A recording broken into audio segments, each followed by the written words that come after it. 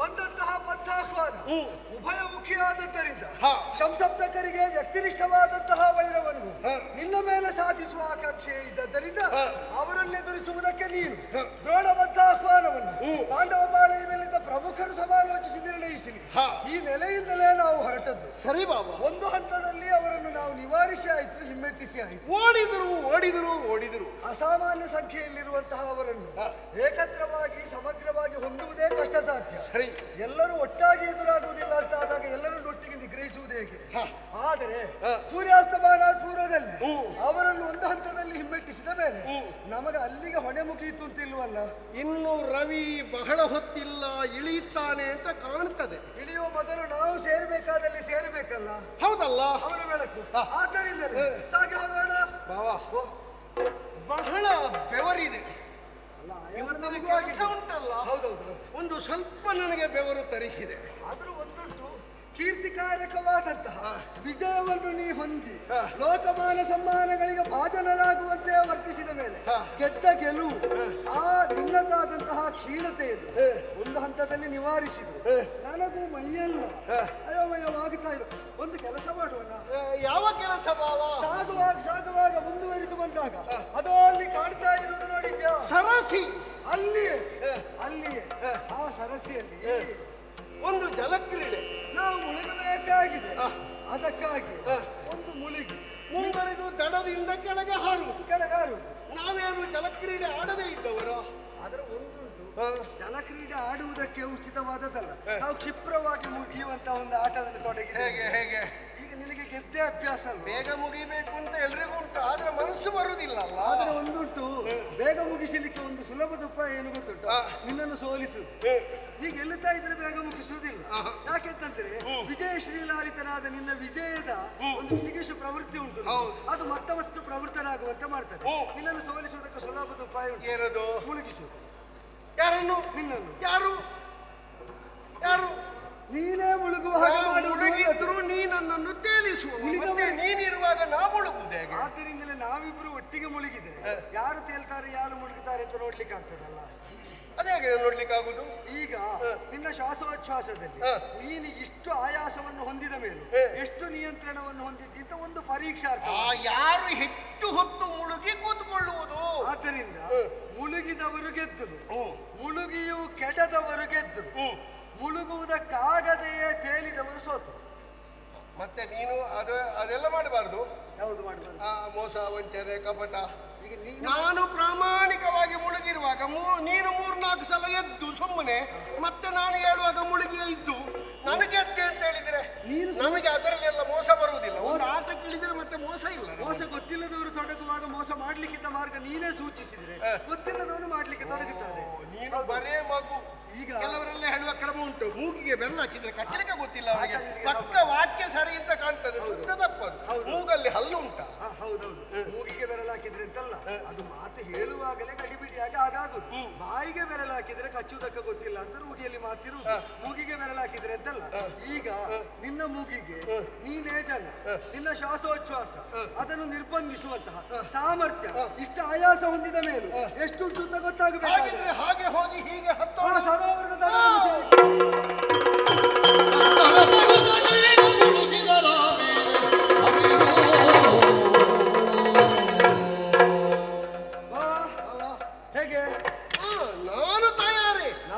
ಸೂರ್ಯಾಸ್ತಮಾನಕ್ಕೆ ಪೂರ್ವದಲ್ಲಿ ಶಿಬಿರವನ್ನು ಸೇರುವಂತೆ ಒಮ್ಮೆ ಮುಳುಗುವ. ಹಾಗಾದ್ರೆ ಒಟ್ಟಿಗೆ ಹಾರುವುದು. ಹೆಚ್ಚು ಕಾಲ ಜಲಾಧಿವಾಸಿಗಳಾಗಿ ಇರುವವರು ಯಾರು ಅವರು ಗೆದ್ದವರು ಅಂತ ಲೆಕ್ಕ. ವಿಜಯನ ಒಂದು ವಿಜಯಶ್ರೀಲಾಲಿತವಾದ ಈ ಉತ್ಸಾಹ ಇನ್ನೆಷ್ಟು ಕಾಲ ಉಳಿಯುತ್ತದೆ ಅಂತ ನನಗೊಂದು ಪರೀಕ್ಷೆಗೆ ಇರುವುದು. ಹಾರುವ ಒಟ್ಟಿಗೆ ಹಾರುವ.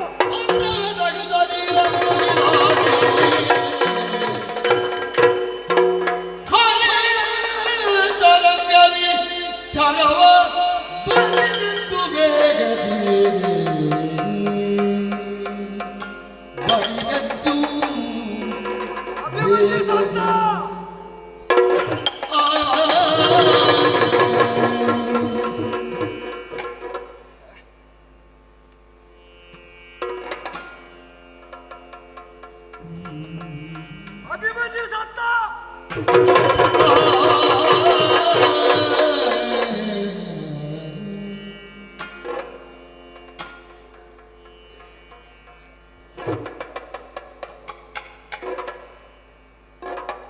ಅಭಿಮನ್ಯು ಸತ್ತೇ ಬಿಟ್ಟ.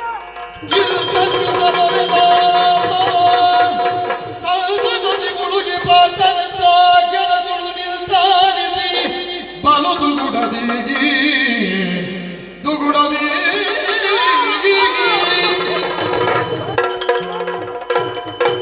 ಪಂಚಬಾಣನ ಪಿತನಿಗೆ ಗಗನಾಂಚಲದಿ ನುಡಿ ಕೇಳಿ ಮನವು ಪರಂಚಿಸುವುದು. ಇನ್ನಾಯ್ತು ವಂಚಿಸಬೇಡ ಮೊರವೈ ವಂಚಿಸಬೇಡ. ಚಂದ್ರನವು ಬಲವಾಗಿ ಚಿತ್ರವ ಮಿಂಚಿ ಹೋಗುವುದೇನು ತನುಡಿಯಲು ಮುಚ್ಚಿ ಮನವು ಚಂಚಲಿಸುವುದು ದೇವಾ ವಂಚಿಸಬೇಡ.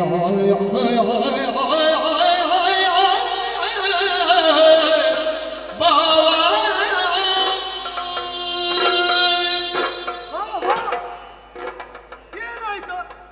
ನಾನು ನನ್ನಿಂದ ಬಳಿಕ ನೀರು ಹೇಳ್ತಿದ್ದ ನಿರೀಕ್ಷೆಯಲ್ಲಿ ಎದ್ರೆ ನೀನಾಗಲಿ. ಏನಾಯ್ತು? ನೀರು ಕಣ್ಣೊಳಗೆ ಹೋದಾಗ ಉಂಟು ತೆಗೆದೆ ಅಲ್ಲ ಕಣ್ಣೊಳಗಿಂದಲೇ ಹೊಸರ್ತಾ ಉಂಟು ನೀರು. ಏನಾಯ್ತು ನಿನಗೇನಾಯ್ತು? ಸಂಸತ್ತಕರನ್ನು ಸಾಧ್ಯ ಮಾಡಿದ್ದು ಹಿಮ್ಮೆಟ್ಟಿಸಿದ ಲೋಕೈಕ ವೀರನಾದಂತಹ ದಶನಾಮಧಾರಿಯಾದ ಪಾರ್ಥ ಎಂಥದಾಯ್ತು? ಒಂದು ನೀರಲ್ಲಿ ಮುಳುಗಿದ್ದಷ್ಟಕ್ಕೆ ಇಷ್ಟ ತೀರನಾಗಿ ತಿಂತಾದರೆ ತ್ರಿಜಗದ ಏಕೋ ವೀರ ಅರಿತ ವೀರ ಮಾರ್ತಾಂಡ ವೈರಿ ಮದಗದ ಎಂಥದಾಯ್ತು ನಿನಗೆ? ಒಂದು ಆಟದಲ್ಲಿ ಇಷ್ಟ ಅಧೀರನಾಗಿ ನಾವು ನೀರಲ್ಲಿ ಮುಳುಗುವುದು ಅಂತ ಪಂಥ ಮಾಡಿಯವಲ್ಲ. ಹೌದು, ಹಾಗೆ ಹೇಳುವಾಗ ನಿನ್ನ ಧ್ವನಿ ಯಾಕೆ ನಡುಗುವುದು?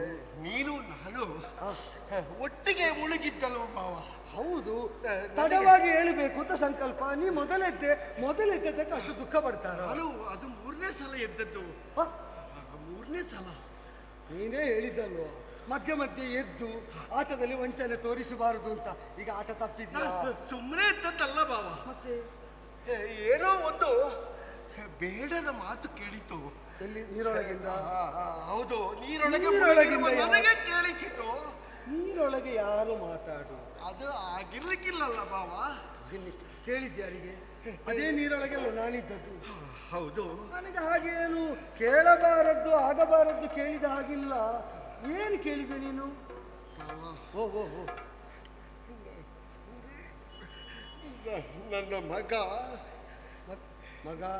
ಅಭಿಮನ್ಯು ಅಭಿಮನ್ಯು ಏನಾಯ್ತು?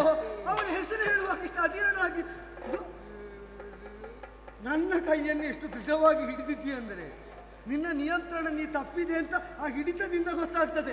ಪರಾಲಂಬನೆ ನಿನಗೆ, ಆರ್ತತ್ರಾಣ ಪರಾಯಣನಾದವನು ಅಧೀರರಾದವರಿಗೆ ಇದೋ ಕರಾವಲಂಬನವನ್ನು ಮೇಲೆತ್ತಬಲ್ಲಂತಹ ಧೀರ ನೀನು ನನ್ನ ಕೈಯನ್ನು ಹಿಡಿಯುವಾಗ ಏನಾಯ್ತು? ಅಭಿಮನ್ಯಿಗೆ ಏನಾಗ್ಲಿಕ್ಕೆ? ವಿಕ್ರಮದ ವಿಸ್ಫುಲಿಂಗದಂತೆ ಮೆರೆದಾಡ್ತಾ ಇರುವ ನಿನ್ನ ವೀರಕುವರ ಸತ್ತ ಅಂತ ನನಗೆ ಕೇಳಿಸಿತ್ತು ಭಾವ. ನನಗೆ ಕೇಳಿಸಿತ್ತು. ಅಭಿಮನ್ಯು ಸತ್ತ ಅಂತ ಕೇಳಿಸಿತು. ಯಾಕೆ ಮಾವ ಹಾಗೆ ಕೇಳಿಸಿತು? ಅಲ್ಲ, ಈಗ ಕೇಳಿದ್ದು ನಿನಗಲ್ವ? ಅವ ಬದುಕಿರ್ಬಹುದಲ್ಲ. ಅಲ್ಲ, ಕೇಳಿದ್ದು ನಿನಗಲ್ವ? ಬಿಟ್ರೆ ನನಗೆ ಪ್ರಪಂಚ ಇಲ್ಲ, ನಿನಗೆ ಗೊತ್ತಲ್ಲ.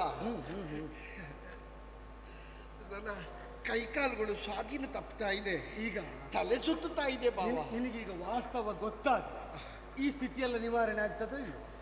ವಾಸುದೇವ, ಓಹೋ, ನಾನು ವಾಸ್ತವ ಗೊತ್ತಾದ್ರೆ ಅನ್ನೋದು ನೀ ವಾಸುದೇವ. ನೀ ಹೇಳು ಏನಂತ? ನಿನಗೆ ಪ್ರಪಂಚದ ಆಗು ಹೋಗುಗಳೆಲ್ಲ ಗೊತ್ತಿದೆಯಲ್ಲ. ನಿತ್ತಲ್ಲೇ ಪ್ರಪಂಚದ ಯಾವುದನ್ನೂ ಕಾಣಬಲ್ಲವ ನೀನು. ಕೆಲವು ಸನ್ನಿವೇಶದಲ್ಲಿ ನಾನೊಂದು ಹೇಳು, ಎಷ್ಟು ಚೆನ್ನಾಗಿ ಸರಿಯಾಗಿ ಮಾತಾಡುವವರೇ ಆಗಲಿ, ಮಾತು ಪ್ರಯೋಜನಕ್ಕೆ ಬರುವುದಿಲ್ಲ. ನಿನಗೆ ಕಂಡು ದೃಢೀಕರಣ ಆಗಬೇಕು. ಶಿಬಿರಕ್ಕೆ ನಾವು ಹೋಗಿ, ಅದು ಅನತಿ ದೂರದಲ್ಲಿ ಇರುವುದು. ಶಿಬಿರಕ್ಕೆ ಹೋದಾಗ ಗೊತ್ತಾಗ್ತದೆ. ಗೊತ್ತಾದಾಗ ನಿನಗೆ ಸರಿಯಾಗಿ ಹೀಗೆ ಬಾ, ಹೀಗೆ ಬಾ, ನೀನು ಮುಂದೆ ಹೋಗು, ನೀನು ಮುಂದೆ ಹೋಗು. ಶಿಬಿರದ ತುಂಬಾ ಜನ ಸೇರಿದೆ.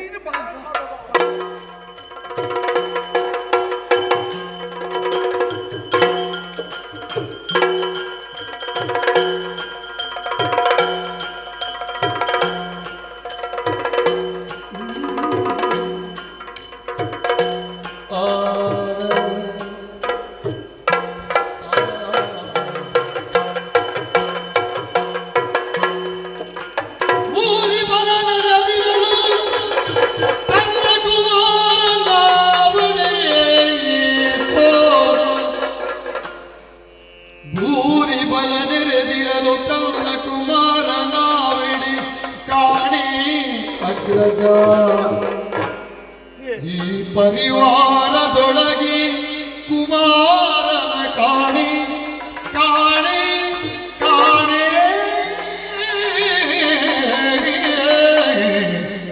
ಒರೆಯೋ.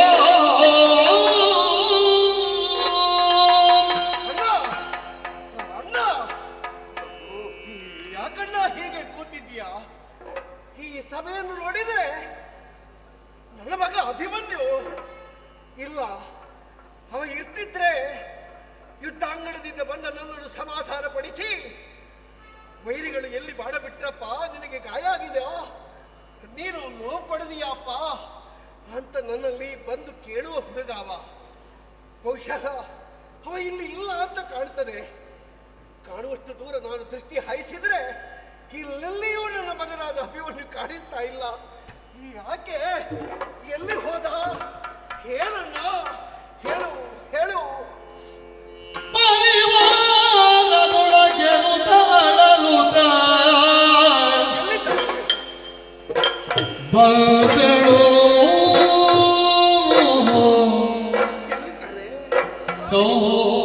ಸೋಬಂದ್ರಿ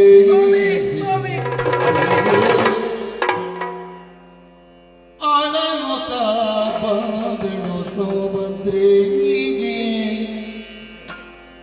ಸುಖನಿಂದಿಲ್ಲಿಗೆ ಹೋದ ಪ್ರಾಣ ರತುನ ತಾನಿನ್ನಾದ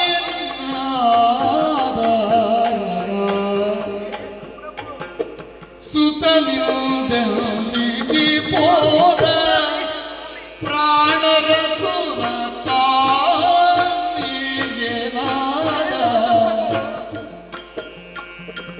ಪತಿಗೆ ನೀ ತೋರು ಓ ಪತಿಯೇ ನೀ ತೋರು ತೋರುವುದು ಬಿದ್ದೆ ಅತಿ ದುಃಖದೊಳದ ನೋದು ರಮಣ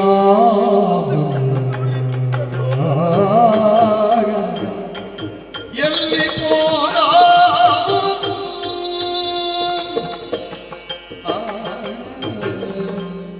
ಸುಭದ್ರಾ, ಸ್ವಾಮಿ ನಾನೇ ಈಗ ಬಂದಿರೆ? ಸರಿ, ಈ ಕ್ಷಣ ಬಂದಿರೆ ಸ್ವಾಮಿ. ಹೌದೇ ಪ್ರಭು? ಓ, ನೀವೀಗ ಬರ್ತೀರಿ ಮತ್ತೆ ಬರ್ತೀರಿ ಎಂದು ಹಾಗೆ ಉಸಿರಿ ಹಿಡಿದು ಕಾಯುತ್ತಾ ಇದ್ದೆ. ನನಗೇನಾಗಿದೆ? ನಾ ಬಂದಿದ್ದೇನಲ್ಲ. ಒಂದು ಕ್ಷಣ ನಿಮ್ಮ ಮುಖವನ್ನು ನೋಡಿದೆ ಎಂದಾದ್ರೆ ನನ್ನ ಹೋದ ಜೀವ ಮತ್ತೆ ಬಂದಿತ್ತು ಅನ್ನುವ ಹಾಗೆ ನಾನು ಭಾವಿಸಿಕೊಂಡಿದ್ದೆ ಪ್ರಭು. ಬಂದಿರಲ್ಲ, ಮತ್ತು ಯಾಕೆ ಕಳವಳ? ಸ್ವಾಮಿ, ನೀವು ಬಂದಿರಿ, ಹೌದು. ನೀವು ಒಬ್ಬಟ್ಟಿಗರಾಗಿ ಬರುವುದೇ? ನನ್ನ ದೇವನು ಭಾವನು ಬಂಡಿಯ ಬೋವನು ಆದ ಕೃಷ್ಣನೂ ಬಂದಿದ್ದಾನೆ. ಅವರು ಯಾರನ್ನು ನಾನು ಕೇಳುತ್ತಾ ಇಲ್ಲ. ನಾವು ಶಬ್ದಕರಲ್ಲಿ ಯುದ್ಧ ಮಾಡುವುದಕ್ಕಾಗಿ ಒಂದು ಕಡೆಯಿಂದ ಹೋದವರಲ್ವೇ? ಹೌದು ಪ್ರಭು. ಆದ್ರೆ ನೋಡಿದ್ರೆ ಆ ಕಡೆಗೆ ಏನು ಹೊತ್ತು ಮುಳುಗುತ್ತಾ ಇದೆ. ಸರಿ, ಯುದ್ಧ ಕ್ಷೇತ್ರಕ್ಕೆ ಹೋದಂತಹ ವೀರರೆಲ್ಲರೂ ಮತ್ತೆ ಮತ್ತೆ ತಮ್ಮ ಶಿಬಿರವನ್ನು ಸೇರಿಕೊಳ್ಳುತ್ತಾ ಇದ್ದಾರೆ. ಸತ್ಯ. ನೀವು ಬಂದಿದ್ದೀರಿ, ಎಲ್ಲರೂ ಬಂದಿದ್ದಾರೆ, ಮತ್ತೆ ಯಾರು ಬರ್ಲಿಲ್ಲ. ಆದ್ರೆ ನನ್ನ ಮೊದಲ ಕಂದಮ್ಮ, ನನ್ನ ಮಗ ಅಭಿಮನ್ಯು ನನ್ನ ಕಣ್ಣಿಗೆ ಕಾಣ್ತಾ ಇಲ್ಲ ಪ್ರಭು. ಅವ ಬರ್ತಾ ಇಲ್ಲ. ಯಾಕೆ ಇಲ್ವೇ? ಅವರನ್ನು ನನಗೆ ಕಾಣಲಿಲ್ಲ. ಸಮಾಧಾನ ಮಾಡು. ಬಂದಾನು ಸ್ವಾಮಿ. ಬರುವುದು ಹೇಗೆ ಹೇಳಿ? ಅಂದ್ರೆ ಇಲ್ಲದ ಘಟನೆಯನ್ನು ನಾನು ಹೇಗೆ ಹೇಳಿ? ಗಸಿಗಳಿದ್ದು ನನಗನ್ನ ಅಟ್ಟಿದರು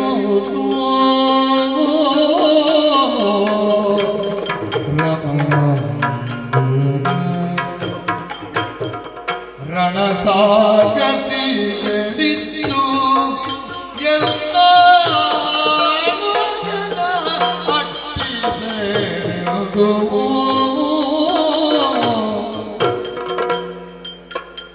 ಋಣವು ತೀರಿಸಿಗೆಯದು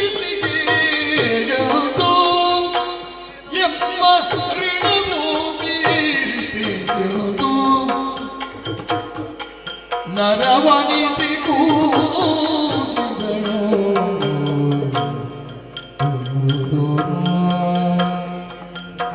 ರಮಣ ಕಾಂತ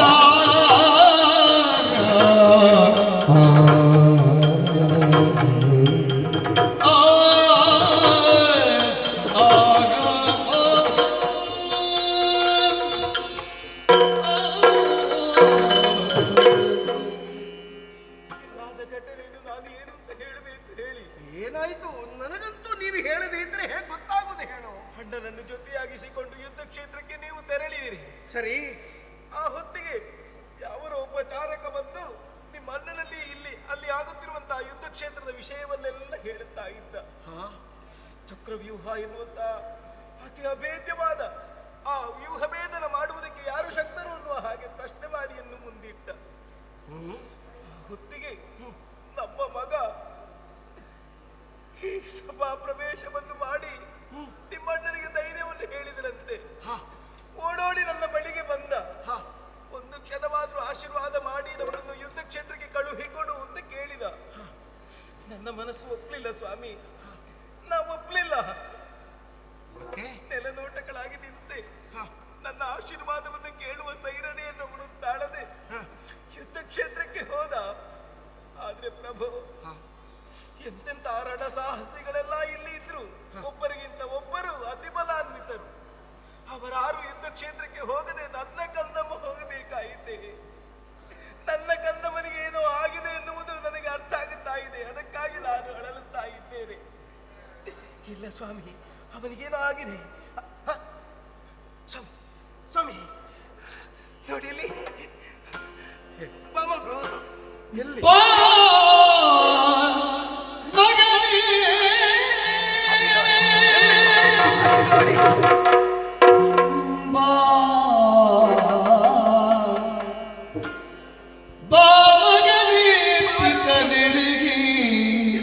ನಿನ್ನಪ್ಪ ಇಲ್ಲಿದ್ದಾರೆ. ಬಹು ಪ್ರೇಮವ ತೋರಿಸು ನಮಗೆ, ಬಹು ಪ್ರೇಮವ ತೋರಿಸು ನಮಗೆ. ಬಾ ಬಾ ಅಭಿಮನ್ಯು ಬಾ, ನೀ ಮುನಿದು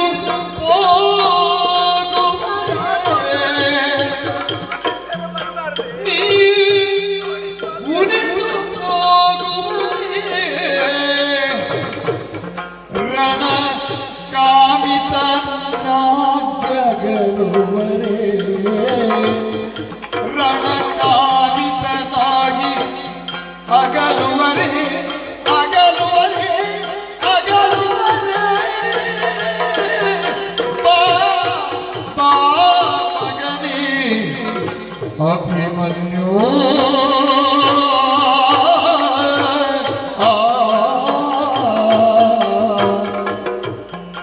ಕಂದ ಬಾ ಮಗನೇ ಅಭಿ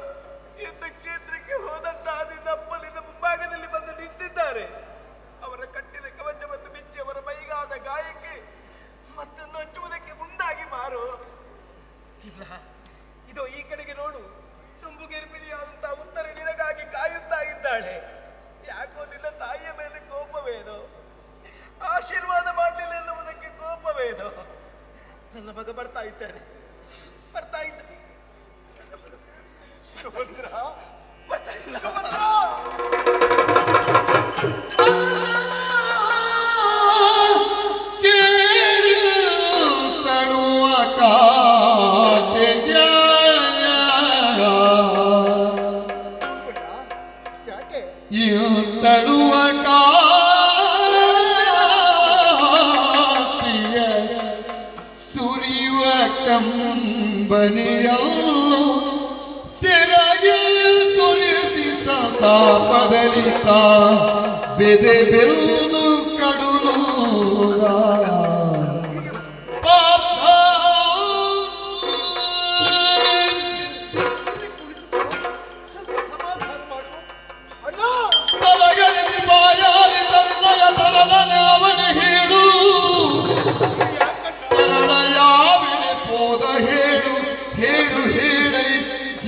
ಬಳಲಿಸಬೇಡ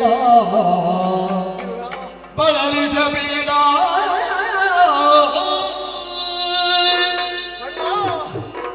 ಇಷ್ಟೆಲ್ಲ ವಿದ್ಯಮಾನವನ್ನು ನೀನು ಕಣ್ಣಾರೆ ಕಾಣುತ್ತಿದ್ದರೂ ಕಣ್ಣು ಕಂಬನಿಯ ಕಡಲಾಗಿದೆ ಬಿಟ್ರೆ ನೀನೊಂದು ಶಬ್ದವನ್ನು ಮಾತಾಡ್ತಾ ಇಲ್ಲ ನನಗೆಷ್ಟು ನೋವಾಗ್ತದೆ ಬಲ್ಲಯ್ಯ, ತಡ್ಕೊಳ್ಳುವುದಕ್ಕಾಗ್ತಾ ಇಲ್ಲ. ಮನಸ್ಸನ್ನು ದುಃಖ ಎನ್ನುವಂತಹ ಪಿಶಾಚಿ ಹಿಡಿದು ಹಿಂಡುತ್ತಾ ಇದೆ. ಹೇಳಣ್ಣ, ತುಂಬ ಸಂಕಟ ಭರಿಸಬೇಡ, ಸಹಿಸಿಕೊಳ್ಳುವುದಕ್ಕೆ ನನಗೆ ಸಹನೆ ಇಲ್ಲ. ಈ ಸಭೆ ನಮ್ಮ ನೋಡಣ್ಣ, ಹೇಗುಂಟು ಈ ಸಭೆ?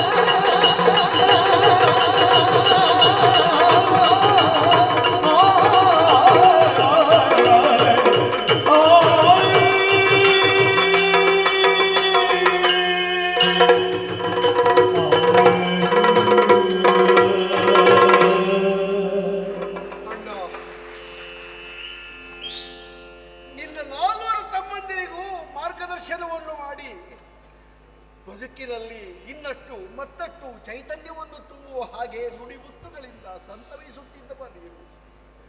ಜೀವನ ಸಂಗ್ರಾಮದಲ್ಲಿ ಸ್ಥಿರವಾದಂತಹ ಹೆಜ್ಜೆಯನ್ನು ಇರಿಸುವ ಕಾರಣವೇ ನಿನ್ನನ್ನು ಯುಧಿಷ್ಠಿರ ಅಂತ ಪ್ರಪಂಚ ಕೊಂಡಾಡಿದ್ದು. ಅಂತಹ ನೀನು ಕಣ್ಣೀರು ಸುರಿಸ್ತಿ ಬಿಟ್ಟರೆ ಒಂದು ಮಾತನ್ನು ಆಡ್ತಾ ಇಲ್ಲ. ಈ ಸಭೆಯನ್ನು ನೋಡಿದೀಯಾ?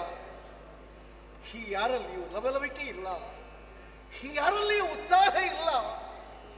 ಮುಖ ನೋಡ್ತಾರೆ ಬಿಟ್ರೆ ಒಂದು ಮಾತನ್ನು ಯಾರು ಆಡ್ತಾ ಇಲ್ಲ. ಪತಿಯನ್ನು ಕಳೆದುಕೊಂಡಿರುವಂತಹ ಸತಿಯ ಮೌನದ ಹಾಗೆ ಈ ಸಭೆ ಗೋಚರವಾಗಿದೆ. ನಾಯಕರತ್ತ ಇಲ್ಲದೆ ಇರುವಂತಹ ಪದಕ ಹೇಗೆ ಶೋಭಿಸಲಾರದ, ದೇವತಾ ಸ್ತುತಿಗಳಿಲ್ಲದಂತಹ ಕಾವ್ಯ ಹೇಗೆ ಅಲಂಕಾರವನ್ನು ಕಟ್ಟದ, ಹಾಗೆಯೇ ಮಗನಾದಂತಹ ಅಭಿಮನ್ಯು ಇಲ್ಲದ ಸಭೆ ಹರಣ ಇಲ್ಲದ ಕಾಯದಂತೆ, ಕಿರಣ ಇಲ್ಲದ ಸೂರ್ಯನಂತೆ ನಿತ್ಯವಾಗಿ ಹೋಗಿದೆ. ಕಾರಣ ನಿನಗೆ ಗೊತ್ತಿದೆ ಅಂತ ನನಗೆ ಗೊತ್ತಿದೆ. ಆದ್ರೆ ನಾನಿಟ್ಟು ಮಾತಾಡಿದ್ರು ನೀನು ಬಾಯಿ ಬಿಡುತ್ತಾ ಇಲ್ಲ ಅಂತಾದ್ರೆ ನಾನು ಹೇಗಾದ ಮಲ್ಲಯ್ಯ? ನುಡಿದು ಫಲವೇ ನಗದ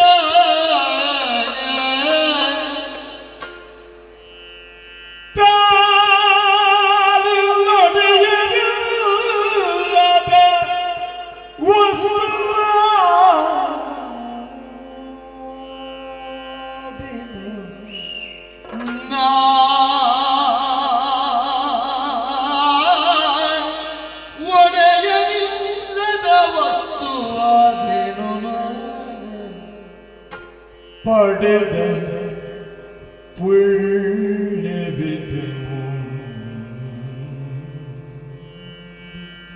ಪಡೆದ ಪುಣ್ಯವಿದುವು, ಬಿಸು ಬೆಳಲಲ್ಲಿ ಮೂರ್ತಿಸುತ್ತ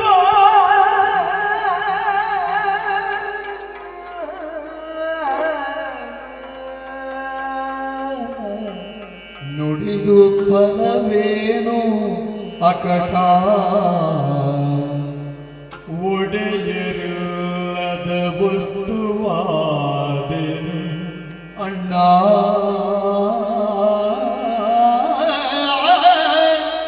ಅಕಟ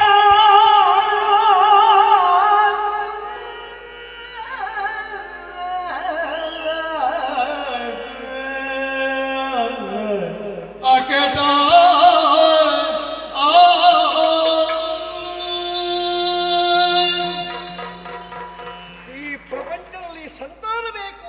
ನಾವು ಆಶಿಸುವುದು, ಪಡೆಯುವುದು, ಅದರಿಂದ ಸಂತೋಷವನ್ನು ಹೊಂದುವುದು ನಮ್ಮ ಮುಂದಿನ ಗತಿಗೊಂದು ಸ್ಥಿತಿ.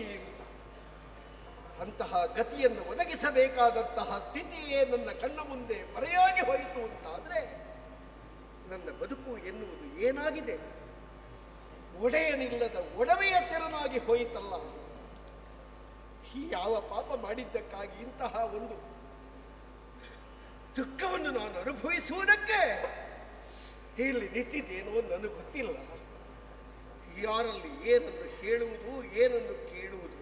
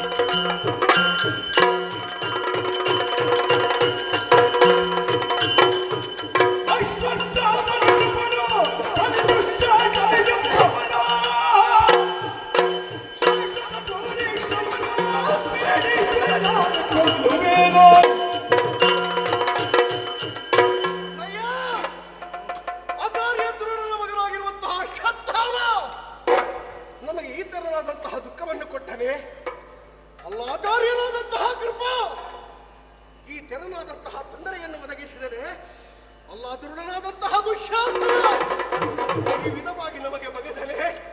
ಅಲ್ಲ ಪೌರುಷವ ಇಂತಹ ಅನ್ಯಾಯವನ್ನು ಮಾಡಿದನೆ. ಅಲ್ಲ ಕೃತವರ್ಮನೇ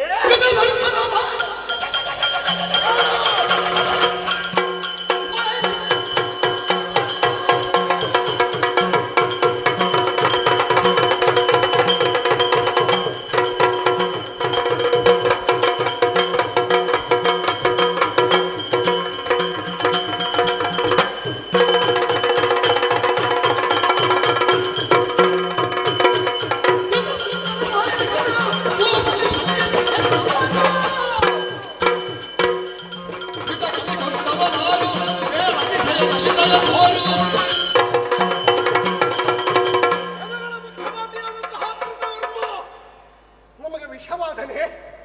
ಅಲ್ಲ ಬಾಹುಲಿಕ ಇಂತಹ ವಿರೋಧವನ್ನು ಮಾಡಿದನೆ. ಭೂಪತಿಯಾದಂತಹ ಶಲ್ಯ ಬಗೆಯಾಗಿ ನಿಂತರೆ ಅಲ್ಲ ಶಲ್ಯ ಸುತರು ಈ ತರನಾದಂತಹ ಅನ್ಯಾಯವನ್ನು ಮಾಡಿದರೆ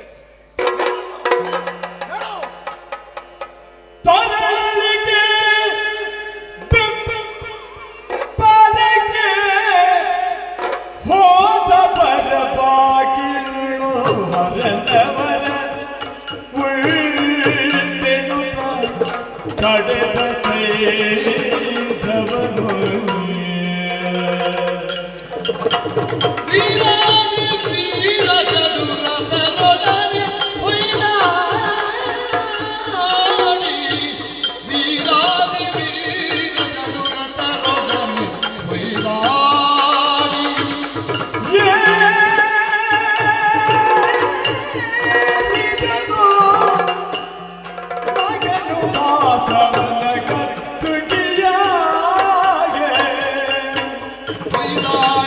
ಏರಿದನು ಮಗನು ವಾಸವನಗ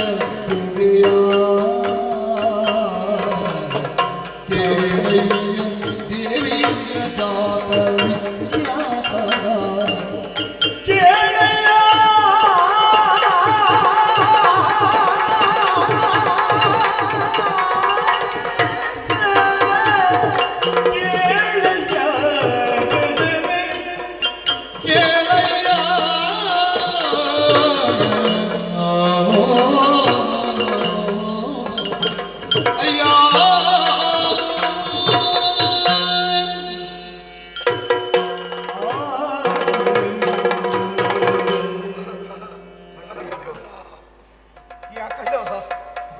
ಯಾಕೆ ತಿರುತ್ತಾ ಇರುವೆ? ಏನಾಯ್ತು? ಮನುಷ್ಯನ ದೇಹದಲ್ಲಿ ರಕ್ತಕ್ಕಿಂತ ಪ್ರಮಾಣದಲ್ಲಿ ಹೆಚ್ಚಿರುವುದು ನೀರು ಮಗು. ಸರಿ, ಆದರೆ ಗಾಯವಾದಾಗ ಬರುವುದು ರಕ್ತ. ಮನಸ್ಸಿಗೆ ಗಾಯವಾದಾಗ ಬರುವುದು ರಕ್ತವಲ್ಲ ಮಗು, ಕಣ್ಣೀರು. ನನ್ನ ಮನಸ್ಸಿಗೆ ಗಾಯವಾಗಿದೆ ಮಗು. ಗುರುಗಳು ಚಕ್ರವ್ಯೂಹವನ್ನು ಬಲಿದ್ರು, ಭೇದಿಸುವುದಕ್ಕೆ ಬನ್ನಿ ಅಂತ ಆಹ್ವಾನವನ್ನು ಕೊಟ್ಟರು. ಸಮಸಪ್ತಕರೊಂದಿಗೆ ಯುದ್ಧಕ್ಕಾಗಿ ನೀನು ಹೋದೆ. ಯುದ್ಧವನ್ನು ಜಯಿಸುವವರು ಯಾರೂ ಇಲ್ಲ ಅಂತ ದುಃಖಿಸುತ್ತಿರುವಾಗ ಕಂದನ ಅಭಿಮನ್ಯು ಬಂದು ಧೈರ್ಯದ ಮಾತನ್ನು ಹೇಳಿದ. ಬೇಡ ಅಂತ ತಡೆದೆ ಮಗು, ನಾನು ತಡೆದೆ. ಆ ಮಗು ಕೇಳಲಿಲ್ಲ. ಹೋಗ್ತೇನೆ ದೊಡ್ಡಪ್ಪ, ಯುದ್ಧ ಮಾಡ್ತೇನೆ ಅಂತ ನನ್ನಲ್ಲಿ ಬೇಡಿಕೊಂಡಾಗ ಉಪಾಯ ಇಲ್ಲದೆ ಕಳುಹಿಸಿಕೊಟ್ಟೆ. ಬೆಂಬಲಕ್ಕೆ ನಾವು ಹೋಗಿದ್ದೆವು ಮಗು. ಆದರೆ ವರಬಲವನ್ನು ಹೊಂದಿದ ಸೈನ್ಯವನಿದ್ದ ಕಾರಣ ಒಳ ಪ್ರವೇಶ ಮಾಡುವುದಕ್ಕೆ ನಮಗೆ ಅವಕಾಶ ಸಿಗಲಿಲ್ಲ ಮಗು. ಏನು ಮಾಡೋಣ? ಹಲವು ಗಜಗಳು ಸೇರಿ ಸಿಂಹದ ಮರಿಯನ್ನು ವಶಕ್ಕೆ ಹಾಕಿದವು ಮಗು, ಹಾಕಿದವು. ತಡ್ಕೊಳ್ಳಿಕ್ಕೆ ಆಗೋದಿಲ್ಲ ಮಗು, ಮನದ ಬೇಗುದಿ. ಅವರು ಯಾರೋ ಕೊಂದರು ಅಂತ ನಾನು ಹೇಳುವುದಿಲ್ಲ. ಅಭಿಮನ್ಯುವಿನ ಮರಣಕ್ಕೆ ಸೈಂಧವ ಕಾರಣ.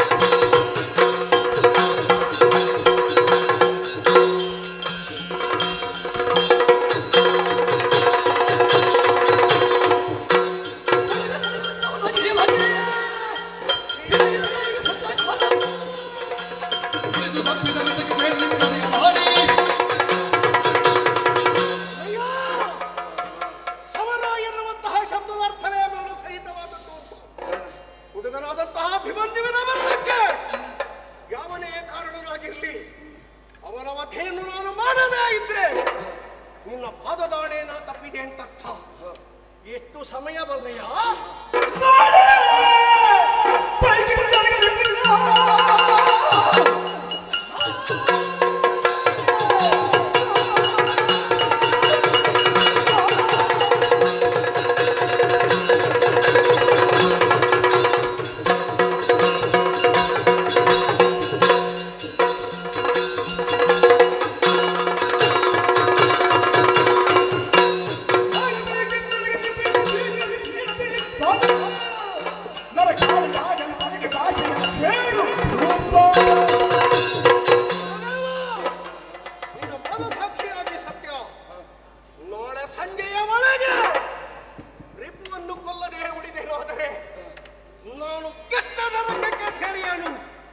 ಪರಿವರ್ತನೆ ಇಲ್ಲದೆ ಇರುವಂತಹ ಪಾಪದ ಕುಪಕ್ಕೆ ಬಿದ್ದೇನು. ನನ್ನ ಪ್ರತಿಜ್ಞೆಯನ್ನು ಕೇಳಿ ರಕ್ಷಣೆ ಪಡೆಯುವುದಕ್ಕೆ ಎಲ್ಲಿ ಹೋದಾನು?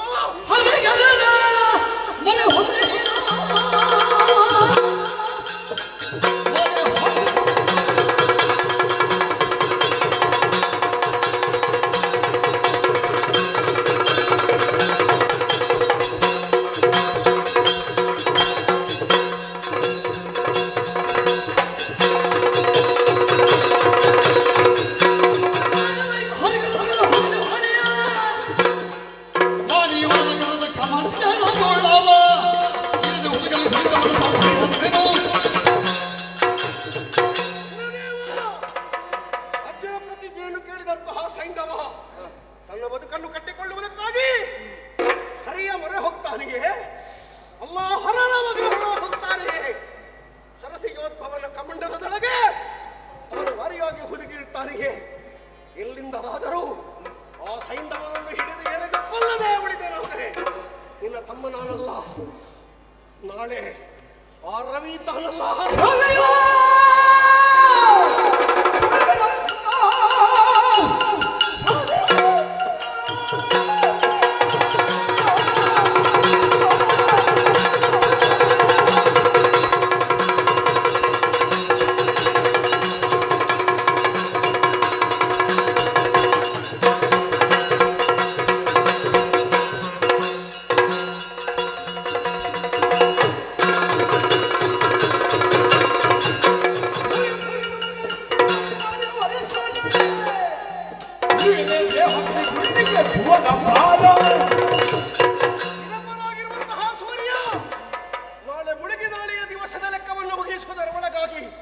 ಸೈಂಧವನನ್ನು ಕೊಲ್ಲದೆ ಉಳಿದನಾದರೆ ಅಗ್ನಿಕುಂಡವನ್ನು ಪ್ರವೇಶ ಮಾಡಿ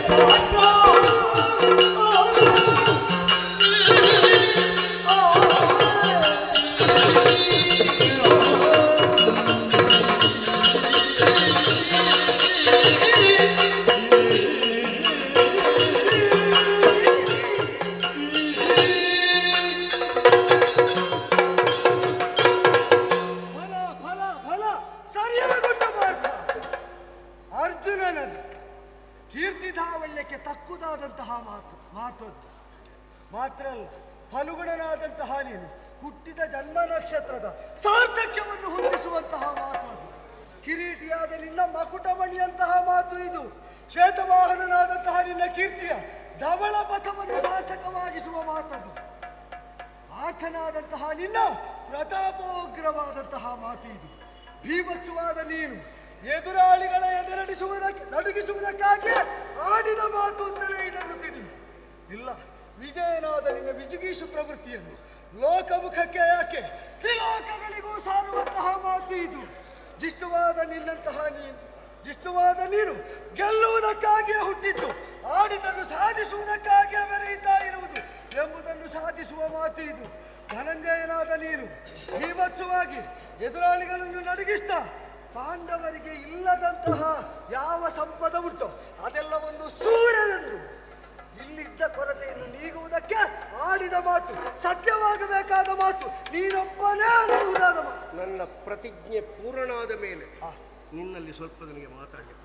ಆದಿತ್ಯ, ಪ್ರತಿಜ್ಞೆ ಪೂರ್ಣ ಆಗುವ ತನಕ ಮಾತಾಡುವುದಷ್ಟು ಪ್ರತಿಜ್ಞೆಗೆ ಸಂಬಂಧಿಸಿದ್ದೇ ಆಗಬೇಕು. ಅದನ್ನೇ ಮಾಡಬೇಕಾದ್ದು. ಎಲ್ಲರಿಗೂ ಸಮಾಧಾನ ಆಯ್ತಲ್ಲ?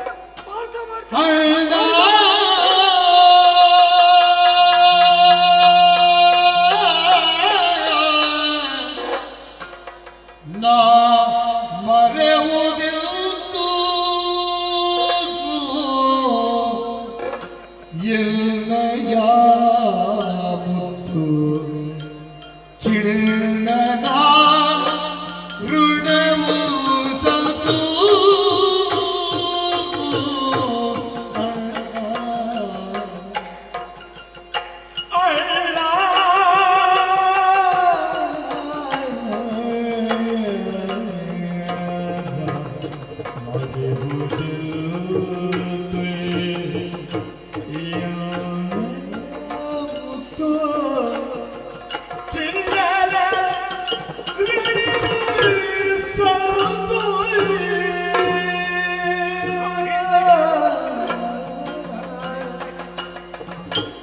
ಪುಣ್ಯ ಶ್ಲೋಕನೆ ನಿನಗೆ ಅಳಿಯಾಯಿನಿ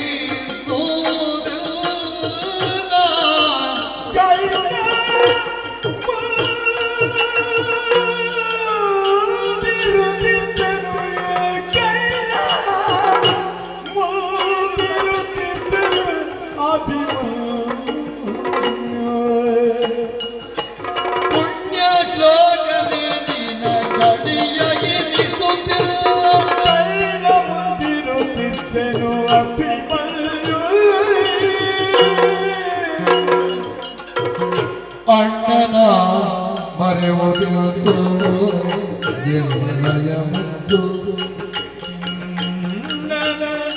ಋಣವು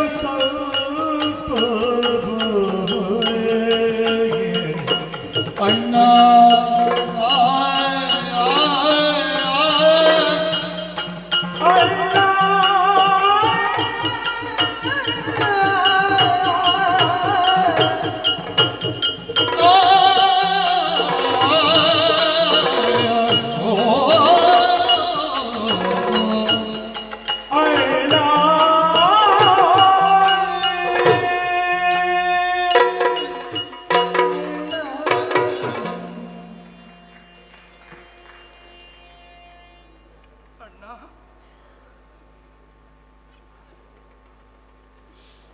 ಕಂಡೆಯ ನಿನ್ನ ತಂಗಿಯ ದುರ್ಬರ ಸನ್ನಿವೇಶವನ್ನು ಕಂಡೆಯ ನೀನು?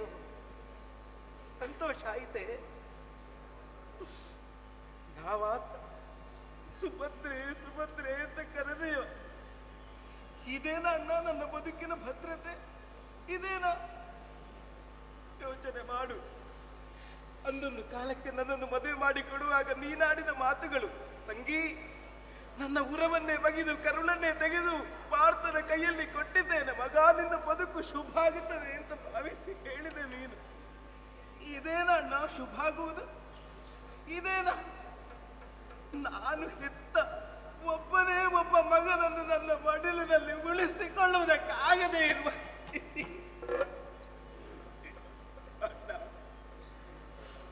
ಅಣ್ಣ, ಅವನ ಬಗೆಗೆ ನಿನಗಿದ್ದ ಪ್ರೀತಿಯನ್ನು ಕಡಿಮೆಯೇ? ಒಂದು ದಿವಸ ಹುಡುಗ ಊಟ ಮಾಡದೆ ಕುಳಿತ ಅಂತ ಆದ್ರೆ ಕಣ್ಣೀರು ಗರೆಯುತ್ತ ಓಡಿ ಬಂದು ಅವನನ್ನು ಆಶ್ರಯಿಸಿ ಬಲವಾಗಿ ಬಿಗಿದಪ್ಪಿ ನೋ ಕಂದ ಅಂತ ಹೇಳ್ತಾ ಇದ್ದೆ.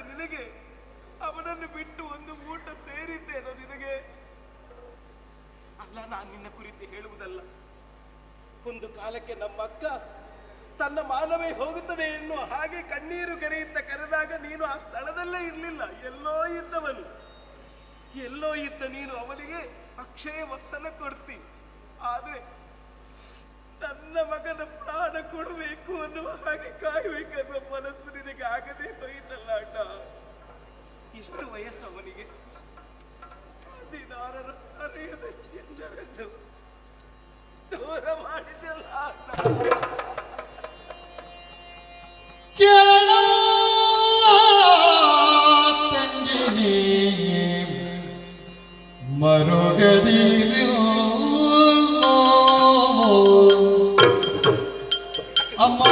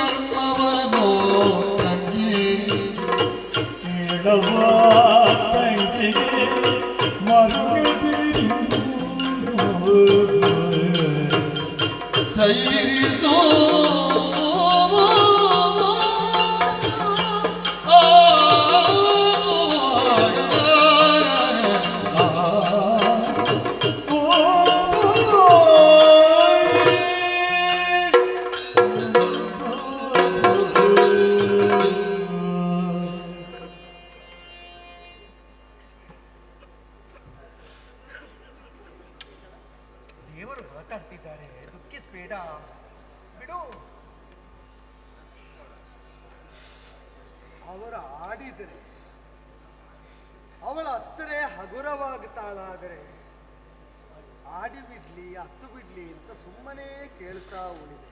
ಕಣ್ಣೀರೊರೆಸುವ ಗೋಜಿಗೂ ಹೋಗಲಿ. ಹೀಗೆ ಕಣ್ಣೀರ ಕೋಡಿ ಹರಿಸಿದರೆ ವೀರ ವಿಕ್ರಮಿಗಳು ಸುತ್ತುವರಿದು ನಿಂತ ಕಾಲದಲ್ಲಿ ಎಲ್ಲರ ಅಂತಸ್ಥೈರ್ಯವನ್ನು ಕರಗಿಸುವಂತೆ ಕಣ್ಣೀರ ಕೋಡಿಯನ್ನೇ ನೀ ಹರಡಿಬಿಟ್ಟೆ ಅಂತ ಆದರೆ ಇಲ್ಲಿ ಯುದ್ಧ, ಕರ್ತವ್ಯ, ಗೆಲುವು ಅದೆಲ್ಲವೂ ಎಲ್ಲಿ ಹೋಗಿ ಸೇರ್ತದೆ? ಆದದ್ದು ಯಾರಿಗೂ ಪ್ರಿಯವಲ್ಲ, ಪ್ರಿಯವಾದದ್ದು. ಪುತ್ರನನ್ನು ಅಗಲಿದ್ದು ಎಷ್ಟು ಅಗಾಧವಾದ ಶೋಕಕ್ಕೆ ನಿನ್ನ ನೀಡು ಮಾಡಿದೆ ಅಂತ ನಾನು ಅರಿಯದವನಲ್ಲ. ಏನೂ ಮಾಡುವುದಕ್ಕಾಗದಿದ್ದದರ ಕುರಿತ ಏನನ್ನಾದರೂ ಆಡಿ ಏನಮ್ಮ. ಎಷ್ಟು ವರ್ಷ ಆಯಿತು, ಇಷ್ಟು ವರ್ಷವೇ ಪ್ರಾಪ್ತಿಯೋ ಅಂತ ಕೇಳಿದೆ. ಒಂದು ಹೇಳ್ತೇನೆ, ಚಂದ್ರನ ಶೋಭೆಯನ್ನು ಅಳಿಯುವುದು ಅವನ ಆಯುಸ್ಸು ನೋಡಿಯಲ್ಲ, ಇರುವ 15 ದಿನದಲ್ಲಿ ಅವನು ಬೆಳಗುವ ಬಗೆ, ಅವನು ಪೂರ್ಣನಾಗುವ ವಿಧಾನ, ಅದರಿಂದ ಲಭ್ಯವಾಗುವ ಆಹ್ಲಾದ, ಅದನ್ನು ಗಮನಿಸಿ. ಅದೇ ಹೌದಾದರೆ ಅವನಿಗೆ ಎಷ್ಟೇ ಪ್ರಾಯ ಆಗಲಿ, ಪೂರ್ಣ ಕ್ಷತ್ರಿಯನಾಗಿ ವಿರಾಜಿತನಾಗಿ ವಿಕ್ರಮಿಗಳೆಲ್ಲ ಅಸೂಯೆ ಪಡುವಂತಹ ಒಂದು ಸಾವನ್ನು ಹೊಂದಿದ್ದಾನೆ. ಮರಣ ಸಹಿತವಾದದ್ದಲ್ವೇ ನಮ್ಮ ಸಮರ ಅಂದರೆ? ಧರ್ಮ ಯುದ್ಧ ಅಂದರೆ ಏನು ಅಂತ ತಿಳಿದಿದ್ದೀನಿ. ನಾವು ಕೊಲ್ಲುವುದಕ್ಕೆ ಇದ್ದವರು, ಅವರು ಸಾಯುವುದಕ್ಕೆ ಇದ್ದವರು ಅಂತಲ್ಲ, ಅಲ್ವಲ್ಲ. ಸಾವು ನಮಗೂ ಆಗ್ತದೆ, ನೋವನ್ನು ನಾವು ಅನುಭವಿಸಬೇಕು. ಇನ್ನೂ ಒಂದು ಹೇಳೋ, ನಮಗೆ ನೋವೇ ಆಗದೆ ವಿಪಕ್ಷಕ್ಕೆ ಮಾತ್ರ ನೋವಾದರೆ ಇದು ಧರ್ಮಯುದ್ಧವೂ ಆಗುವುದಿಲ್ಲ. ಇದರಲ್ಲಿ ಗೆದ್ದವನು ಧರ್ಮರಾಜ ಅಂತಲೂ ಆಗುವುದಿಲ್ಲ. ಅಭಿಮನ್ಯುವಿನಂತಹ ಅಭಿಮನ್ಯುವಿನ ಸಾವನ್ನಾದರೂ ಸಹಿಸಿ ಗೆಲುವಿಗಾಗಿ ಹೋರಾಡಿದರೆ ಅದು ತ್ಯಾಗ ಅಂತ ಆಗುವುದಮ್ಮ. ನನ್ನಮ್ಮನಿಗೆ ಆರನ್ನು ನೀಗಿಕೊಳ್ಳದೆ ನಾನು ಸಿಗಲಿಲ್ಲ. ಹೊಂದಬೇಕಾದದನ್ನು ಹೊಂದಬೇಕಾದರೆ ನೀಗಿಕೊಳ್ಳುವಲ್ಲಿ ನಾವು ಕಷ್ಟವನ್ನು ಸಹಿಸಿಕೊಳ್ಳಬೇಕು ಅಂತ ಅಮ್ಮನಿಗಿಂತ ಸೊಗಸಾಗಿ ಪಾಠ ಮಾಡುವವರು ಯಾರಮ್ಮ?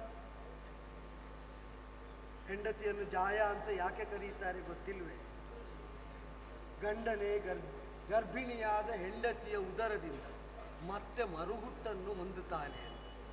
ಅಭಿಮನ್ಯು ಹೋದದ್ದನ್ನು ನೀ ಅರಗಿಸಿಕೊಳ್ಳುವುದಕ್ಕೆ ಕಷ್ಟಪಡಿ. ಆದರೆ ಅಭಿಮನ್ಯು ಸತಿಯಾದಂತಹ ಉತ್ತರಾದೇವಿ ಗರ್ಭಿಣಿಯರು. ಚಂದ್ರ ಕಾಣಿಸುವುದಿಲ್ಲ ಎಂಬುದರಿಂದ ಉದಿಸುವುದಿಲ್ಲ ಅಂತಲ್ಲ, ಮತ್ತೊಂದು ಪಕ್ಷದಲ್ಲಿ ಉದಿಸ್ತಾನೆ. ಮತ್ತೊಂದು ಪಕ್ಷದಲ್ಲಿ ಬಂದವನನ್ನು ಚಂದ್ರ ಅಂತಲೇ ಒಪ್ಪಬೇಕಾಗ್ತದೆ. ಚಂದ್ರವಂಶಕ್ಕದು ಸಹಜವಾದ ಗತಿ ಆಗ್ತದೆ. ಮತ್ತೊಂದು ಹೇಳ, ಎಲ್ಲ ಆದದ್ದು ಪರರಿಂದ ಅಂತಲೇ ನಾವು ಶೋಕಿಸ್ತಾ ಇದ್ದೇವೆ. ಆ ದುಃಖವನ್ನು ಸಹಿಸುವುದಕ್ಕಾಗುವುದಿಲ್ಲ. ನಾ ಕಥೆಯಂತೆ ಬದುಕಿನ ವಾಸ್ತವ ಹೇಳುವಾಗ ಅರೆ ಕ್ಷಣ ಕಣ್ಮುಚ್ಚಿದೆ, ಕಣ್ತೆರೆದಾಗ ಕಣ್ಣ ಮುಂದೆ ಹೆಣ ಇರ್ತದೆ, ಅಂತರಂಗ ಆರ್ದ್ರವಾಗಿರ್ತದೆ. ನಿನಗೆ ಅರ್ಥ ಆಗಿರಬಹುದು. ಚಿಂತಿಸಬೇಡ. ಪತಿಯಾಡಿದ ಮಾತು ಪರಮಾರ್ಥ ಸಾಧಕವಾದದ್ದು.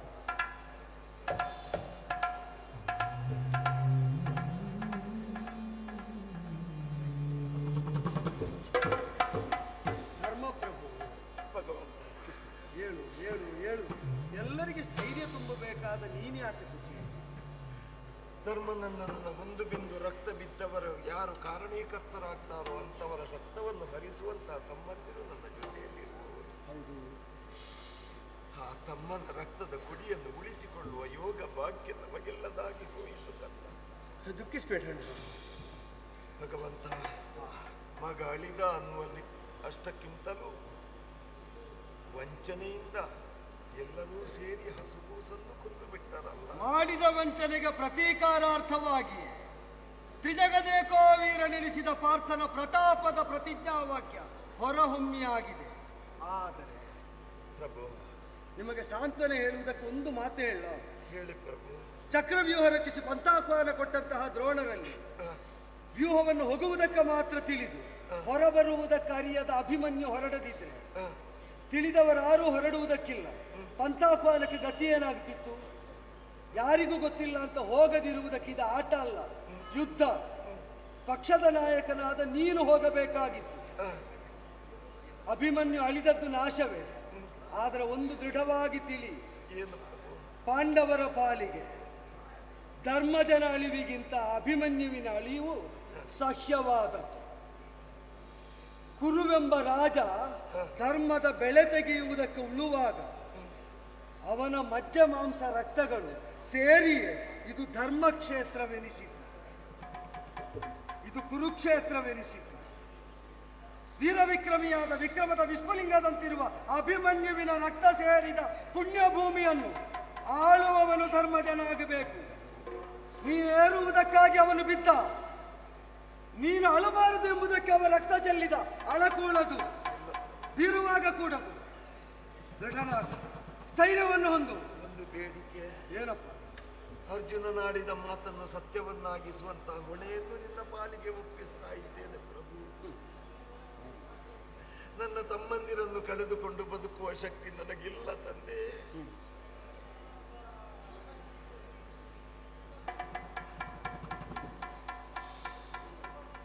ನಮ್ಮನ್ನು ನೋಡಿ ಹೋದ ಸಂಜಯ ಧೃತರಾಷ್ಟ್ರನಲ್ಲಿ ಹೇಳಿದನಂತೆ, ನರ ಮತ್ತು ನಾರಾಯಣ ಸತ್ವಮೇಕಂ ದ್ವಿಧಾಕೃತಂ, ಒಂದೇ ಸತ್ವದ ಎರಡು ರೂಪಗಳು ಅಂತ.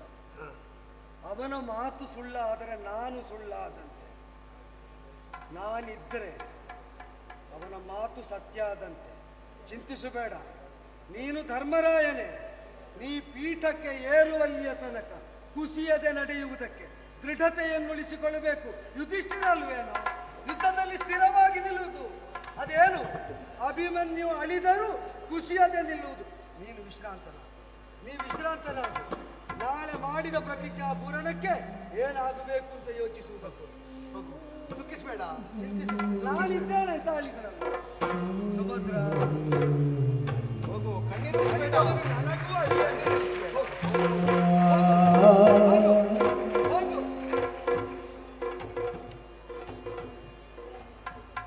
ಪಾರ್ಥ, ಬಾವಾ, ಶೋಕ ವ್ಯಾಕುಲಿತರಾಗುವುದಕ್ಕೆ ಇದು ವೇಳೆಯಲ್ಲ. ನಿನಗ ಬರಬಹುದಾದಂತಹ ವ್ಯಾಮೋಹ ವಿವಶತೆಯಿಂದ ಸಂಭವಿಸಬಹುದಾದ ಶೋಕವನ್ನು ಯುದ್ಧಾರಂಭದಲ್ಲಿ ನೀಗಿಯಾಗಿದೆ. ಮಗನ ಪರವಾಗಿಯೂ ಹೋರಾಡುವಂತಹ ನೀನು ಸವ್ಯಸಾಚಿಯಾಗುವುದಕ್ಕಿದು ಸುಯೋಗ್ಯವಾದ ನೆಲೆ.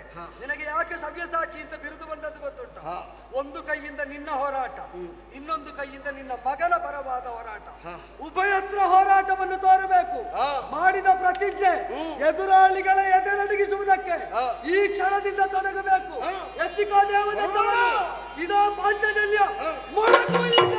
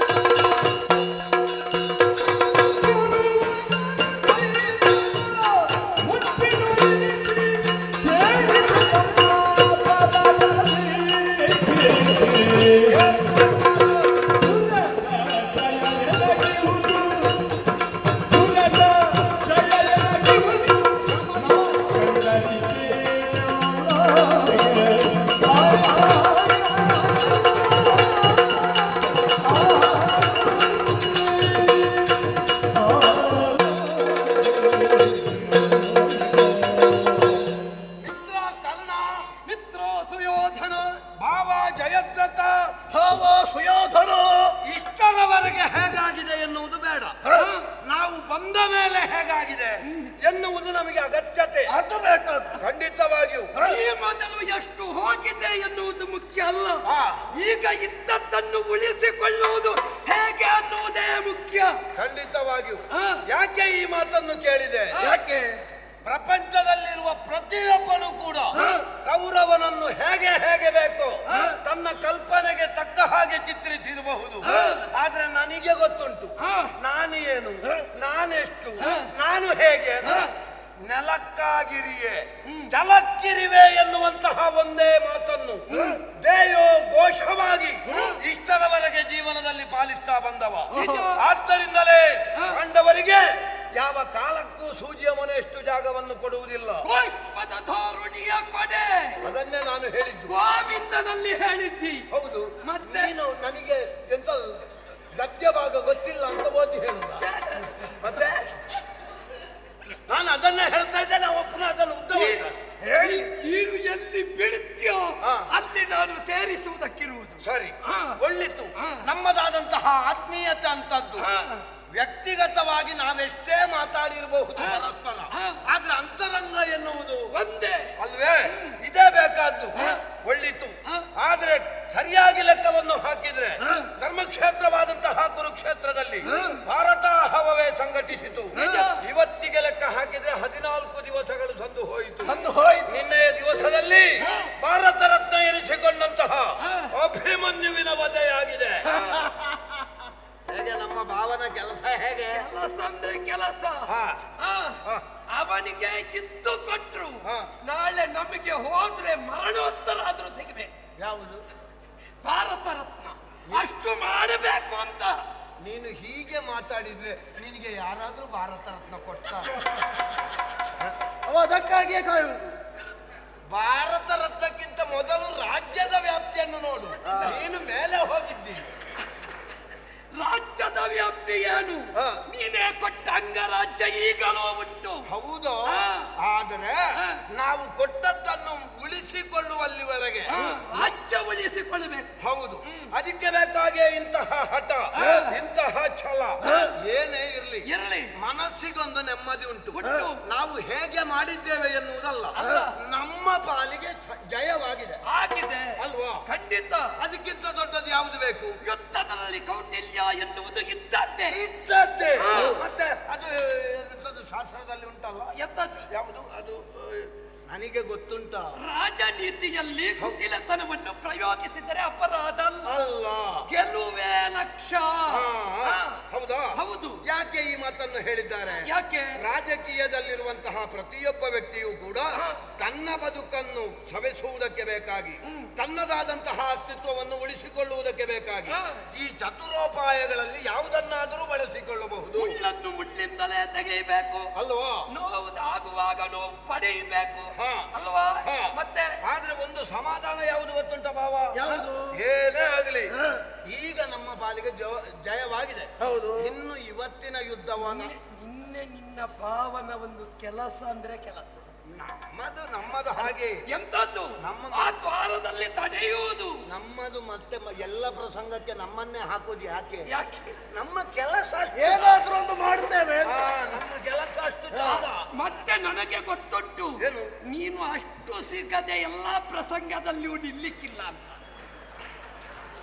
ಅಂದ್ರೆ ನನ್ನದು ಅಲ್ಲಿದ್ದು ಹೋಗಿದೆ, ಇಲ್ಲಿದ್ದು ಹೋಗಿದೆ, ಇಲ್ಲಿ ಸಿಗಬೇಕು ಅಂತ. ನಮಗೆ ಯಾಕೆ? ಭಂಡಾರವೇ ನಮ್ಮದಲ್ವೇನೋ? ಹೌದು, ಕೋಶಾಗಾರ ನಮ್ಮಲ್ಲುಂಟು. ನಮ್ಮಲ್ಲಿ ಯಾರು ಕೇಳಲಿಕ್ಕಿಲ್ಲ, ನಾವೇ ಕೈ ಹಾಕಿ ತಗೊಳ್ಳುವುದು. ಆತ್ಮವಿಶ್ವಾಸ. ಭಾವ, ಎಲ್ಲ ಯುದ್ಧ ನಡೆದಿದೆ. ಹೌದು. ಇದಕ್ಕೆ ಕಾರಣ ಯಾರು ಗೊತ್ತಾಯ್ತಾ? ಯಾರು?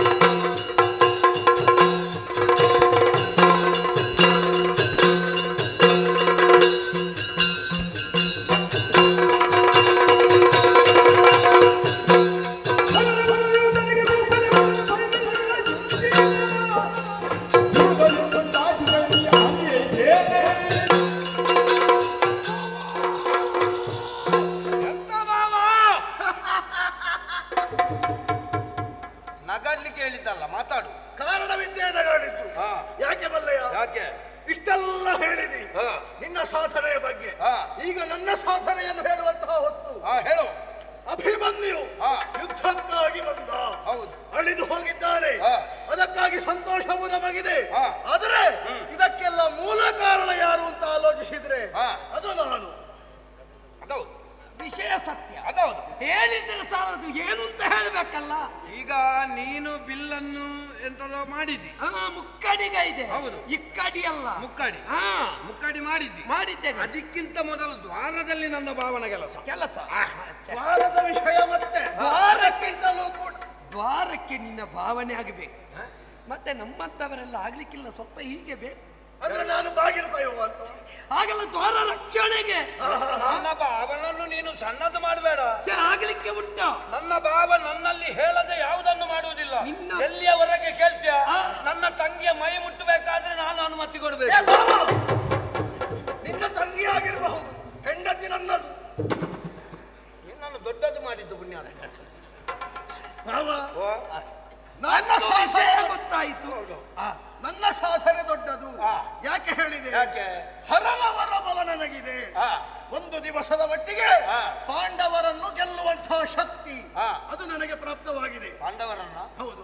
ಪಾಂಡವರನ್ನ ಅಲ್ಲ, ಒಬ್ಬನನ್ನು ಬಿಟ್ಟು. ಅದೇ ಅದನ್ನು ಕೇಳಿದ್ದು.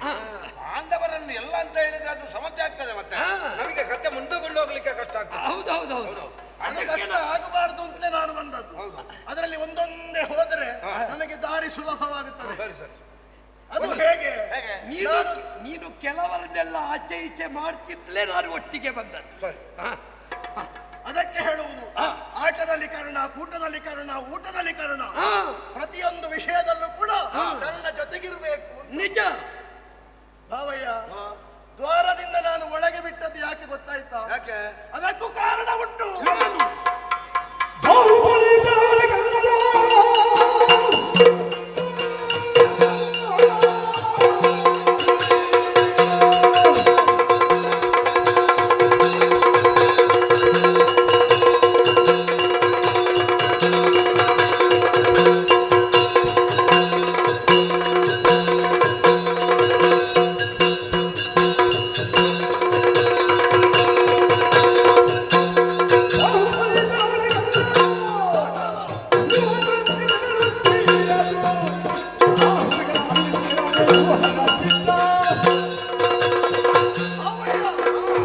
ಸಿಂಹದ ರಕ್ಷಣೆಗಾಗಿ ನನ್ನನ್ನು ನಿಲ್ಲಿಸಿದ್ದವ ನೀನು. ಆದರೆ ಅಭಿಮನ್ಯು ಬಂದಾಕ್ಷಣ ಒಂದೊಮ್ಮೆ ಆತನನ್ನು ತಡೆದರೂ ಕೂಡ ಆತನನ್ನು ಒಳ ಹೋಗುವುದಕ್ಕೆ ಅವಕಾಶ ಮಾಡಿಕೊಟ್ಟೆ. ಯಾಕೆ? ಯಾಕೆ ಬೇಕಾಗಿ ಬಲ್ಲಯ್ಯ? ಯಾಕೆ? ದ್ವಾರದಲ್ಲೇ ನಿಂತ ಅಂತಾದರೆ ಅವನನ್ನು ಕೊಲ್ಲುವುದಕ್ಕೆ ಕಷ್ಟ ಸಾಧ್ಯ, ಅವನನ್ನು ಗೆಲ್ಲುವುದಕ್ಕೆ ನಮ್ಮಿಂದ ಸಾಧ್ಯವಿಲ್ಲ. ಅವನನ್ನು ಹೋಗಲು ಬಿಟ್ಟೆವು ಅಂತಾದರೆ ಆ ಬಳಿಕ ಅವನನ್ನು ಗೆಲ್ಲಬಹುದು ಎನ್ನುವ ಹಾಗೆ ನನ್ನ ಮನಸ್ಸಿಗೆ ಮೂಡಿತು. ಆದ ಕಾರಣ ಬಾಗಿಲನ್ನು ಬಿಟ್ಟುಕೊಟ್ಟೆ. ಒಳ ಹೋದ. ಕರ್ಣನ ಸಹಾಯ ಮಾಡಿದ, ದ್ರೋಣರು ಸಹಾಯ ಮಾಡಿದರು. ಪ್ರತಿಯೊಬ್ಬರ ಸಹಾಯದಿಂದ ಆತ ಅಳಿದು ಹೋದ. ಆದರೆ ಎಲ್ಲದಕ್ಕೂ ಮೂಲ ಕಾರಣ ನಾನು. ಆಯ್ತು, ಈಗ ಯಾರಾದ್ರೆ ಏನು? ನಮಗೆ ಲಕ್ಷ್ಯ ಜಯ ಅಷ್ಟೇ ಅಲ್ವಾ? ನನಗೆ ಭಾವ ಮಾಡಿದ್ರೆ ಒಬ್ಬನಿಂದ ಒಳ್ಳೆದಾಗಿದೆ ಅಂತ ಹೇಳಿಸುವುದಕ್ಕಿಂತ ಸಮಷ್ಟಿಯಲ್ಲಿ ಒಳ್ಳೆದಾಗಿದೆ ಅಂತ ಹೇಳಿಸುವುದೇ ದೊಡ್ಡಸ್ತಿಕೆ. ನಮ್ಮ ಪಕ್ಷ ಅಂತ ಹೇಳಿದ್ರೆ ಹಾಗೆ. ನಮ್ಮದ್ರಲ್ಲಿ ಯಾರು ದೊಡ್ಡವರಲ್ಲ, ಯಾರು ಸಣ್ಣವರಲ್ಲ, ಎಲ್ಲರೂ ಸಮಾನ ಮನಸ್ಕರು. ಯಾರು ದುಡಿದ್ರು ನಮ್ಮ ಪಕ್ಷಕ್ಕೆ ಲಾಭ. ಅಲ್ವಾ? ಯಾಕೆ ಹೀಗೆ ಹೇಳಿದೆ? ಈಗ ನೀನೇನಿಲ್ಲಿ? ನಾನು ಅರಸ, ಅನಭಿಷಿಕ್ತ ದೊರೆ. ಅದು ಮೊದಲಿಂದಲೂ ನಾನೇ. ಅದು ಕೇಳಲಿಕ್ಕಿಲ್ಲ ಯಾರು ಏನು ಅಂತ. ಭಾರತಾಹವನ್ನು ಗೆದ್ದ ಬಳಿಕ ನೀನು ಇಲ್ಲಿ ಅರಸನಾಗುವೆ. ಅದು ಅಭಿಷಿಕ್ತನಾಗಿ. ಅಭಿಷಿಕ್ತನಾಗಿ ನಿನಗೊಂದು ಅಭಿಷೇಕ ಮಾಡುವುದನ್ನು ನಮಗೆ ನೋಡ್ಬೇಕು. ಅದು ನೀನು ಅಂತಲ್ಲ, ತುಂಬಾ ಮಂದಿ ಕಾಯ್ತಾ ಇದ್ದಾರೆ. ಹಾಗಲ್ಲ. ನನಗೆ ಅಭಿಷೇಕ ಆಗಬೇಕು. ಭಾವಯ್ಯ, ಪಟ್ಟಾಭಿಷೇಕ. ಹೌದು. ಒಂದು ಮಾತು, ನಿನಗೆ ಪಟ್ಟಾಭಿಷೇಕ ಆದ ಬಳಿಕ ನಮ್ಮನ್ನೆಲ್ಲ ಮರೆಯಲಿಕ್ಕಿಲ್ಲ. ನಿಮ್ಮನ್ನು ಮರ್ತರೆ ನನಗೆ ಅಸ್ತಿತ್ವ ಉಂಟೆ? ಉಂಟಾ? ಹಾಗಾದ್ರೆ ನನ್ನ ಜೀವನದಲ್ಲಿ ನಾನು ಯಾವುದನ್ನಾದ್ರೂ ಮರೆಯುತ್ತೇನೆ. ನನ್ನನ್ನು ಇಲ್ಲಿಯವರೆಗೆ ಬೆಳೆಸಿದ ಸಂಘ ಪರಿವಾರವನ್ನು ಮರೆತೇನೆ. ಚಚೆ, ಮರೆಯಬೇಡ, ಮರೆಯಬೇಡ. ಮತ್ತೆ ಯಾವಾಗ ನಿನ್ನ ನಾಲಗೆಯಿಂದ ಅದು ಬರ್ತದೆ ಅಂತ ಕಾಯ್ತಾ ಇದ್ದೆ. ನಮಿಗೂ ಬೇಕಾದದ್ದೇ. ಒಂದು ವೇಳೆ ನನ್ನ ನಾಲಗೆಯಿಂದ ಬರ್ತಾ ಇದ್ರೆ ಏನಾಗುತ್ತಿತ್ತು? ನೀನು ಗಡಿಬಿಡಿ ಮಾಡಬೇಡ. ನಿನ್ನ ಸ್ಥಾನದಲ್ಲಿ ನೀನು ಮಾತಾಡುವಷ್ಟನ್ನು ನಾನು ಮಾತಾಡ್ತೇನೆ, ಬೇಸರಿಸಬೇಡ. ಆಯ್ತು. ಬಾವಯ್ಯ, ಇದನ್ನು ಯಾಕೆ ಹೇಳಿದೆ? ಏರಿದ ಏಣಿಯನ್ನು ನೀನು ಮರೆಯುವವ. ನೀನು ಏಣಿವನ್ನು ಹಾಕಿದ್ದಿ, ನಾನು ಮರೀಲಿಕ್ಕೆ. ಅಲ್ಲ, ನೀನು ಯೋಚನೆ ಮಾಡು ಜಯದ್ರಥ. ನಿನ್ನ ಊರು ಎಲ್ಲಿ? ಸಿಂಧೂ ದೇಶ. ನೀನು ಇರುವುದೆಲ್ಲಿ? ಇಲ್ಲಿ. ಇಷ್ಟರವರೆಗೆ ನಿನಗೆ ಒಂದು ದಿನ ಆದ್ರೂ ಅನ್ನ ಹಾಕುವುದಿಲ್ಲ ಅಂತ ಹೇಳಿದ್ದಾನ? ತಂಗಿಯನ್ನು ಕೊಟ್ಟಿದ್ದಾನಲ್ಲ. ನಮ್ಮಲ್ಲಿ ತುಂಬಾ ಮಂದಿ ತಿಂತಾ ಇದ್ದಾರೆ, ನಮಗೆ ಇದೊಂದು ಹೆಚ್ಚಾಗ. ಕರ್ಣ, ಒಂದು ವಿಷಯ, ಯಾಕೆ ನಮಗೆ ಆಶ್ರಯವನ್ನು ನೀಡಿದ್ದಾನೆ? ಯಾಕೆ? ಒಂದಲ್ಲ ಒಂದು ರೀತಿಯಲ್ಲಿ ನಮ್ಮಿದ್ದವನಿಗೆ ಉಪಯೋಗವಾದೀತು. ಈ ಪ್ರಪಂಚದ ಪ್ರತಿಯೊಬ್ಬನು ರಾಜಧರ್ಮವನ್ನನುಸರಿಸುವವ ಅಥವಾ ರಾಜಕೀಯ ಧರ್ಮವನ್ನನುಸರಿಸುವವ ಅವನ್ನು ಇಟ್ಟುಕೊಳ್ಳುವ ವ್ಯಕ್ತಿಯ ಒಳಗೊಂದು ಸತ್ವ ಇದ್ದಾಗ ಮಾತ್ರ ಇಟ್ಟುಕೊಳ್ಳುತ್ತಾನೆ. ಅದುವೇ ತಿರುಗಿ ಮೆಟ್ಟುತ್ತದೆ ಅಂತಾದ್ರೆ ಎಂಥ ಪ್ರಬಲನನ್ನಾದರೂ ಮೂಲೆಗುಂಪೆ ಮಾಡುತ್ತಾನೆ. ಆದ್ದರಿಂದ ಸೇರುವವ ಜಾಗೃತನಾಗಬೇಕು, ಏರುವ ಲಕ್ಷ್ಯ ಹೊಂದಿರಬೇಕು, ಸ್ವತಂತ್ರಿಕೆ ಬೇಕು. ಕರ್ಣ, ನಿನಗೆ ನಾನೊಂದು ಮಾತು ಹೇಳ. ನೀನೇ ಹೇಳಿದ ಹಾಗೆ ರಾಜಕೀಯದಲ್ಲಿ ಧರ್ಮ ಬೇಕು, ಧರ್ಮದಲ್ಲಿ ರಾಜಕೀಯ ಮಾಡಬಾರ್ದು. ಬಲರೇ ಅದೆಂತದ್ದು?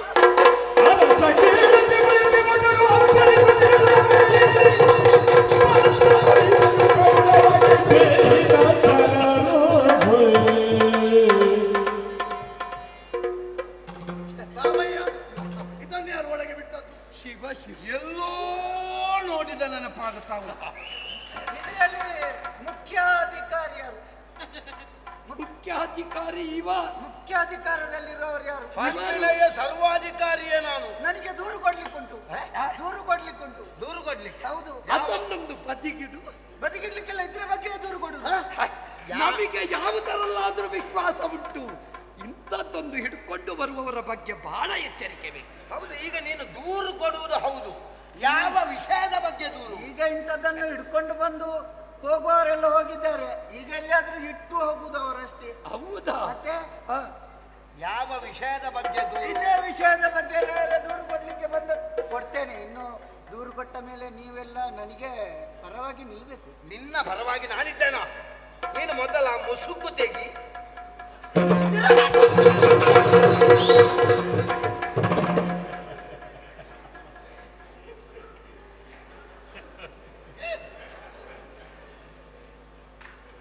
ನಿನ್ನ ನಾಮಧೇಯ? ನನ್ನ ಹೆಸರು ಚಿನ್ನಯ್ಯ.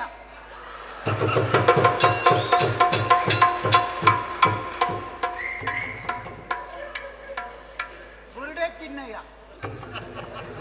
ಹೇಳುವುದೋ ಅಥವಾ ಕೈಯಲ್ಲಿರುವುದಾ?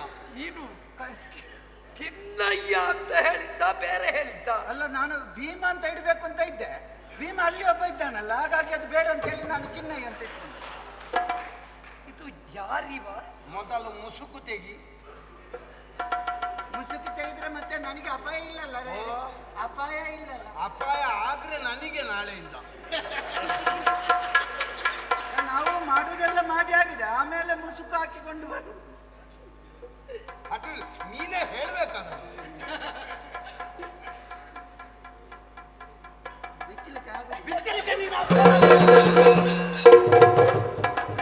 ನಾನು ಬಿಚ್ಚಲಿಕ್ಕೆ ಇಲ್ಲಿ ಬಂದು ಕೂತದ್ದ? ಅದನ್ನೊಂದು ಬದಿಗಿಡು. ನಿಲ್ಲು. ನಿನಗೆ ಒಂದೇ ಸಿಕ್ಕಿದ್ದ? ಹೌದು. ಇದನ್ನು ಸ್ವಲ್ಪ ಪರಿಶೀಲನೆ ಮಾಡಬೇಕು. ಮಾಡಿ. ಇದು ಎಲ್ಲಿ ಸಿಕ್ಕಿತು? ಇದಲ್ಲಿ ಅಲ್ಲಿ ಎಲ್ಲ ಅಗೀತಾ ಇದ್ದಾರೆ ರೇ. 14 ದಿವಸ ಆಯ್ತಲ್ಲ, ಎಲ್ಲ ಅದು ಯಾರಂತ ಪರಿಚಯ, ಅವರ ಕುಟುಂಬದವರೆಲ್ಲ ಬಂದು ಅಗೀತಾ ಇದ್ದಾರೆ. ಒಂದೇ ಸಿಕ್ಕಿದ್ದ? ಒಂದಲ್ಲ, ತುಂಬಾ ಉಂಟು. ನಮಗೆ ಒಂದು ದೂರು ಕೊಡುವಾಗ ಒಂದು ಸಾಕು ಅಂತ ಹೇಳಿ ಇಟ್ಕೊಂಡು ಬಂದದ್ದು. ಇದು ಅಲ್ಲಿಂದ ತಂದದ್ದಲ್ಲ, ಮತ್ತೆ ಅರ್ಧದಿಂದ ಹಿಡ್ಕೊಂಡು ಬಂದದ್ದು. ಅಲ್ಲಿದ್ದಲ್ಲ? ಅಲ್ಲಿದ್ದಲ್ಲ. ಯಾಕೆ ತಂದೆ? ಅದಂದ್ರೆ ನಾನು ಬರುವ ವಿಷಯ ನಿಮಗೆ ಗೊತ್ತಾಗ್ಬೇಕಲ್ಲ, ನಾನು ಅಲ್ಲಿಂದ ಬಂದದ್ದು ಅಂತ ಗೊತ್ತಾಗ್ಬೇಕಲ್ಲ, ಅದಕ್ಕೆ ತಂದದ್ದು. ಬುರುಡೆ. ಹೌದು, ಇದು ಹೆಣ್ಣಿದ್ದ ಗಂಡಿದ್ದಂತ ಗೊತ್ತಿಲ್ಲ. ಹೆಣ್ಣಿದ್ದಾದ್ರೆ ಅರ್ಧ ಭಾಗ ಎಂತ ಇರ್ತದಂತಲ್ಲ, ಹೇಗೆ ಅದು? ನನಗೇನು ಗೊತ್ತು, ನಾನು ತಲೆಬುರುಡೆ ತಜ್ಞಾನ ಪಾಪಿ. ಇದು ಇವ ಎಲ್ಲಿಂದ ತಂದ, ಏನು ವಿಷಯ? ಅದೇ ನನಗೂ ಗೊತ್ತಾಗ. ನೀನಿಯಾ? ನನಗೆ ಗೊತ್ತಾಗ್ಲಿಲ್ವಾ? ಯಾರೋ ನೀನು? ನಾನು ನಿಮ್ಮವ. ನನ್ನ ಸರಿತವನ ಜೀವ ಕುಂಬನು ನಾಳೆ ಫಲ ಬಿಡಾಯ. ಉರಿಯ ಹೋಗುವನು ಒಳ್ಳೆದಿದ್ದನೆ ಸ್ಥಿರವಿದನ ನಾಡಿಗೆ ಭಯಗೊಂಡನು ಜಯದ್ರಥೋ.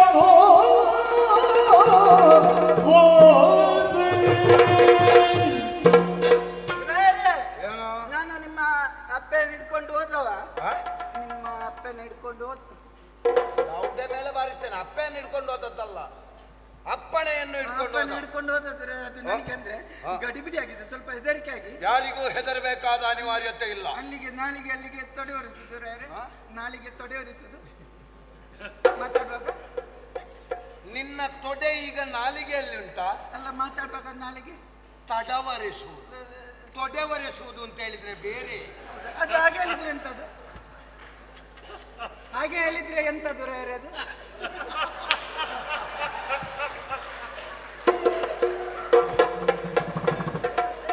ನೋಡು, ಇಲ್ಲೆಲ್ಲ ನಾವು ಮಾತಾಡುವ ಮಾತು, ಆ ಮಾಡುವಂತಹ ವ್ಯವಹಾರ, ಇದನ್ನೆಲ್ಲ ಗಮನಿಸುವವರಿದ್ದಾರೆ. ಹೌದೌದೌದು, ಗೊತ್ತಾಯ್ತಾ? ಹೌದು.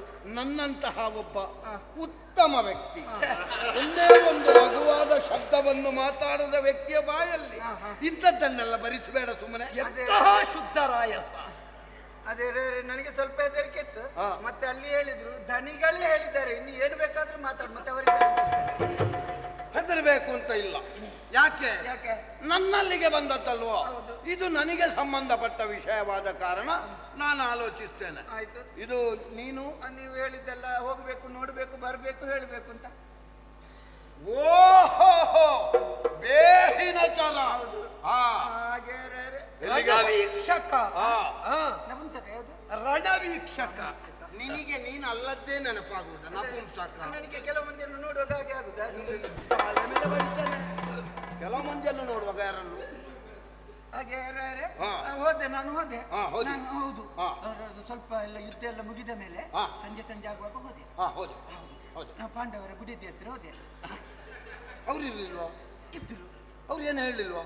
ಇಲ್ಲ, ನಾನು ಹೊರಗಿನಿಂದ ಹೋದದ್ದು ಅವರ ಗುಡಿದ. ಬಿಡದಿಯೋ ಪಾಪಿ. ಬಿಡದಿಗೂ ಬುಡದಿಗೂ ವ್ಯತ್ಯಾಸ ಉಂಟು. ಅದು ಗಡಿಬಿಡಿಯಲ್ಲಿ ನಾಲಿಗೆ ಅಲ್ಲಿಗೆ ತೊಡೆ ಒರೆಸಿದ್ದು. ಇವ ಪಾಂಡವರ ಬಿಡದಿಗೆ ಹೋದದ್ದು ಒಳ್ಳೆಯದು. ಬೇರೆ ಬಿಡದಿಗೆ ಹೋಗುತ್ತಿದ್ರೆ ಬರ್ತಿರ್ಲಿಲ್ಲ. ಅವನಿಗೆ ಸಮಸ್ಯೆ ಅದೇ. ಅವನು ಮೊನ್ನೆ ಒಂದು ದಿವಸ ಅದೇ ಸಮಸ್ಯೆಯನ್ನು ಹೇಳಿ ತಪ್ಪಿಸಿದ್ದಾನೆ ಪಾಪಿ. ತೊಡೆ ಒರೆಸುವುದಲ್ಲ, ತಡವರೆಸುವುದು. ಅಲ್ಲಿ ಹೋದೆ ಅವರ ಬುಡದಿ ಅಲ್ಲ, ಬಿಡದಿ, ಬೀಡಿಗೆ, ತಂಬಿಗೆ. ತಂಬಿಗೆ ಹೋದೆ. ತಂಬಿಗೆ ಹೋದೆ, ಹಾ? ಬೀಡಿಗೆ ಹೋದೆ, ಬೀಡಿಗೆ ತಂಬಿಗೆ ಹೋದೆ. ಹೋದೆ ಆಯ್ತಲ್ಲ. ಹೋದೆ. ಹೋಗುವಾಗ ರಾಯರೇ ಒಳಗಿಂದ ಗುಸು ಗುಸು ಕೇಳ್ತಾ ಉಂಟು. ಗುಸು ಗುಸು ಅಜೀರ್ಣ ಮಾತಾಡುದು. ಅಜೀರ್ಣ ಆಗಿ ಮಾತಾಡುದ? ಅಲ್ಲ, ಅವರಲ್ಲಿ ಒಳಗೆ ಅರ್ಜುನ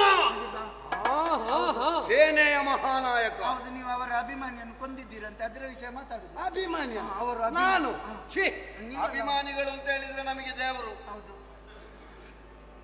ನಿನ್ನೆಯ ಯುದ್ಧದಲ್ಲಿ ಅದು ಅಭಿಮಾನಿಯನ್ನು ಕೊಂದಿದ್ದಾರೆ. ಹಾಗೆ ಅಭಿಮಾನಿಗೂ ಅಭಿಮನ್ಯುವಿಗೂ ವ್ಯತ್ಯಾಸ ಉಂಟು ಪಾಪಿ. ಹೌದು ರಾಯರೇ. ಹಾಗೆ ಅದು ಕೊಂದ ವಿಷಯದಲ್ಲಿ ಅವರು ಮಾತಾಡುದು. ಕೊಂದದ್ದು ಯಾರ? ನಾವು ತಿಳಿದ ವಿಷಯ. ಕೊಂದದ್ದು ನಿಮ್ಮವರಂತೆ ಅಲ್ಲ? ಯಾರು? ಬುಧೋದರ ಕೊಂದದ್ದಂತೆ. ಇಲ್ಲ, ಅದು ಈಗ ದೂರ ಹೋಗಿ ಇವ ನಾಳೆಯವರೆಗೆ ಕಾಯುವುದಿಲ್ಲ. ಇವ ಗುದದ್ವಾರವೋ ಬೇರೆ ದ್ವಾರವೋ ಬುದ್ಧೋದರ ಗದಾಧರ ಪುಣ್ಯಾತ್ಮ. ಗಡಿಬಿಡಿಯಲ್ಲಿ ನಾಳೆಗೆ ತೊಡೆ ಒರೆಸಿ. ನೀನು ಅದಕ್ಕನ್ನು ಮತ್ತು ಮಾಡಲೇಬೇಕು. ಹಾಗೆ ಅವರು ಉದಾದರ ಅಂತ ಹೇಳ್ತಾನೆ. ಗದಾಧರ ಅವರು ಕೊಂದದ್ದಂತೆ ಅದು ಈಗ ದೂರು ಮತ್ತೊಬ್ಬರ ಮೈ ಮೇಲೆ ಬಂದಿದೆ ಅದು ಹಾಗೆ ಹೌದು. ಪ್ರಪಂಚದ ನಿಯಮವೇ ಹಾಗೆ. ತಪ್ಪು ಮಾಡಿದವರಿಗೆ ಆ ದೂರು ಬರುವುದಿಲ್ಲ, ದೂರು ಯಾರ್ಯಾರಿಗೆ ಬರ್ತದೆ. ಈಗ ನಾನು ನೋಡಿದ್ರೆ ಹಾ. ಯಾರ್ಯಾರು ತಪ್ಪು ಮಾಡ್ತಾರೆ ನಾನು ಇದರಲ್ಲಿ ಪ್ರಕರಣ ಇಲ್ಲ ನನ್ನ ಮೇಲೆ. ಹೌದಾ? ಹೌದು ಮತ್ತೆ ನೀನು ಈಗೆಲ್ಲ ಮಾಡಿದ್ರೆ ಬಾರದೆ ಇದ್ದೀತ.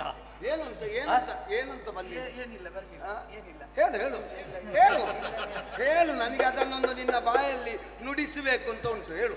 ಇಲ್ಲ ಇಲ್ಲ ಹಾಗೇನಿಲ್ಲ ಹಾ. ಹೌದು ಹಾ. ಹಾಗೆ ಮತ್ತೆ ನೋಡಿ ಅವರೆಲ್ಲ ಹೇಳ್ತಾ ಇದ್ದಾರೆ ಇದಂತದ್ದೆಲ್ಲ ಮಾಡಿದ್ರೆ ಬರ್ತದೆ ಅಂತ. ಅವರು ಸುಮ್ಮನೆ ಯಾರಾದ್ರೂ ಮಾತಾಡಿಸಿದ್ರೆ ಅವರನ್ನು ಮಾತಾಡಿಸುದಲ್ಲ ಇವರು ಹೀಗೆಲ್ಲ ಹೇಳಿ.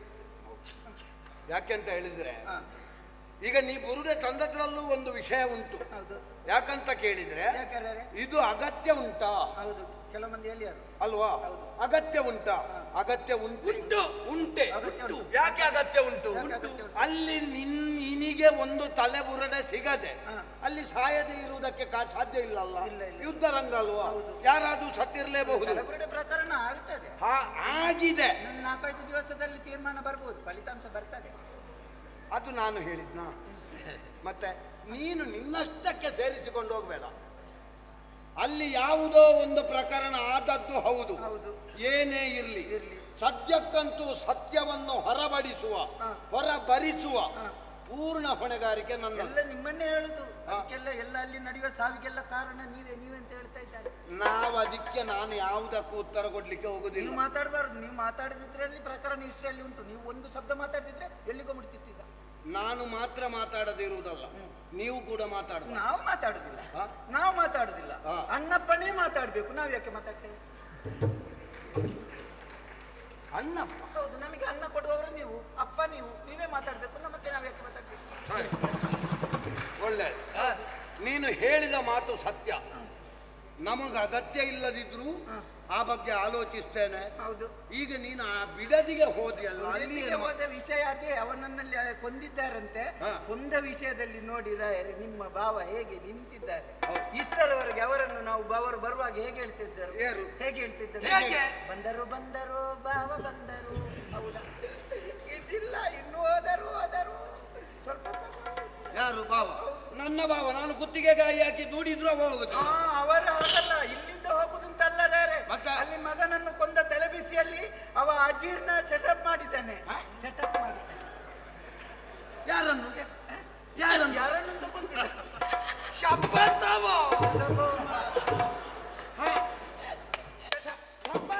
ಅದು ಗಡಿಬಿಡಿಯಲ್ಲಿ ತೊಡಿವರಿಸಿದ್ದು. ನಿನ್ನ ನಾಲಗೆಗೆ ಯಮಗರಗ ಸೇಲಿಲಿಕ್ಕೆ ಪಾಪಿ. ಅವ ಹೇಳಿದ್ದಾನೆ ರಾಯರೇ, ಯಾವಾಗ ನನ್ನ ಮಗನನ್ನು ಕೊಂದಿದ್ದಾನೋ ಇವತ್ತಿನ ದಿವಸ ಸೂರ್ಯಾಸ್ತಮನಾಗುವುದರ ಒಳಗೆ ಆತನನ್ನು ನಾನು ಕೊಲ್ತೇನೆ ಅಂತ ಹೇಳಿದ್ದಾನೆ ರಾಯರೇ.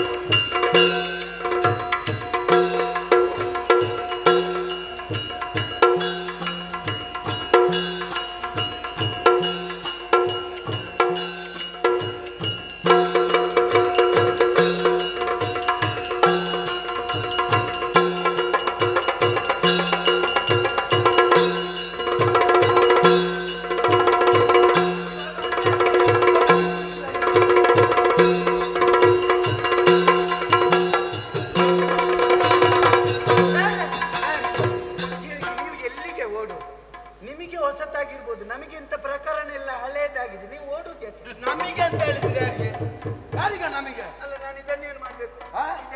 ಇದನ್ನು ಕೊಂಡೋಗಿ ನಿನ್ನ ಮನೆಯ ಹಿಂಭಾಗದಲ್ಲಿ ಅದನ್ನು ಕೌಚಿ ಹಾಕು, ಮಣ್ಣಿನ ಒಳಗೆ.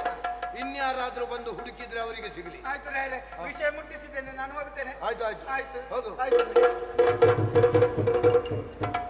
ಬಾ ಇಲ್ಲಿ, ಬಾ ಇಲ್ಲಿ ಬಾ. ನೀನ್ ನೀನು ಎಲ್ಲಿಗೆ ರಾಜ ಬೀದಿಯಲ್ಲಿ ಓಡಾಡ್ತಾ ಇದ್ಯಲ್ಲ? ಯಾಕೆ ಯಾಕೆ ಏನಾಯ್ತು? ಎಂತಾತು ಭಾವ? ಅಭಿಮನ್ಯುವನ್ನು ಕೊಂದದ್ದು ಯಾರು? ಅಭಿಮನ್ಯುವನ್ನು ಕೊಂದದ್ದು ಗದಾಧರ. ಚಕ್ರವ್ಯೂಹವನ್ನು ಬಲಿದಿದ್ಯಾರು? ಚಕ್ರವ್ಯೂಹವನ್ನು ಬಲಿದದ್ದು ಆಚಾರ್ಯ ದ್ರೋಣರು. ಯುದ್ಧವನ್ನು ಆಗಲೇಬೇಕು ಎನ್ನುವ ಹಾಗೆ ಆಶೆ ಪಟ್ಟವನು ಯಾರು? ಸುಯೋಧನನಾದಂತಹ ನಾನು. ನಿಮಗೆ ಎಲ್ಲರಿಗೂ ಬದುಕುವ ಹಕ್ಕುಂಟು ಅಂತಾದ್ರೆ ನನಗಿಲ್ವ ಭಾವಯ್ಯ? ಯಾರು ಹೇಳಿದ್ದು ನಿನಗೆ? ಪ್ರತಿಯೊಂದು ಪ್ರಾಣಿಗೂ ಪ್ರಪಂಚದಲ್ಲಿ ಬದುಕುವ ಹಕ್ಕು ಉಂಟು. ನಾನು ಪ್ರಾಣಿಯ? ಹಾಗಲ್ಲ, ಜೀವಿ ಎನ್ನುವುದಕ್ಕೆ ಪ್ರಾಣಿ ಎನ್ನುವಂತಹ ಶಬ್ದವೇ ಸರಿಯಾದಂತಹ ಉತ್ತರ. ಭಾವಯ್ಯ, ಅರ್ಜುನ ಹಾ ಶಪಥವನ್ನು ಹಾಕಿದ್ದಾರಂತೆ. ಹಾ ಯಾರ್ಯಾರು ಮಾಡಿದ ತಪ್ಪಿಗೆ ನಾನು ಬಲಿ ಪಶು ಆಗಬೇಕೆ ಅಲ್ಲ, ಭಾವಯ್ಯ? ಇಲ್ಲದಿದ್ರೆ ಮಿತ್ರ ಇದೊಂದು ಆಲೋಚನೆ ಮಾಡುವ ವಿಷಯ.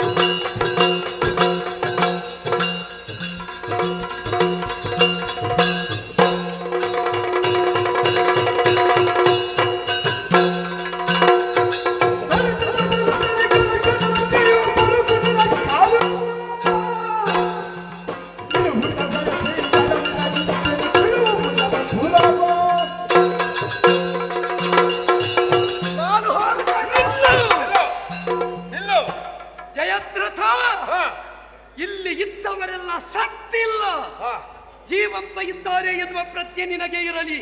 ಸಾಯಬಾರ್ದು ಅಂತಲೇ ಓಡಿ ಹೋಗ್ತಿರುವುದು ಪುಣ್ಯಾತ್ಮ. ರಣವೀಳೆಯ ಕೊಡುವಾಗ ನಿನ್ನ ಮುಖ ಅಲ್ಲ ನೋಡಿದ್ದು, ದುರ್ಯೋಧನ ನನ್ನ ಮುಖ ನೋಡಿದ್ದು. ಯಾವತ್ತಿದ್ದರು ಸುಯೋಧನನಿಗೆ ಅಭಯ ಪ್ರದಾನ ಮಾಡುತ್ತಾ ಇದ್ದವ ಕರ್ಣ. ಎಲ್ಲಿವರೆಗೆ ಕರ್ಣ ಇದ್ದಾನೋ ಅಲ್ಲಿವರೆಗೆ ಕುರುಪತಿಯ ಜೊತೆಯಲ್ಲಿದ್ದವರಿಗೆ ಪ್ರಾಣಭೀತಿಯ ಅಗತ್ಯ ಇಲ್ಲ. ಏನಂತೆ ಪ್ರತಿಜ್ಞೆ ಮಾಡಿದ್ದಾನೆ. ಪ್ರತಿಜ್ಞೆ ಪಾರ್ಥನಿಗೆ ಸೀಮಿತವಾಗಿ ಹೋಯಿತೆ. ನಾವೇನು ಪ್ರತಿಜ್ಞೆ ಮಾಡದೆ ಬದುಕಿದವರೇ. ಯಾವತ್ತಿದ್ದರೂ ನನ್ನ ದೃಷ್ಟಿ ಅರ್ಜುನನ ಮೇಲೆಯೇ ಉಂಟು. ನನಗೆ ಒಮ್ಮೆ ಆಸೆ ಉಂಟು, ಕರ್ಣ ಅರ್ಜುನ ಆಗಬೇಕು ಅಂತ. ಆ ಪ್ರಸಂಗ ಕರ್ಣಾರ್ಜುನರು ಎದುರಾಗಬೇಕು. ಆ ಕಾಲಕ್ಕಾಗುವಾಗ ಪಾರ್ಥನನ್ನು ಇನ್ನಿಲ್ಲದಂತೆ ಮಾಡ್ತೇನೆ ಅಂತ ಮಾತು ಕೊಟ್ಟಿದ್ದೇನೆ. ನಿನ್ನ ತಲೆ ತೆರುವುದೇ ಬಿಡ. ಎಲ್ಲಿವರೆಗೆ ಕರ್ಣನ ಕೈಯಲ್ಲಿ ಕಾಳ ಪೃಷ್ಠ ಉಂಟು, ಕಾಲನೇ ಎದುರಿಗೆ ಬಂದರು ನಿನ್ನ ಶಿರವ ಕೊಂಬವನ ಶಿರವ ಇದು ತಿಟ್ಟ. ಭಾವಯ್ಯ, ಇಷ್ಟೆಲ್ಲ ಹೇಳಿದ ನನಗೆ ಅವನ ಮಾತಿನಲ್ಲಿ ನಂಬಿಕೆ ಇಲ್ಲ. ನೀನೇ ಕಾಪಾಡಬೇಕು ನನ್ನನ್ನು. ಅವ ಏನೇ ಹೇಳಿದ್ರು ಮಾತಾಡುವ ಶೈಲಿ ಒಳ್ಳೆದಿತ್ತು. ನಾನು ಆ ಶೈಲಿಯಲ್ಲೇ ನಿನಗೆ ಧೈರ್ಯ ಹೇಳಿ. ನಿನ್ನ ಶೈಲಿಗೆ ಬೆಂಕಿ ಬಿತ್ತು.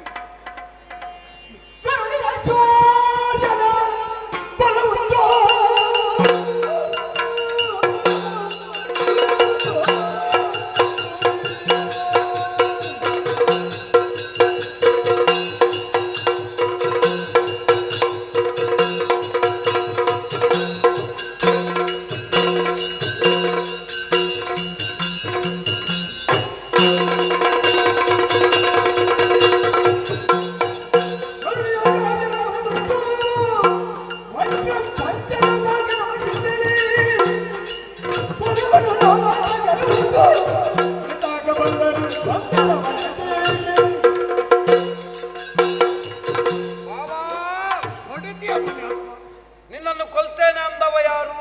ಅರ್ಜುನ. ನರ. ನಾವು ಕೂಡ ನರರೇ. ಹೌದು, ಆದ್ರೆ ನರ ಎನ್ನುವ ಬಿರುದನ್ನು ಪಡೆದವ ಅವ ಮಾತ್ರ. ಅದಕ್ಕಾಗಿಯೇ ನಾನು ಹೆದರುತ್ತಿರುವುದು. ಅವ ಒಬ್ಬನೇ ಅಲ್ಲ, ಅವನ ಅಯ್ಯನಾದಂತಹ ಇಂದ್ರನನ್ನು ಜೊತೆ ಸೇರಿಸಿಕೊಂಡು ನರೇಂದ್ರರೇ ಬರಲಿ. ನಾವು ಈ ಸಲ ನಂಬಿದ್ಯಾರನ್ನು ಗೊತ್ತಾ? ನಮ್ಮ ಯೋಗಿಗಳನ್ನು. ಆ ಯೋಗಿಯ ಬಲ್ಮೆಯಿಂದಲೇ ನಮ್ಮದಾದಂತಹ ಅಸ್ತಿತ್ವವನ್ನು ಸ್ಥಾಪಿಸಿಕೊಳ್ತೇವೆ ಎನ್ನುವಂತಹ ಅಚಲವಾದ ವಿಶ್ವಾಸ. ನನಗೆ ನರನ ಬಗ್ಗೆ ಆದ್ರೂ ಚಿಂತೆ ಇಲ್ಲ, ಆ ನರೇಂದ್ರ ಮನಸ್ಸು ಮಾಡಿದ್ರೆ ಬಹಳ ಕಷ್ಟ ಉಂಟು. ಬಾವಯ್ಯ ಯಾಕೆ ಧರ್ಮರಾಯನನ್ನ ಆಡಿದ್ದು ನಾನು. ಯಾಕಂದ್ರೆ ಅವ ಕೂತು ಮಾತಾಡುವುದು, ಆಡುವ ಒಂದೊಂದು ಮಾತು ಅಸ್ತ್ರ. ಕತ್ತಿಗಿಂತ ನಾಲಗೆ ಮೊನಚು ಅಂತಾಡಿದ್ದಾರೆ. ಆದ್ದರಿಂದ ಆ ಧರ್ಮರಾಯ ಜೊತೆಯಲ್ಲಿ ಕೃಷ್ಣ ಇವರು ಇರುತ್ತಾ ನಾವು ಸದಾ ಜಾಗೃತರಾಗಿರಬೇಕು. ಈಗ ನಿನಗೆ ಆ ನರೇಂದ್ರನ ಹೆದರಿಕೆ ಅಲ್ವ? ಅಲ್ಲಲ್ಲ, ಜಾಗ್ರತೆ. ಅವನನ್ನು ಹೊರ ದೇಶಕ್ಕೆ ಎಲ್ಲಿಗಾದ್ರೂ ಕಳಿಸಿ ಅಲ್ಲೇ ಕೊಲ್ಲಿಸುವ ವ್ಯವಸ್ಥೆ ಮಾಡಿ ಬಾವಯ್ಯ ಗಡಿಬಿಡಿ ಮಾಡಿ. ಬಾವಯ್ಯ, ನನಗೆ ಆ ನರೇಂದ್ರನದ್ದಾದ್ರೂ ಹೆದರಿಕಿಲ್ಲ, ಆ ನರನದ್ರೆ ಹೆದರಿಕೆ ಬಾವಯ್ಯ. ಹೆದರಬೇಕಾದಂತಹ ಅನಿವಾರ್ಯತೆ ಇಲ್ಲ. ಕರಡಿಯಾಚಾರ್ಯನಾದಂತಹ ದ್ರೋಣ ನಮ್ಮ ಪಾಳಯದ ಸೇನಾಧ್ಯಕ್ಷರಾಗಿದ್ದಾರೆ. ಶಾಪಾದಪಿ ಶರಾದಪಿ ಎನಿಸಿಕೊಂಡವರು. ಶಾಪದಿಂದಲಾಗಲಿ ಶರದಿಂದಲಾಗಲಿ ವಿರೋಧಿಗಳನ್ನು ಎದುರಿಸುವಂತಹ ಸಾಮರ್ಥ್ಯವುಳ್ಳವರು. ಬಾವಯ್ಯ, ನಮ್ಮದಾದಂತಹ ಸೇನೆಯನ್ನು ತಾನು ಕಾದುಕೊಳ್ತೇನೆಂತ ಹೇಳಿದ ಮೇಲೆ ನಿನ್ನ ಪ್ರಾಣದ ಹೊಣೆ ಯಾರಿಗೆ? ಆದ್ರೆ ಒಂದು ಬಾವಯ್ಯ, ಏನು? ಪ್ರತಿ ಸಲ ನಾವು ಅವರಿಗೆ ನೆನಪಿಸಬೇಕಾಗ್ತದೆ. ನೆನಪಿಸುವ ಅವರಿಗೆ ಮರ್ತು ಹೋಗುವುದು. ಮರ್ತು ಹೋಗುದಲ್ಲ, ಅವರು ಮರ್ತ ಹಾಗೆ ಮಾಡುವುದು. ಯಾರು ಹೇಳಿದ್ದು ಮರೀತದೆ ಅಂತ? ಅವರಿಗೆಲ್ಲ ಬೇಕಾದ್ದು ನೆನಪುಳಿಯುವುದಿಲ್ವಾ? ಎಚ್ಚರಿಕೆ ನಾವು ಕೊಡಬೇಕು. ಮತ್ತೆ ಎಷ್ಟು ಮಾಡಿದ ನಮಗೆ ಅದೊಂದು ಕಷ್ಟವ. ಎಷ್ಟಾಗ್ತದ? ಆದ್ದರಿಂದ ಯೋಚನೆ ಏನು? ಏನು? ನಮ್ಮ ನಡೆ ಗುರುಗಳ ನಡೆ. ಬಾ.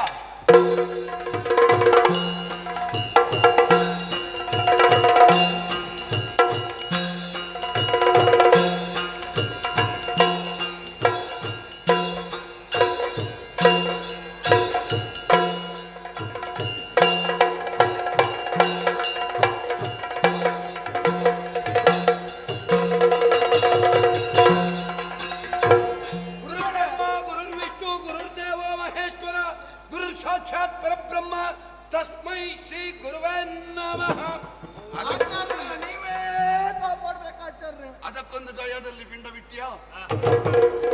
ಗುರುಗಳೇ, ನೀನು ರಾತ್ರಿ ಹೊತ್ತಲ್ಲಿ ಶ್ಲೋಕ ಹೇಳಿದ್ಯಾ, ಒಬ್ಬನನ್ನು ತೆಗ್ದೀತ. ಈ ಮಧ್ಯ ನನಗೆ ಹೇಗೂ ಹಗಲು ನಿದ್ರೆ ಮಾಡ್ಲಿಕ್ಕೆ ಬಿಡುದಿಲ್ಲ ನೀನು. ಮಧ್ಯರಾತ್ರಿ ಬಂದು ಎಂತದ್ದು ನಿನ್ನದು ಉಪದ್ರ? ಗುರುಗಳೇ, ಇಲ್ಲಿ ಒಟ್ಟಾರೆ ಪ್ರಕರಣ ಏನಕ್ಕೇನಾಗಿದೆ?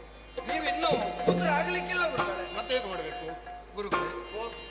ಗರಡಿಯಾಚಾರ್ಯ ಕೇಳಯ್ಯ ಗುರುವರಿಯಾರು ಸೈತವಗೆ ದುರ್ಘಟವಾಗಿ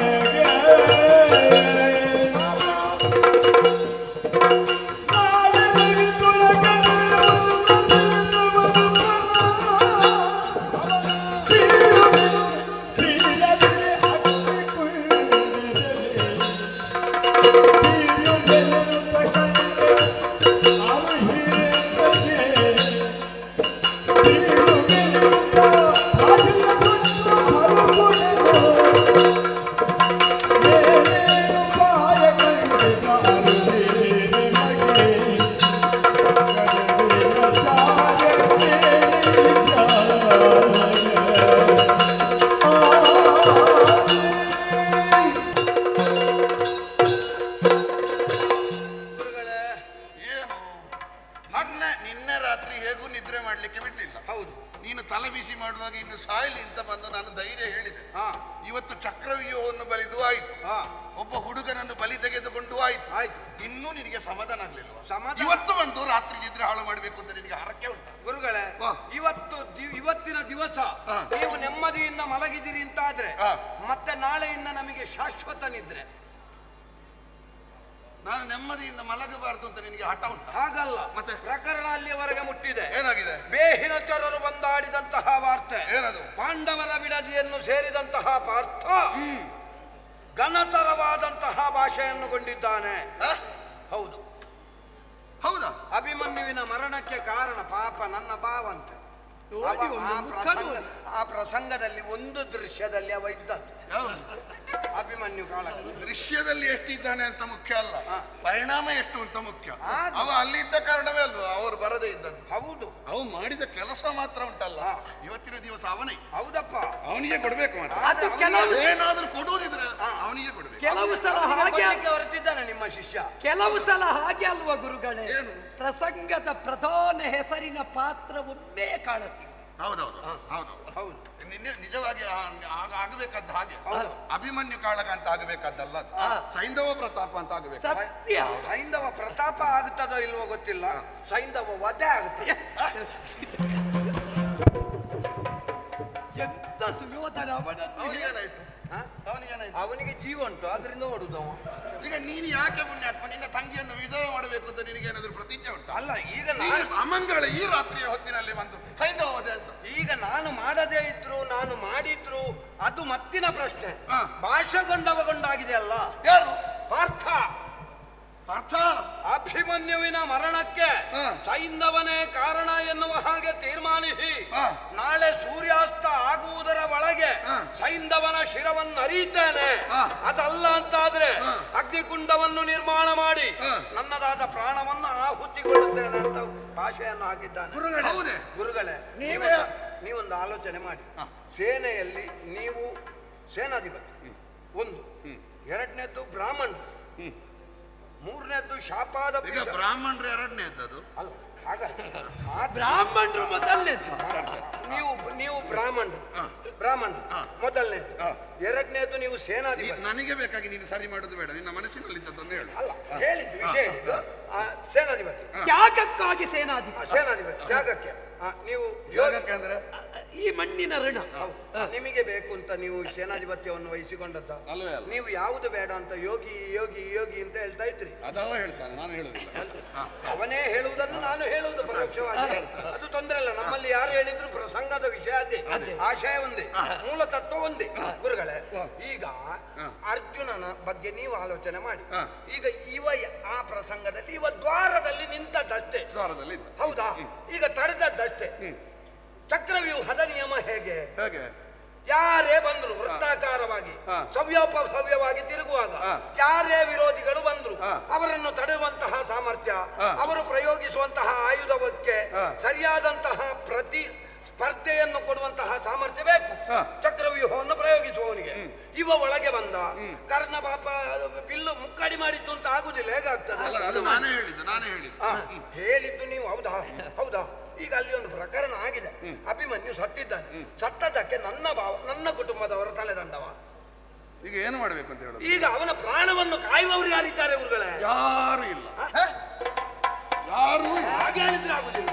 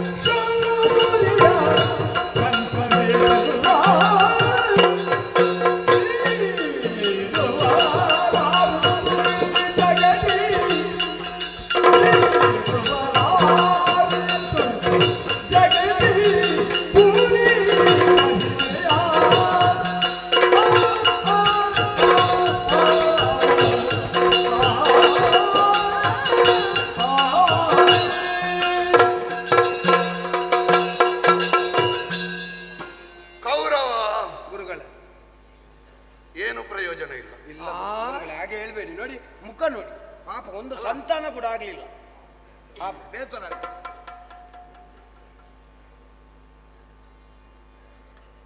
ಭಾವಯ್ಯ, ಅವನಿಗೆ ಸಂತಾನ ಆಗ್ಲಿಲ್ವಾ? ನಿನಗೆ ನಿದ್ರೆ ಇಲ್ವಾ? ಸರಿ ಆಗಿದೆ. ಹೌದು ಬಿಡು. ಅಕ್ಕಿ ಹೋಗಿ ಅನ್ನ ಆದ ಮೇಲೆ ಮತ್ತೆ ಅಕ್ಕಿ ಆಗುತ್ತದ? ಅದಾಗುದಿಲ್ಲ. ಹಾಲು ಹೋಗಿ ಮೊಸರಾದ ಮೇಲೆ ಮತ್ತೆ ಹಾಲಾಗುತ್ತದ? ಅದಾದ್ರೆ ಅದಕ್ಕೆ ಅಸ್ತಿತ್ವ ಉಂಟಾ? ಹಾಳಾದ ಹಾಲು, ತುಂಡಾದ ಕಾಲು, ಕಳೆದು ಹೋದ ಹೊತ್ತು, ಒಡೆದು ಹೋದ ಮುತ್ತು, ಪ್ರಯೋಜನ ಇಲ್ಲ. ಪ್ರಯೋಜನ ಇಲ್ಲ ಕೌರವ. ಯೋಚನೆ ಮಾಡಿ ಪ್ರಯೋಜನ ಇಲ್ಲ. ಅವಧಿವಾದಕ ಬಂತು. ಪ್ರಯೋಜನ ಇಲ್ಲ ಅಂತ ಹೇಳುದು ಅವ ಪ್ರಯೋಜನ. ಗುರುಗಳೇ, ನಾವು ಇನ್ನು ಯೋಚನೆ ಮಾಡಿ ಪ್ರಯೋಜನ ಇಲ್ಲ ಅಂತ ಯಾಕೆ ಅಂತ ಕೇಳಿದ್ರೆ, ಇದು ಅರ್ಜುನ ಹೇಳಿದ್ದಲ್ಲ, ಮತ್ತೆ ಇದರ ಹಿಂದಿನ ತಂತ್ರ ಶೌರ್ಯದ್ದು. ಇಲ್ಲ, ಬೇಹಿನಚಾರ ಬಂದು ಹೇಳಿದ ಅರ್ಜುನ ಪ್ರತಿಜ್ಞೆ ಮಾಡಿದ್ದು ಅಂತ ಯೋಚನೆ ಮಾಡು. ನಿನಗೇ ಪೂರ್ತಿ ಅರ್ಥ ಆಗುದಿಲ್ಲ, ನಿನ್ನ ಕೆಲಸದವನಿಗೆ ಎಷ್ಟು ಅರ್ಥ ಆದೀತು? ನಿನ್ನ ಬೇಹಿನ ಚರಣಿಗೆ ಎಷ್ಟು ಅರ್ಥ ಆದೀತು? ಅಲ್ಲ, ಅವ ಒಳ್ಳೆ ನಾವು ಯಾಕೆ ಹೇಳಿದೆ, ನಾನು ಯೋಚಿಸ್ತಾ ಇದ್ದೆ, ಸುಭದ್ರಾರ್ಜುನರ ದಾಂಪತ್ಯದ ಫಲ ಅಭಿಮನ್ಯು, ಅವ ಸಾಯುವಾಗಲೂ ಅಘಟಿತ ಘಟನಾಪಟುವಾದ ಕೃಷ್ಣ ಯಾಕೆ ಸುಮ್ಮನಿದ್ದ?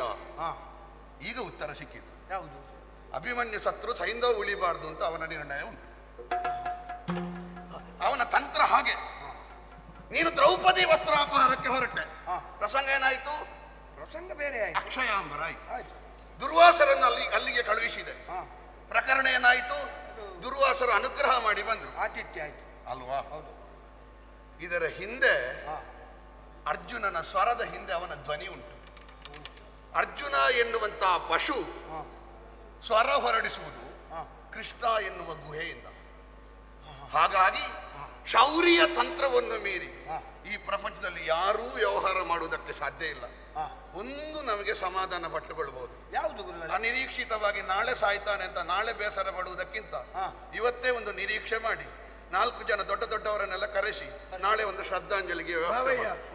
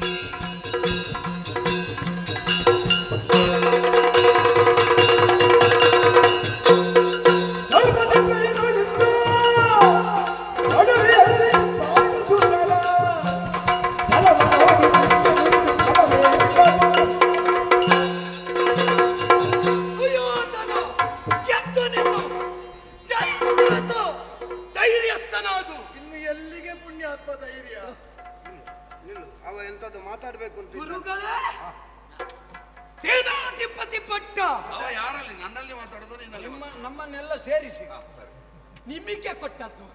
ಹೌದು. ಅಲ್ಲ, ಕೊಟ್ಟದ್ದು ಯಾರು? ನೀನವನ? ಸೂಚನೆ ಯಾರದ್ದು? ಕರ್ಣನ. ಭೀಷ್ಮರಿಗೆ ಕಟ್ಟುವಾಗ ಬೇಡ ಅಂತ ಹೇಳಿದೆ. ಅದು ಕ್ರಮವೇ ಹಾಗೆ ಲೋಕದಲ್ಲಿ. ಕಾರ್ಯಕ್ರಮದ ಕೊನೆಗೆ ಒಂದು ಸುಧಾರಿಕೆ ಮಾಡುವವರು ತುಂಬಾ ಮಂದಿ ಇದ್ದಾರೆ. ನೀನು 11ನೇ ದಿವಸ ಒಂದು ಇಂಥವರಿಗೆ ಕೊಡು ಅಂತ ನೀನು ಹೇಳು. ಹಾಗಾದ್ರೆ 10 ದಿವಸ ನಿನ್ನ ಸುದ್ದಿ ಇಲ್ಲ. ನನ್ನ ಮಿತ್ರ ಸುಧಾರಿಕೆಗಿರುವ ಅದು ನೀನು ತೀರ್ಮಾನ ಮಾಡು, ನಾನು ಹೇಳುದಿಲ್ಲ. ಯೋಚಿಸಿ, ನಾನು ಸುಧಾರಿಕೆಯವನೇ ಆಗಿರಬಹುದು. ಈ ಪ್ರಪಂಚದಲ್ಲಿ ಕಾರ್ಯಕ್ರಮ ಆರಂಭ ಆಗುವಾಗ ತುಂಬಾ ಮಂದಿ ಇರ್ತಾರೆ. ಕೊನೆಗೆ ಇರುವುದು ಎಲ್ಲಾ ತೆಗೆಯಲಿಕ್ಕೆ ಸುಧಾರಿಕೆಯವರು ಮಾತ್ರ. ಅದು ಕೆಲವೊಮ್ಮೆ ಮನಸ್ಸಿದ್ದಿರುವುದಲ್ಲ, ಅನಿವಾರ್ಯದಲ್ಲಿರುವುದು. ಅನಿವಾರ್ಯವೇ ಆದರೂ ಉಪಕಾರ ಯಜಮಾನನಿಗೆ ಹೌದಲ್ಲ. ಈ ನಿಟ್ಟಿನಿಂದ ಆಡಿದ್ದು ನಾನು. ಆದ್ರೆ ಯಾಕೆ ಹೇಳಿದೆ ಬಲ್ಲಿರಾ? ಯಾವತ್ತಿದ್ದರೂ ನೀವು ಆಡ್ತಾ ಇದ್ದವರು ಚಕ್ರವ್ಯೂಹ ಕಟ್ಟುವ ಕಾಲದಲ್ಲಿ ಹೇಳಿದ್ರಿ, ಅರ್ಜುನನೊಬ್ಬ ತಪ್ಪಿದ್ದಾರೆ, ಮಿಕ್ಕ ಪಾಂಡವರು ಎದಿರೆ, ಉರಗಭೂಷಣನೇ ಬಂದರು ನಾ ರಕ್ಷಣೆ ಕೊಡ್ತೇನೆ ಅಲ್ವಾ? ಕೆಲಸ ಮುಗಿಯಿತು, ಅರ್ಜುನನನ್ನು ತಪ್ಪಿಸಿದೆವು. ಈಗ ಅವನಿಗೆ ಪ್ರಾಣ ಭಯ ಉಂಟಾಗಿದೆ. ಪ್ರಾಣ ರಕ್ಷಣೆ ಕೊಡಬೇಕಾದ ಹೊಣೆ ಯಾರಿಗೆ? ದಳಪತಿಗೆ. ಹೌದಲ್ಲ? ವಿಷಯದಲ್ಲಿ ಒಂದು ತಾತ್ಪರ್ಯ ಒಳ್ಳೆದುಂಟವ ಹೇಳಿದ್ರೆ. ನೀವು ಲೆಕ್ಕ ಹಾಕಿ ಆಲೋಚನೆ ಮಾಡಿ, ಸ್ವಲ್ಪ ಒಳಗೆ ತಗೊಳ್ಳಿ. ಅದನ್ನು ನೀನೇ ಹೇಳಬೇಕು. ಯಾಕಂದ್ರೆ ನೀನು ಆಲೋಚನೆ ಮಾಡುದಿಲ್ಲ ಅಲ್ಲ, ಉಳಿದವರಿಗೆ ಹೇಳಬೇಕು. ಅಷ್ಟು ಮಾತ್ರ ಅಲ್ಲ, ಇನ್ನೂ ಬಿಟ್ಟು ಹೇಳಿ. ಈಗ ಯೋಚಿಸಿ ನೀವು. ಈಗ ಅವ ನಾಳೆ ಸತ್ತ ಅಂತ ಇದ್ರೆ ಅಲ್ಲ, ಈಗಲೇ ಕೊಂದು ಬಿಡು ಪುಣ್ಯಾತ್ಮ. ನಿನಗೆ ಅಷ್ಟು ಆಸೆ ಉಂಟು ಅಂತಾದ್ರೆ ಇವತ್ತೇ ಒಂದು ಸಾಯು ಬಿಳಿ ಸೀರೆ ಸಾಯುವುದಕ್ಕೆ ನನಗೆ ಕಾಣುತ್ತದೆ ಅರ್ಜುನನ ಪ್ರತಿಜ್ಞೆ ಈಡೇರುವುದಿಲ್ಲ. ನೀವು ಹೀಗೆ 4 ಸಲ ಹೇಳಿದ್ರೆ ಅವರು ಹೃದಯಾಘಾತಾಗೆ ಸಾಯ್ತಾರೆ. ಇಲ್ಲ, ಒಂದು ವೇಳೆ ಅವ ಸತ್ತಾರೆ ಹಾಳ ಹೆಸರು ಯಾರಿಗೆ? ನಿನಗ, ನನಗ, ಇವರಿಗೆ. ಆದ್ದರಿಂದ ಒಂದು ವೇಳೆ ನಿಮಗೆ ಅಂತ ಅಪಖ್ಯಾತಿ ಬೇಡ, ನಿಮ್ಮ ಮಾತಿಗೆ ಧಕ್ಕೆ ಬರ್ತದೆ. ಅರ್ಜುನ ಅಲ್ಲ, ಕೃಷ್ಣ ಅಂತ ನೀವು ಹೆದರ್ತೀರಿ ಅಂತಾದರೆ ನಾನು ಕೃಷ್ಣನಿಗೆ ಹೆದರುವುದಿಲ್ಲ ಅಲ್ವಾ? ಅವರು ಆವತ್ತು ಹೇಳಿದ್ದಾರೆ, ಆ ಗಂಗಾತರಳನೋರ್ವ ಹರಿಯ ಹರಿಬಕ್ಕೆ ಒದಗುವ ನೋರ್ವ ಅಲ್ವಾ?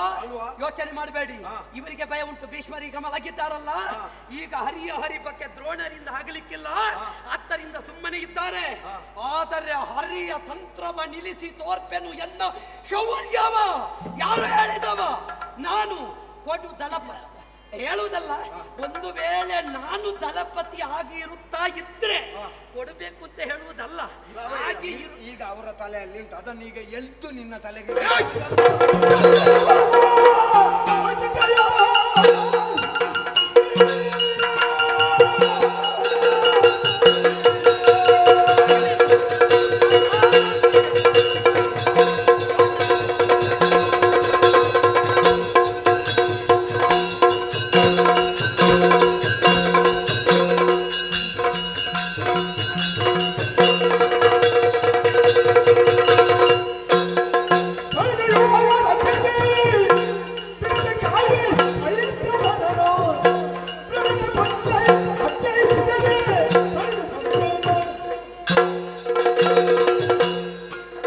ಸುಯೋಧನ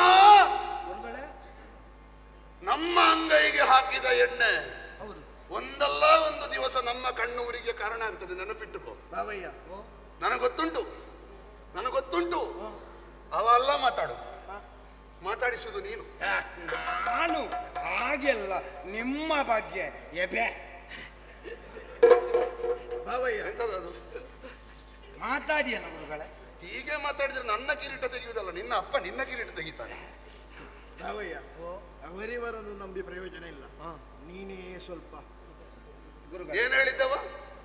ಅವ ಏನು ಗಂಗಾತರಳ ಏನಂತ ಹೇಳಿದೆ ನಾನು? ಅರಿಭಟಗಳ ಹರಿಯ ಮಾಯೆಯುಳಿದು ಕಾದುವ ಗಂಗಾ ತರಳ ನೋರುವ. ಏನದರ ಹಿನ್ನೆಲೆ? ಹರಿಯ ಮಾಯೆ ಉಳಿದ್ರೆ ಮಾತ್ರ ಸಾಧ್ಯ, ಹರಿ ಮಾಯೆಯನ್ನು ತೋರಿಸಿದ್ರೆ ಸಾಧ್ಯ ಇಲ್ಲ ಅಂತ ಅರ್ಥ. ಹುಟ್ಟು ಬದುಕು ಸಾವು, ನಿದ್ರಾಹಾರ ಮೈಥುನ ಇದು ಪರಿಧಿಯ ಒಳಗಿರುವ ನಾವು ಇದೆಲ್ಲವನ್ನು ಮೀರಿ ಸತ್ತ ಗುರುಪುತ್ರನನ್ನು ಬದುಕಿಸಿ ತರುವ, ಮುಷ್ಟಿ ಅವಲಕ್ಕಿಯಲ್ಲಿ ಅಷ್ಟೈಶ್ವರ್ಯವನ್ನು ಕೊಡುವ ಕೃಷ್ಣನ ಮುಂಭಾಗದಲ್ಲಿ ಕಾದಾಡುವುದಕ್ಕೆ ಸಾಧ್ಯ ಇಲ್ಲ ಅಂತ ಹೇಳಿದೆ. ಒಬ್ಬ ದಳಪತಿಯಾಗಿ, ಒಬ್ಬ ಸೇನಾಧಿಪತಿಯಾಗಿ ಈ ದ್ರೋಣರಲ್ಲಿರುವಂತಹ ವಿಕ್ರಮವನ್ನು ಕೆಳಕ್ಕೆ ಮಾತಾಡ್ತೀಯ ಅಂತಾದ್ರೆ ದಳಪತಿಯಾಗಿ ನೀನು ಮಾಡುವಷ್ಟು ನನಗೆ ಮಾಡ್ಲಿಕ್ಕೆ ಕೂಡುದಿಲ್ಲ ಅಂತ ಅರ್ಥ ಅಲ್ಲ. ಅವ ಎಲ್ಲಿಯಾದ್ರೂ ಅವನ ಮಾಯೆಯನ್ನು ತೋರಿಸಿದ್ರೆ ನೀವೆಷ್ಟು ಅಂತ ಇಡೀ ಸಭೆ ನೋಡಿದೇನು? ಒಂದು ಹಕ್ಕೆ ಇಟ್ಕೊಂಡು ಇಡೀ ತಿರುಗಾಡಿದ್ದು ಕೃಷ್ಣ ಸಂಧಾನದ ಸಭೆಯಲ್ಲಿ ಸ್ಪಷ್ಟ ಗೊತ್ತುಂಟು ನನಗೆ. ನಾನು ನಿಮ್ಮ ಮಾತಿಗೆ ವಿರೋಧ ಅಂತ ಹೇಳುವುದಲ್ಲ. ಹಾಗಾದ್ರೆ ಏನಾದ್ರೂ ಹೇಳ್ತಿಂತಲೇ ಅರ್ಥ. ನಾನೊಂದು ನಡೆದ ಸಾಂದರ್ಭಿಕ ಘಟನೆಗೆ ಪ್ರತ್ಯಕ್ಷದರ್ಶಿಯಾಗಿ ಒಂದು ಮಾತ್ರ ಸಾಂದರ್ಭಿಕ ಘಟನೆಯನ್ನು ಮಾತಾಡುವಾಗ ಸಂದರ್ಭ ಯೋಚಿಸು, ಅಷ್ಟು ನಿಧಾನಗತಿಯಲ್ಲಿ ಇಲ್ಲ, ಈಗ ತುಂಬಾ ಕೊನೆಗೆ ಉಂಟು. ವಿಷಯ ಬೇಗ ಹೇಳ್ತೇನೆ, ಆದ್ರೆ ಆ ಘಟನೆಗೆ ನಾನೊಬ್ಬ ಪ್ರತ್ಯಕ್ಷದರ್ಶಿಯಾಗಿ ಈ ವಿಚಾರವನ್ನು ಮಂಡಿಸ್ತೇನೆ. ನೋಡಿ, ಅವನಿಗೆ ಪರಮೇಶ್ವರನಿಂದ ವರ ಪಡೆದಿದ್ದ ಏನು ಅಂತ, 4 ಮಂದಿಯನ್ನು ಒಂದು ದಿವಸದ ಮಟ್ಟಿಗೆ ಪಾರ್ಥನೊಬ್ಬನನ್ನು ಉಳಿದು ಗೆಲ್ಲುವಂತಹ ಸಾಮರ್ಥ್ಯ. ಹೌದಾ? ಅವನ ಆ ವರವನ್ನು ಹೇಗಾದ್ರೂ ಉಪಯೋಗಿಸ್ತಿದ್ದ, ಅದು ಅವನಿಗೆ ಬಿಟ್ಟದ್ದು. ಅವನ ಸಂಪಾದನೆ, ಅವನ ವೈಯಕ್ತಿಕ, ಅವ ಎಷ್ಟು ಬೇಕಾದ್ರೂ ಖರ್ಚು ಮಾಡ್ಲಿ, ನಾವು ಕೇಳಲಿಕ್ಕೆಲ್ಲ. ವಿಷಯ ಸರಿ ಉಂಟು. ಅವನನ್ನು ದ್ವಾರದಲ್ಲಿ ನಿಲ್ಲಿಸು, ಅವನಿಗೆ ಹರನ ವರಬಲ ಉಂಟು ಅಂತ ಹೇಳಿದ್ಯಾರು? ನಿಲ್ಲಿಸ್ಲಿಕ್ಕೆ ಹೇಳಿದ್ದು ನೀವು. ತಡೆದ ಪ್ರಕರಣ ಮುಂದೆ ಅವನಿದ್ಲಿದ್ದ ವರ ನಿನಗೆ ಉಪಯೋಗ ಆಯ್ತಾ ಇಲ್ವೋ? ನನಗೆ ಉಪಯೋಗ ಆದ ವಿಷಯ ಹೇಳಿದ್ದಲ್ವ, ನಾನು ಈ ಪ್ರಸ್ತುತ ವಿದ್ಯಮಾನಕ್ಕೆ ಅದನ್ನೊಂದು ಮಾತಾಡುವಾಗ ಮೊದಲಿದ್ದೆಲ್ಲ ಬಾಲ ತಲೆ ತುಂಡು ಮಾಡಿ ಮಧ್ಯ ಮಾತ್ರ ಅದನ್ನು ಹೇಳ್ತೇನೆ. ನನಗೆ ಲಾಭ ಆಗಿದೆ, ನನಗೆ ಲಾಭ ಆಗ್ಲಿಲ್ಲ ಅಂತ ಹೇಳಿದ್ದಲ್ಲ, ನನಗೆ ಲಾಭ ಆಗುವ ಹಾಗೆ ಇನ್ನೂ ಕೂಡ ಮಾಡಿ ಅಂತ ಹೇಳುದು.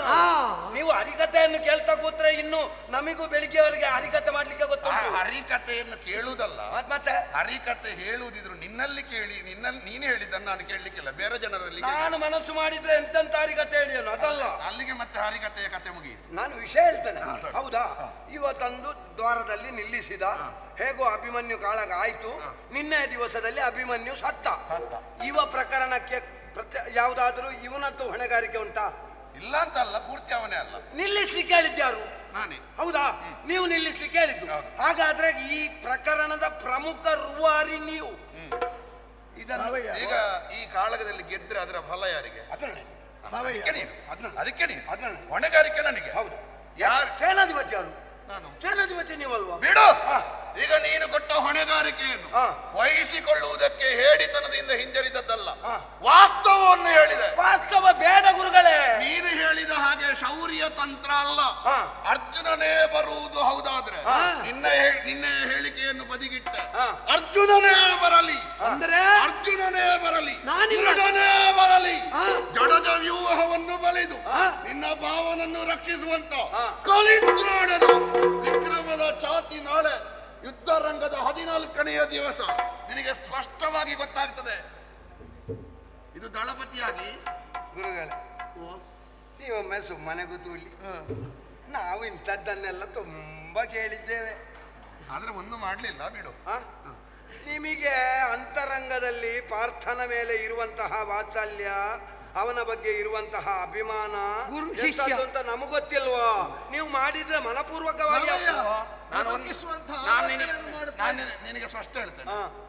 ಸೇನಾಧಿಪತಿಯಾಗಿ ನಾನು ಮಾಡ್ತೇನೆ, ಅವ ಶಿಷ್ಯನಾಗಿ ಬಂದ್ರೆ ಮತ್ತೆ ನನ್ನನ್ನು ದೂರ ಬೇಡ. ನನಗೆ ಗುರು ಆಗಬೇಕು. ಈಗ ಅವ ಒಂದು ವೇಳೆ ಶಿಷ್ಯನಾಗಿ ಬಂದ್ರೆ ನಾನು ಗುರುವಾಗಿ ಅನುಗ್ರಹವೇ ಕೊಡಬೇಕು. ಹಾಗಾದ್ರೆ ನಾನು ಶಿಷ್ಯ ಅಲ್ವಾ? ಅನುಗ್ರಹ ಉಂಟು. ಅನುಗ್ರಹ ಅದೇ ಈ ರೀತಿಯಾಗಿ ಮಾಡಿ ಅಂತ. ನೀನು ಕೈ ಮುಗಿಯುವಾಗ್ಲೂ ಅನುಗ್ರಹ ಉಂಟು. ವಿರೋಧಿಯಾದವನು ಶಿಷ್ಯನಾಗಿ ಬಂದ್ರು ನನ್ನ ಅನುಗ್ರಹ ಉಂಟು. ಗುರುಗಳೇ, ಸೇನಾಧಿಪತಿಯಾಗಿ ವಿಕ್ರಮಿಯಾಗಿ ವಿರೋಧಿಯಾಗಿ ಪ್ರತಿಸ್ಪರ್ಧಿಯಾಗಿ ಬಂದ್ರೆ ದ್ರೋಣನ ಹೋರಾಟ ಉಂಟು. ನೀವು ಒಂದು ಕಣ್ಣಿಗೆ ಸುಣ್ಣ ಒಂದು ಕಣ್ಣಿಗೆ ಬೆಣ್ಣೆ ಅದು ಮಾಡಬೇಡಿ ಗುರುಗಳೇ. ಹಾಗೆ ಹಾಕ್ಲಿಕ್ಕೆ ಆಗುದಿದ್ರೆ ಯಾವತ್ತೋ ನಿನ್ಗೆ ಸುಣ್ಣ ಹಾಕ್ತಿದ್ದ. ಇಲ್ಲಿವರೆಗೆ ಹಾಕದೇ ಇದ್ದದ್ದು ಹಾಗೆ ಮಾಡ್ಲಿಕ್ಕೆ ಆಗುದಿಲ್ಲ ಅಂತ. ಅವರು ಕೆಲಸ ಮಾಡಬೇಕು. ಯಾಕೆ? ಅವರಿಗೆ ಅನ್ನ ಕೊಟ್ಟವರು ಯಾರು? ನಿನಗೆ ಯಾಕೆ ಪುಣ್ಯಾತ್ಮ? ನಿನ್ನ ಜೀವ ಉಳಿಲಿ ಮೊದಲು, ಮತ್ತೆ ನೀನು ಬೇರೆಯವರ ವಿಷಯ ಮಾತಾಡು. ಯೋಚನೆ ಮಾಡಬೇಡ. ನನ್ನ ಪ್ರಯತ್ನ ಗರಿಷ್ಠತಮವಾಗಿ ಮಾಡ್ತೇನೆ. ಜಡಜ ವ್ಯೂಹವನ್ನು ಬಲಿದು ನಿನ್ನ ಭಾವನನ್ನು ಉಳಿಸುವುದಕ್ಕೆ ನನ್ನ ಪುರುಷ ಪ್ರಯತ್ನವನ್ನು ಮಾಡ್ತೇನೆ. ಅದಕ್ಕೆ ಬೇಕಾದಂತ ಭಟರು ಬೇಕು. ಯಾರು ಯಾರು ಬೇಕು ಹೇಳಿ? ನನ್ನ ತಂದೆಯವರನ್ನು ಬರ್ಲಿಕ್ಕೆ ಹೇಳ್ಬೇಕಾ? ಎಂತದಕ್ಕೆ? ಸೊಂಟ ಮುರಿಸಿ ಪಂಡಿತರಲ್ಲಿ ಕೊಂಡೋಗಿಸಿದ ಅಲ್ಲ, ನನ್ನ ಅಪ್ಪ ಒಳ್ಳೆ ಭಟರು, ಗೊತ್ತಿಲ್ಲ ನಿಮಗೆ? ಈಗ ಸ್ವಲ್ಪ ಪ್ರಾಯ ಆಗಿದೆ, ಮೊದಲು ನೋಡ್ಬೇಕಿಲ್ಲ. ಹೌದಯ್ಯ, ನೀನ್ ಯಾರನ್ನು ಹೇಳು? ಧೃತರಾಷ್ಟ್ರ. ಹೌದು. ಅಲ್ಲ, ಯಾವ ಪ್ರಾಯ ಆದ್ರೂ ಕಣ್ಣು ಕಾಣಬೇಕಲ್ಲ ಪುಣ್ಯಾತ್ಮ. ಬಾಣ ತೊಂದ್ರೆ ಇಲ್ಲ, ಅವರಿಗೆ ಜಾಗ ತೋರಿಸಿದ್ರೆ. ನಿನಗೆ ತೊಂದರೆ ಇಲ್ಲ, ನನಗೆ ತೊಂದರೆ ಉಂಟು. ಹಾಗೆಲ್ಲ ವಿಕಲಾಂಗರನ್ನೆಲ್ಲ ರಣರಂಗಕ್ಕೆ ತರ್ಲಿಕ್ಕೆ ಆಗುದಿಲ್ಲ. ಸರಿ ಇದ್ದವರು ಇದ್ದಾರಲ್ಲ. ಸರಿ ಇದ್ದವರು ಬಾವ ಆಗ್ಬೋದಾ? ಯಾವ ಹೆದರಿದ್ದಾನಲ್ಲ. ಬೇಡ, ಮಿತ್ರ ಇದ್ದಾನಲ್ಲ, ಅವ ಯಾವ ಪ್ರಸಂಗಕ್ಕೂ ಆಗ್ತದೆ. ಇನ್ನೂ ಗಟ್ಟಿಯಾಗಬೇಕು ಸಿದ್ಧತೆ. ಅದಕ್ಕೆ ಬೇಕಾಗಿ ನಿನ್ನ ತಮ್ಮ ದುಶ್ಯಾಸನ ಹಾಗೂ ಶ್ರುತಾಯುಧ ಬರ್ಲಿಕ್ಕೆ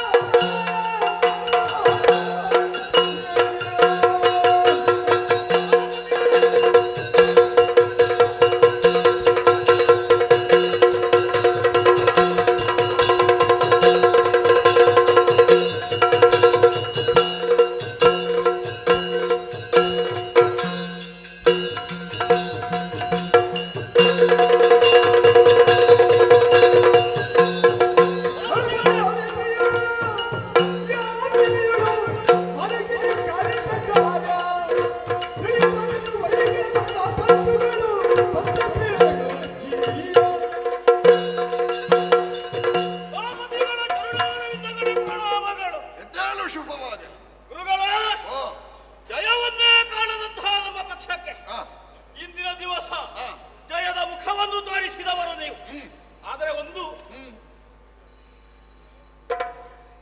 ಜಯವನ್ನು ಆಚರಿಸುವುದಕ್ಕೆ ನೀವು ಬಿಡ್ಲಿಲ್ಲ, ವಿಜಯೋತ್ಸವವನ್ನು ಆಚರಿಸುವುದಕ್ಕೆ ನಮಗೆ ಅವಕಾಶವಿಲ್ಲ. ನಮಗೆ ಭೌತಿಕವಾಗಿ ಜಯ ಸಿಕ್ಕಿದ್ರು ನೈತಿಕವಾಗಿ ಜಯ ಅಲ್ಲ, ಚೇತನವನ್ನು ಮೇಲೆ ಹಾರಿಸುವುದು ಬೇಡ ಅಂತ ಹೇಳಿದ್ದೆ. ಇರಲಿ, ನನಗೆ ನಮಸ್ಕಾರ ಇಲ್ವಾ?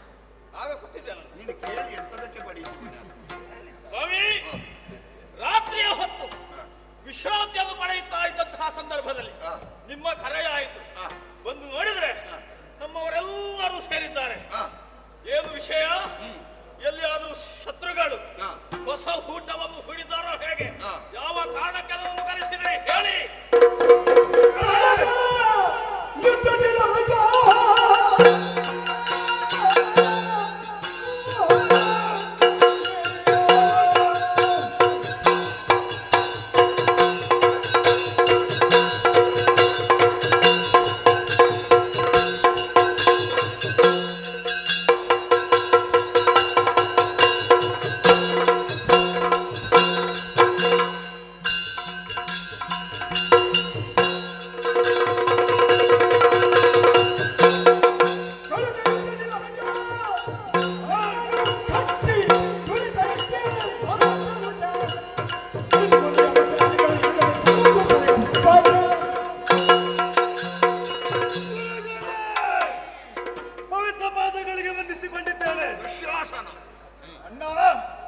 ನಮಸ್ಕರಿಸಿದ್ದೇನೆ.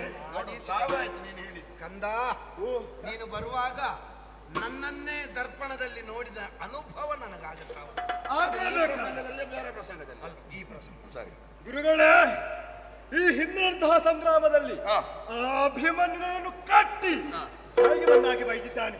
ಆ ವಿಚಾರ ಬಿಟ್ಟು ಬಿಡುವ. ಆ ಸಂದರ್ಭದಲ್ಲಿ ನನ್ನ ಮಗ ಹೋಗಿ ಅಭಿಮನ್ಯನ್ನು ಕೊಂದದ್ದು. ಇಂದಿನ ಸಂದರ್ಭ ಚಿಂತಿಸುವ ಅಗತ್ಯವೇ ಇಲ್ಲ. ಯಾರಾದ್ರೂ ಎದುರಾಗಿ ಬಂದರು ಎಂದಾದ್ರೆ ಸಮರದಲ್ಲಿ ಸೋಲಿಸಿ ನಾನಿದ್ದೇನೆ. ಬರೇ ಒಂದು ಸ್ಪರ್ಧೆಯ ಸಮರ ಅಲ್ಲ, ಮತ್ತೆ ನಾಳೆ ಪ್ರತಿಜ್ಞಾಬದ್ಧವಾದ ಸಮರ. ನೀವಿಬ್ಬರೂ ಕೇಳಬೇಕಾದ ವಿಷಯ ಏನು ಗುರುಗಳೇ? ಅಭಿಮನ್ಯು ವಧೆಗೆ ಪ್ರತೀಕಾರವಾಗಿ ನಾಳೆ ಸೂರ್ಯಾಸ್ತಮಾನದ ಮೊದಲು ಸೈಂಧವನ ತಲೆಯನ್ನು ದರಗಿಡುತ್ತೇನೆ. ಇದು ಅರ್ಜುನನ ಪ್ರತಿಜ್ಞೆ. ಹಾಗಾಗಿ ನಾಳೆ ವ್ಯೂಹವನ್ನು ಬಲಿದು ಸರಿಯಾದ ಸಿದ್ಧತೆ ಮಾಡಬೇಕು. ಹಾಗಾಗಿ ಈಗಲೇ ಪೂರ್ವ ಸಿದ್ಧತೆಯನ್ನು ಮಾಡಿಕೊಂಡಿರಿ. ನಾಳೆ ಬೆಳಿಗ್ಗೆಗೆ ನಿರೀಕ್ಷೆಯಲ್ಲಿ ನಾವು ನಾಳೆ ಬೆಳಿಗ್ಗೆ ಎಲ್ಲ ವ್ಯವಸ್ಥೆ ಮಾಡುವ. ಈಗ ಸಿದ್ಧತೆ ಬಗ್ಗೆ ಸವಾಲು.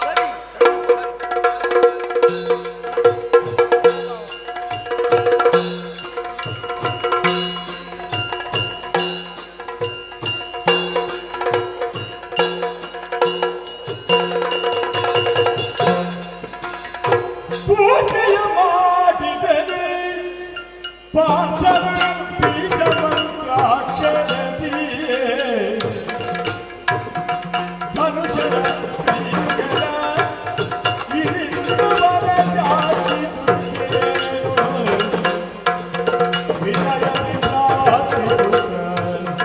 ನವವಿಧ ಘನತರ ಭಕ್ತಿಯಲ್ಲಿ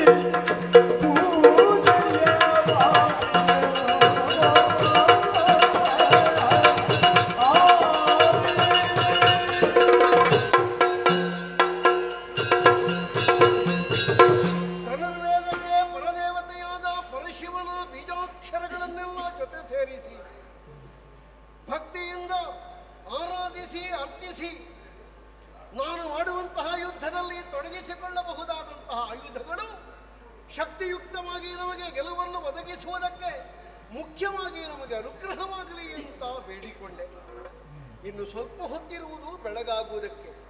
ದೇಹದ ಶ್ರಮದ ನಿವಾರಣೆಗಾಗಿ ಆ ಹೊತ್ತನ್ನು ನಿದ್ರೆಯಲ್ಲಿ ಕಳೆದು ಮತ್ತೆ ಪ್ರಾತಃ ಕಾಲದಲ್ಲೇ ಎದ್ದು ಬೇಕಾದಂತಹ ವಿಧಿಗಳನ್ನು ತೀರಿಸಬೇಕಾಗಿದೆ. ಸ್ವಲ್ಪ ಹೊತ್ತು ವಿಶ್ರಮಿಸ್ತೇನೆ.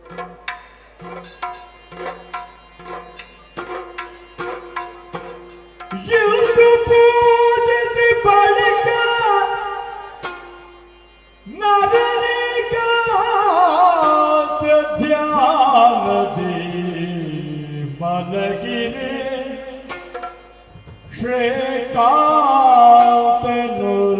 ಶ್ರೇಕಾಂತನುಲವಾದುದು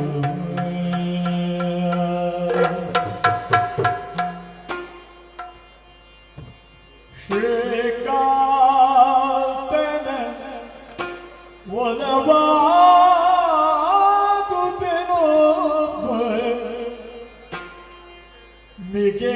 ಕನಸಿನಲ್ಲಿ ತಾಕಂಡು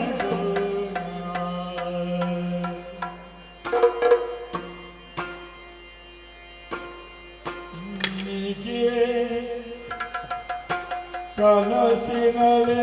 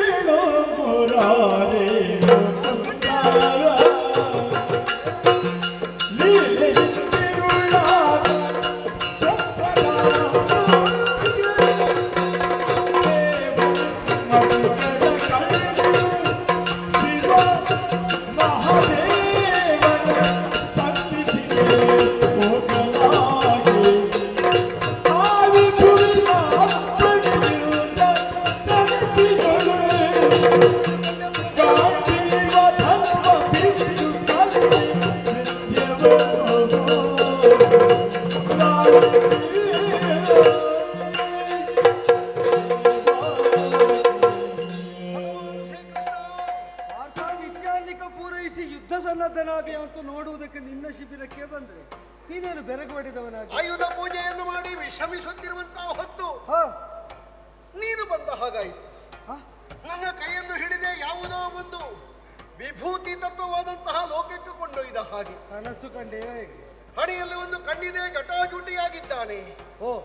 ಅವನು ಪ್ರತ್ಯಕ್ಷನಾಗಿ ಏನೋ ಒಂದು ಅನುಗ್ರಹವನ್ನು ಮಾಡುತ್ತಾ ಇದ್ದಂತೆ ಅಂದು ನನಗೆ ಸಿಕ್ಕಿದಂತಹ ಪಾಶುಪತವನ್ನು ಪ್ರಯೋಗಿಸುವಂತಹ ಪೂರ್ಣ ವಿದ್ಯಾ ಸಿದ್ಧಿ ನನಗೆ ಇವತ್ತು ಪ್ರದತ್ತವಾಗಿದೆ, ಲಭ್ಯವಾಗಿದೆ, ನಮ್ಮ ಸ್ಮರಣೆಯಲ್ಲಿ ಬರ್ತಾ ಇದೆ. ಎಲ್ಲಿಗೆ ಹೋದೆ, ಏನು ಮಾಡಿದೆ, ಯಾರನ್ನು ಕಂಡೆ, ಯಾರು ಉಪದೇಶ ಮಾಡಿದ್ರು ಅಂತ ಅರ್ಥ ಆಗ್ಲಿಲ್ಲ ಭಗವಾನ್. ಆದ್ರೂ ಆದದ್ದು ಒಳ್ಳೆಯದೇ ಆಯ್ತಲ್ಲ.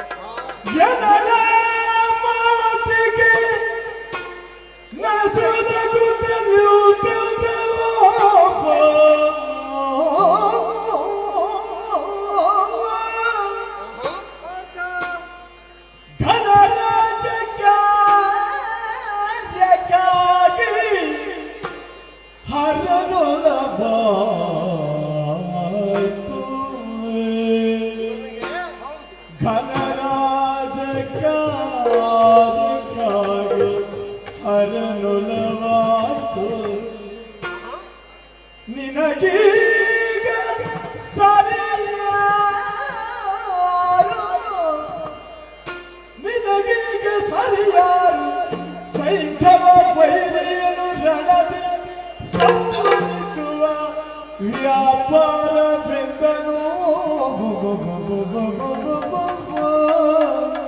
ಎನಲ ಮಾತಿಗೆ ನಸು ನಗುತ್ತ ನಿಲ್ತೆವು.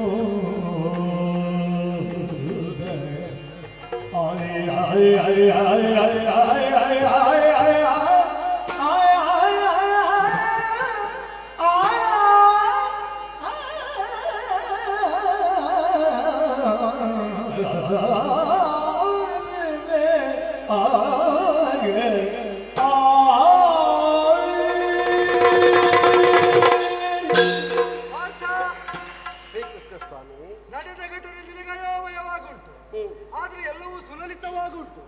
ಭಗವದ್ ಅನುಗ್ರಹ ತಾನಾಗಿ ಪ್ರಾಪ್ತವಾಗಿದೆ. ಹರಣ ಅನುಗ್ರಹದಲ್ಲಿ ಹುದುಗಿದಂತಹ ಮರ್ಮವನ್ನು ತಪ್ಪಾಗಿ ಅರಿತು ಅದಕ್ಕೆ ಬೇಕಾದಂತ ಒಂದು ಸಂಚು ರೂಪಿಸಿದರು. ಅರ್ಜುನನೊಬ್ಬನನ್ನು ಗೆಲ್ಲುವುದಕ್ಕೆ ಬೇಕಾದ ವರವನ್ನು ತಪಸ್ಸು ಮಾಡಿದ್ರು ಸೈಂಧವನಿಗೆ ಪರಶಿವ ಕೊಡ್ಲಿಲ್ಲ. ಆದ್ದರಿಂದಲೇ ಅವರೇನು ಮಾಡಿದ್ರು, ಅರ್ಜುನನನ್ನು ತಪ್ಪಿಸಿ ಚಕ್ರವ್ಯೂಹ ಮಾಡಿದ್ರು.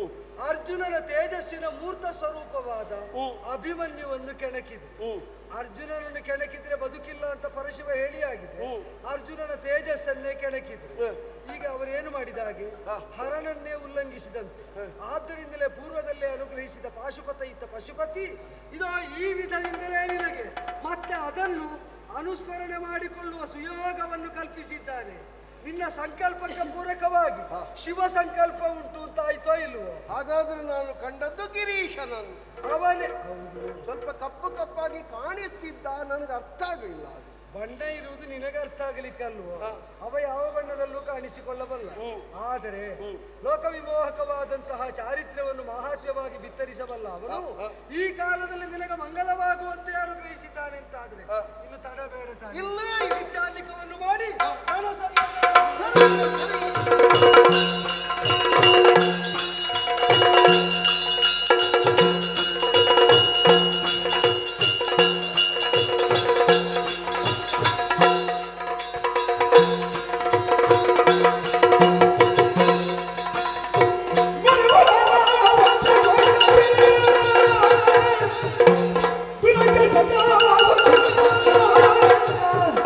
ಕ್ಷಣದ ಪಂಡಿತ ಬಳಿದ ನಿಂತಲು ಪಂಪ ವ್ಯೂಹವಾದ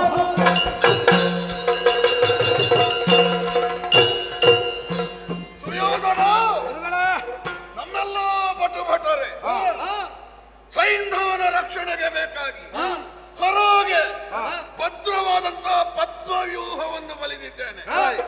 ಒಂದು ವ್ಯೂಹ ಸಾಕೆ, ಅದರ ನಂತರ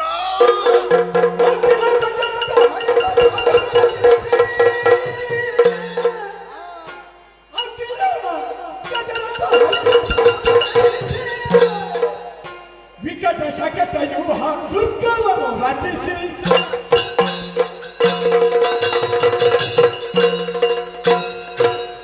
ಪದ್ಮವ್ಯೂಹದ ಹೊತ್ತಿನಲ್ಲಿ ಆಯಾ ರಥ ಗಜಗಳ ಸಾಲಿನಲ್ಲಿ ಬಳಿದಂತ ವ್ಯೂಹ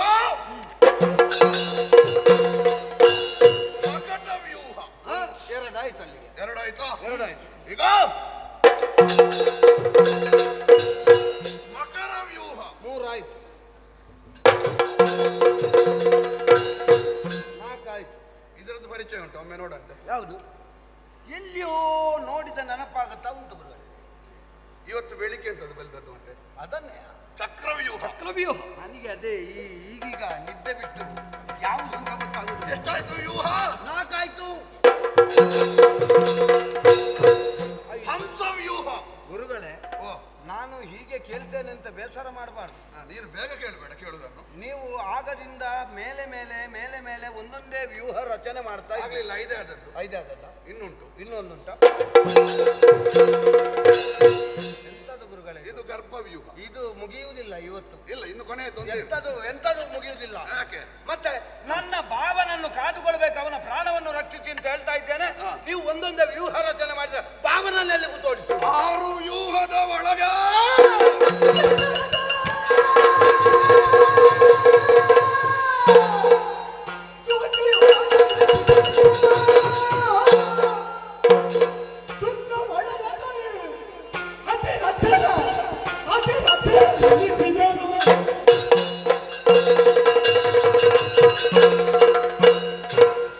ಲಕ್ಷ ಲಕ್ಷ ಗಜಗಳು, ಸಾವಿರಾರು ರಥಗಳು, ಅಮಿತವಾದ ಪದಾತಿಗಳು, ಅದರೊಂದಿಗೆ ಕೋಟಿ ತುರಗಗಳು, ಇದನ್ನು ಸೇರಿಸಿ ಸೂಚಿ ವ್ಯೂಹ. ಭಾವ, ಸೂಜಿ ಉಂಟಂತೆ ಗುರುಗಳಲ್ಲಿ. ಅದು ನಿಮ್ಮಲ್ಲಿರುವುದು. ನಾನು ಹೇಳಿದ್ದು ಸೂಚಿ ವ್ಯೂಹ. ವ್ಯೂಹ ವ್ಯೂಹ. ಅದರ ಒಳಗೆ ಅವ ಒಟ್ಟಿಗೆ ನೀನು ಇರಬೇಕು. ಬೇಕು ಗುರುಗಳೇ. ಯಾಕದು? ಧೈರ್ಯಕ್ಕೆ. ಸರಿ. ಹೊರಗೆ ಯಾರು? ದುಶ್ಯಾಸನ. ಎಲ್ಲ ನಮ್ಮ ಕುಟುಂಬವೇ. ಅಲ್ಲ, ನಿನ್ನ ಅಲ್ಲ ಕುಟುಂಬ ಇರುವುದು. ಗುರುಗಳೇ, ನಿನ್ನೆ ಹೊರಗೆ ನಿಂತ ಇವನಿಗೆ ಇಷ್ಟು ದೊಡ್ಡ ಪ್ರಸಂಗ ಮಾಡಬೇಕಾಯಿತು. ಹೇಳಬೇಡ ಪುಣ್ಯಾತ್ಮ. ಅಲ್ಲ, ಹೇಳಿದ್ದು ನಾಳೆ ಅವ ಹೊರಗೆ ನಿಂತ್ರೆ ಯಾವ ಪ್ರಸಂಗ? ಅವನು ಆಗಾಗ ಹೇಳ್ತಾನೆ ನನಗೆ ಅವಕಾಶ ಇಲ್ಲ ಅವಕಾಶ ಇಲ್ಲ ಅಂತ. ನಾಡಿದೊಂದು ಪ್ರಸಂಗ ಆಗಲಿ ಅವನ. ನೋಡುವ. ಸರಿ. ದುಶ್ಯಾಸನ ಹೊರಗೆ, ಶಕಟ ವ್ಯೂಹದಲ್ಲಿ ನಾನು, ಒಳಗಿನಿಂದ ಶ್ರುತಾಯುಧ, ಅದರೊಂದಿಗೆ ಬೇರೆ ಬೇರೆ ನಮ್ಮ ಭಟರು, ನನ್ನೊಟ್ಟಿಗೆ ಒಂದು ಗಟ್ಟಿ ಬಲ ಬೇಕು. ಗಟ್ಟಿ ನಾನಾದಿತ್ತವರು ನನ್ನನ್ನು ಒಳಗೆ ಅಲ್ಲ, ನೀನು ಯೋಧನಾಗಿ ಮರೆ ದುರ್ಬಲ ಅಂತ ನನ್ನ ವಾದ ಅಲ್ಲ. ಆದ್ರೆ ದ್ವೇಷದ ತೀವ್ರತೆ ಇರುವ ಒಂದು ಗಟ್ಟಿ ಬಲ ಬೇಕು. ದೇಶದ ಯಾರು ಯಾರು ಅಂತ ಯೋಚಿಸಿದ್ರೆ ಅವನೇ. ನನ್ನ ಮಿತ್ರ ಇದ್ದಾನಲ್ಲ, ಇದ್ದಾನೆ. ಆ ಒಂದು ಕಡೆಯಲ್ಲಿ ನಿಲ್ಲಿ. ನನ್ನೊಟ್ಟಿಗೆ ಯಾರು? ನಿಮ್ಮೊಟ್ಟಿಗೆ ಭೂರಿಶ್ರವ ಬರ್ಲಿಕ್ಕೆ ಹೇಳು.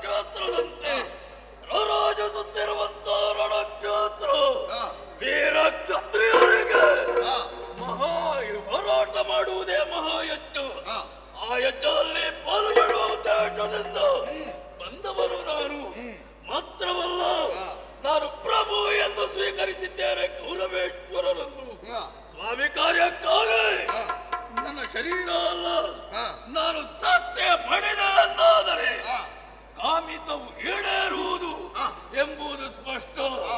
ಆದ್ದರಿಂದಲೇ ಇದುವರೆಗೆ ವಿಶ್ರಾಂತವಾಗಿ ಶ್ರಮಿಸಿದೆ. ಏನು ಮಾಡೋಣ ಹೇಳಿ? ನಾವೆಣಿಸಿದಂತೆ ಜಯಲಾಲನೆ ಒದಗಿ ಬಂದದ್ದಿಲ್ಲ ಪ್ರಭು. ಈ ಸಂದರ್ಭದಲ್ಲ ನಿರೀಕ್ಷಿತವಾಗಿ ಕರೆಸಿದ್ದೀರಿ. ನನ್ನಿಂದ ಯಾವ ಕಾರ್ಯವಾಗಬೇಕು? ಭೂರಿಶ್ರವ, ಸೈಂಧವನ ಬಗ್ಗೆ ಅರ್ಜುನ ಮಾಡಿದ ಪ್ರತಿಜ್ಞೆ ನಮಗೆ ಈಗ ರಹಸ್ಯ ಅಲ್ಲ, ನಿನ್ನ ರಾತ್ರಿಯೇ ಗೊತ್ತಾದ ವಿಷಯ. ಅದಕ್ಕೆ ಬೇಕಾಗಿ ಸೈಂಧವ ರಕ್ಷಣೆಗೆ ಬೇಕಾಗಿ ಸಪ್ತ ವ್ಯೂಹಗಳನ್ನು ರಚಿಸಿದ್ದೇನೆ. ಅದರ ಮಧ್ಯದಲ್ಲಿ ಅವನನ್ನು ನಿಲ್ಲಿಸಿದ್ದೇನೆ. ಕೊನೆಯ ಕ್ಷಣದವರೆಗೆ ನಮಗೊಂದು ಅನುಮಾನ ಇತ್ತು. ಏನು ಗುರುಗಳೇ? ನೀನು ಎಲ್ಲಿಗೆ ಅಂತ. ಎಲ್ಲಿಗ ನನ್ನನ್ನು ಕರೆಯುತ್ತಾರೆ ಅನ್ನೋ ನಿರೀಕ್ಷೆಯಲ್ಲಿ ಅವುಗಳ ಕಿರೀಟ. ಈಗ ನಿರ್ಣಯ ಆಯ್ತು ನೀನು ಎಲ್ಲಿಗೆ ಅಂತ. ನಿನ್ನನ್ನು ಕರೆಯುವುದಕ್ಕೆ ನಾವು ಬಿಡಬೇಕಲ್ಲ. ನಾವು ಬಿಡುವ ಪ್ರಶ್ನೆ ಇಲ್ಲ ನಿನ್ನನ್ನು. ಆಯ್ತು ನಿಮ್ಮದಿ ಆಯ್ತು. ನಾವು ನಮ್ಮ ಒಳಗೆ ಹೇಳಿದ್ದ ಬೇರೆ ಕಡೆಗೆ ಆಯ್ತು. ನನಗೆ ವ್ಯೂಹದಲ್ಲಿ ಎಲ್ಲಿ ನನಗೆ ಹಾಗಾದ್ರೆ ಈ ಪ್ರಸಂಗದಲ್ಲಿ ಮಾತಾಡ್ಲಿಕ್ಕಿಲ್ಲಲ್ಲ. ಆಯ್ತಲ್ಲ? ಗುರುಗಳೇ, ನೀನು ಮಾತಾಡುವಷ್ಟು ಮಾತಾಡಿ ಆಗಿದೆ ಸುಮ್ಮನೆ. ನೀನು ಎಷ್ಟು ಮಾತಾಡು, ನೋಡುವವರಿಗೊಂದು ಇದು ಕೌರವನ ಅಂತ ಸಂಶಯ ಬರುವ ಹಾಗೆ ಒಂದು ಮಾಡಲಿಲ್ಲ. ನಿಮ್ಮ ಮರ್ಯಾದೆ ಉಳಿಸ್ತೇನೆ ಗುರುಗಳೇ. ಈಗ ಕಡೆಗಾದರೂ ಇಂಥ ಕಡೆಗೆ ಅಂತ ನಿರ್ಧಾರ ಮಾಡಿದ್ದೇನೆ. ಚಕ್ರ ಶಕಟ ವ್ಯೂಹದಲ್ಲಿ ನನ್ನ ಒತ್ತಿನಲ್ಲಿ ನಿಲ್ಲಬೇಕಾದ ಭಟ ನೀನೇ ಇದ್ದಿ. ಏನು ಮಾಡ್ತೀಯ?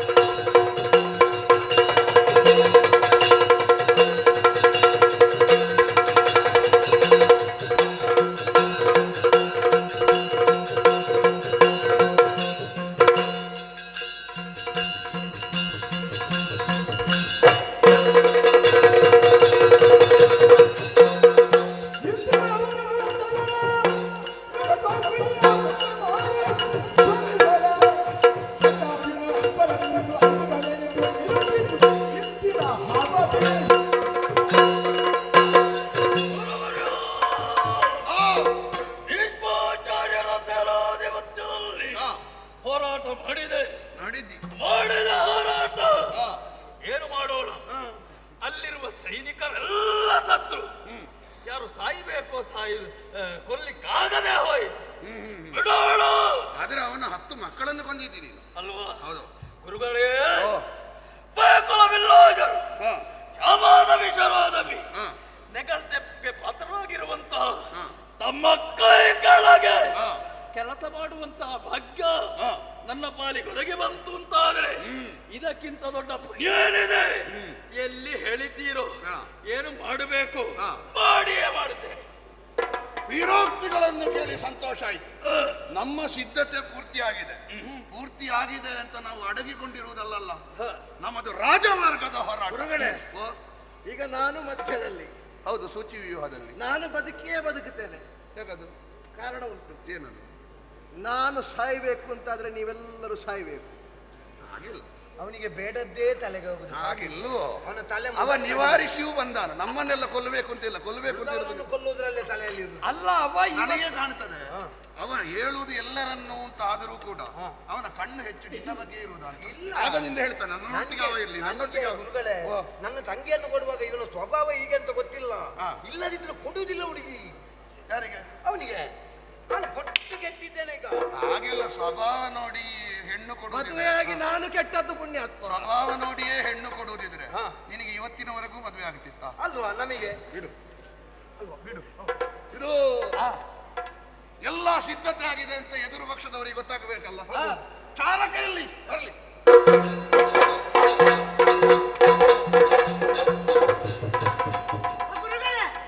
ಹೊಂದಿಸಿಕೊಂಡಿದ್ದೇನೆ.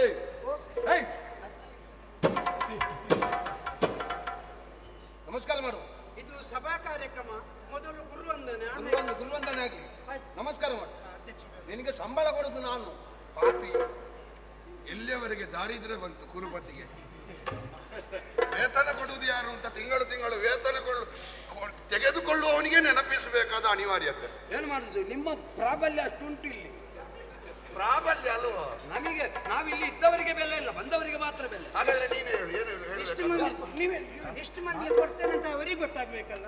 ಯಾಕಂದ್ರೆ ಅವನಿಗೆ ಯಾರು ಕೊಡುವುದು? ಅವನಿಗೆ ಯಾರು ಕೊಡುವುದು? ಹೌದಾ? ಧೈರ್ಯ ಧೈರ್ಯ. ಅವ ಸಾಯ್ಲಿಕ್ಕೆ ಆಗಿದ್ದಾನೆ. ಅವ ಎಂತ ಮಾತಾಡ್ತಾನಂತ ಅವನಿಗೆ ಗೊತ್ತಿಲ್ಲ. ನಾನು ಸತ್ರ ನೀನು ಜೊತೆಗೇ ಇರ್ತಿ. ಕರೆಯುವುದಕ್ಕೆ ಕಾರಣ ಏನು ಗುರುಗಳೇ? 13 ದಿವಸದ ಯುದ್ಧ. ಇಲ್ಲ ಅಂತಲ್ಲ, ನಿನ್ನೆ ಚಕ್ರವ್ಯೂಹದ ಯುದ್ಧ ಬಹು ಪ್ರಖರವಾದದ್ದೇ. 13 ಆಗಿದೆ. ಇಂಥದ್ದೇ ಅಂತ ಒಂದು ನಿರ್ಣಯ ಇರಲಿಲ್ಲ. ನಿರ್ಣಯ ಇರಲಿಲ್ಲ, 13ಕ್ಕೆ ನಿರ್ಣಯ ಆಯ್ತು. ಆಯ್ತಾ? ಯಾವ 13? ದಿನಕ್ಕೆ ಒಬ್ಬ ಮಹಾರಥಿಯನ್ನು ಬಲಿ ತೆಗೆದುಕೊಳ್ತೇನೆ ಎನ್ನುವ ನನ್ನ ಮಾತಿನಂತೆ ಆ ಕಡೆ ಇರುವಂತಹ ಅರ್ಜುನನ ಮಗ ಬಂದಿದ್ದ, ಅವನ ಬಲಿಯೂ ಆಗಿದೆ. ಆಯ್ತು, ಅದು ಮುಗಿದಿದೆ. ಇವತ್ತು ಅದಕ್ಕಿಂತ ಹೆಚ್ಚಿನ ಪ್ರಖರತೆ ಯುದ್ಧ. ಯಾಕೆ? ಬಂದವ ಅಭಿಮನ್ಯುವಿನ ಅಪ್ಪ, ಅದರೊಂದಿಗೆ ಇರುವವ ಇಲ್ಲಿಯವರೆಗೆ ಪಾಂಡವರ ಕಡೆಯಲ್ಲಿದ್ದ ಜಯಲಲನೆ ಸ್ವಲ್ಪವೂ ಅಲ್ಲಾಡದ ಹಾಗೆ ಗಟ್ಟಿ ನಿಲ್ಲಿಸಿದಂತಹ ಲಕ್ಷ್ಮೀವರ, ಇವರಿಬ್ಬರು ರಂಗ. ಹಾಗಾಗಿ ಅವರ ವಿರುದ್ಧವಾಗಿ ಹೋರಾಟ ಮಾಡುವಾಗ ಸಿದ್ಧತೆ ಆಗಬೇಕು. ದ್ರೋಣಾಚಾರ್ಯ ಸಿದ್ಧನಾಗಿ ಹೊರಟದ್ದು. ಸಪ್ತ ವ್ಯೂಹಗಳನ್ನು ಬಲಿದಿದ್ದೇನೆ, ಸೈಂಧವನ ರಕ್ಷಣೆಯನ್ನು ಮಾಡಿದ್ದೇನೆ. ಸೈಂಧವನ ರಕ್ಷಣೆಯನ್ನು ಭೇದಿಸಿ ಸೈಂಧವನನ್ನು ಕೊಲ್ಲುವಂತ ಅದಟ್ಟು ವಿಕ್ರಮ ಛಾತಿ ನಿಮ್ಮಲ್ಲಿ ಉಂಟಾ? ಅಲ್ಲಿ ಹೌದಾ? ಯಾಕೆ? ಅವ ಸವಾಲು ಹಾಕಿ ಪ್ರತಿಜ್ಞೆ ಮಾಡಿದ್ದಾನೆ ಅಂತ ಆದ್ರೆ ನಮ್ಮ ಬಗೆಗೆ ಅಷ್ಟು ಹಗುರವಾಗಿ ಭಾವಿಸಿದ್ದಾನೆ ಅಂತ ಅರ್ಥ. ಯಾಕೆ? ಈಗ ಒಂದು ವೇಳೆ ನಿನ್ನೆ ರಾತ್ರಿಯೇ ಅವ ಪ್ರತಿಜ್ಞೆ ಮಾಡಿ ಇವ ಎಲ್ಲಿಯಾದ್ರೂ ಊರಿಗೆ ಓಡಿ ಹೋಗ್ತಿದ್ರೆ ಅಲ್ವಾ? ಅಂದ್ರೆ ಏನು ಧೈರ್ಯ ಅವನಿಗೆ? ಅಲ್ಲಿ ಎಷ್ಟು ರಕ್ಷಣೆ ಮಾಡಿದ್ರು ಅವರಿಗೆ ಕೂಡುವುದಿಲ್ಲ ಎನ್ನುವ ಧೈರ್ಯ. ನೀನ್ ಎಷ್ಟು ಪ್ರಯತ್ನ ಪಟ್ಟರೂ ಭೇದಿಸುವುದಕ್ಕಾಗುವುದಿಲ್ಲ ಎನ್ನುವಂತಹ ಸವಾಲನ್ನು ದ್ರೋಣಾಚಾರ್ಯರ ಸೇನಾಧಿಪತ್ಯದಲ್ಲಿ 14ನೆಯ ದಿವಸ ಕೌರವ ಪಕ್ಷ ಕೊಟ್ಟಿದೆ ಎನ್ನುವ ವಿಷಯವನ್ನು ಅಲ್ಲಿ ತಿಳಿಸಬೇಕು. ಅವರಿಗೆ ತಿಳಿಸಿ. ಯಜಮಾನ್ರು ಹೇಳಿದ್ದಾರೆ ಅಂತ ಹೇಳು. ಈಗ ಗುರುಗಳು ಹೇಳಿದ್ದಲ್ವ? ಹಾಗೆ ಹೇಳಿದ್ರೆ ಅದಕ್ಕೆ ಎಷ್ಟು ಗಟ್ಟಿ ಬರುವುದಿಲ್ಲ. ನೀನು ಎಷ್ಟು ಸಲ ಎಲ್ಲ ಹೇಳಿದ್ದಿ? ಅದು ಯಾವಾಗಲೂ ಹೇಳುವುದಕ್ಕೆಲ್ಲ ಮೌಲ್ಯ ಬರುವುದಿಲ್ಲ. ಅದು ಯಾವಾಗ ಬೇಕು ಆಗ ಸಂದರ್ಭವನ್ನು ನೋಡಿ ಹೇಳುವುದಕ್ಕೆ ಮಾತ್ರ. ಹಾಗಾಗಿ ದ್ರೋಣಾಚಾರ್ಯರ ಸೇನಾಧಿಪತ್ಯದಲ್ಲಿ ಒಂದು ವ್ಯೂಹ ಇವತ್ತು ಸಪ್ತವ್ಯೂಹಗಳಿಂದ ಆವೃತವಾಗಿ ರಕ್ಷಣಾ ಕೋಟೆ ಬಲಿಯಲ್ಪಟ್ಟಿದೆ. ಹೋಗಿ ಹೇಳು. ಸವಾಲನ್ನು ಸ್ವೀಕರಿಸುವ ಛಾತಿ ಉಂಟಾ? ಹಿಂಜರೀತೀರ? ಕಾಡಾಕಾಡಿಯಾದ ಹೋರಾಟಕ್ಕೆ ಬರಲಿ, ಎದೆ ಕೊಟ್ಟು ನಾವು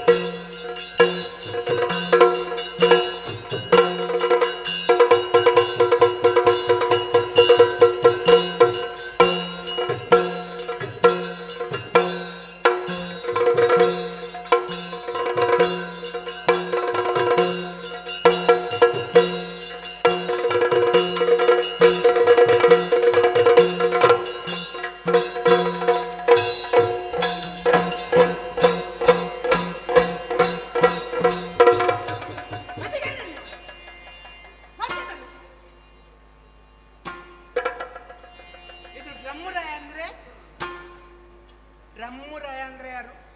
ನಿನಗೆ ಜಾಗ ತಪ್ಪಿತ ಅಂತ? ಇಲ್ಲ, ಸರಿಯಾದ ಜಾಗಕ್ಕೆ ಬಂದಿದ್ದೇನೆ. ನಿನ್ನ ಮನೆಗೆ ಹೋಗಿ ಕೇಳಬೇಕಾದದ್ದನ್ನು ಬೇರೆಯವರ ಮನೆಯಲ್ಲಿ ಕೇಳಿದ್ರೆ ಹೇಗ? ಇಲ್ಲ, ಇಲ್ಲೇ ಬಂದು ಕೇಳಿದ್ದು. ನನ್ನ ಮನೆಯವರ ವಿಷಯ ಅಲ್ಲ. ನಿಮ್ಮ ಅಣ್ಣ ದೊಡ್ಡವ ಹಿರಿಯವ? ಅನ್ನ ತಟ್ಟೆಯಲ್ಲಿ ಉಂಟು. ಅಲ್ಲ, ನಿಮ್ಮ ಅಣ್ಣ ಅವ ಧರ್ಮರಾಯ. ಅದು ಧರ್ಮರಾಯ. ಧರ್ಮರಾಯ ಇವರೇ ಅದು ಅವರಂತ ನನಗೆ ಗೊತ್ತುಂಟು. ಅವರಲ್ಲೇ ಮಾತಾಡ್ಲಿಕ್ಕೆ ಬಂದದ್ದು. ಮಾತಾಡು. ಧರ್ಮರಾಯ ಪಾಡುಕುಮಾರಕ್ಕರೆ ಸಂಗದ ಕೇಳಿ ಕಟ್ಟು ಕಲಿತರಾದರೆ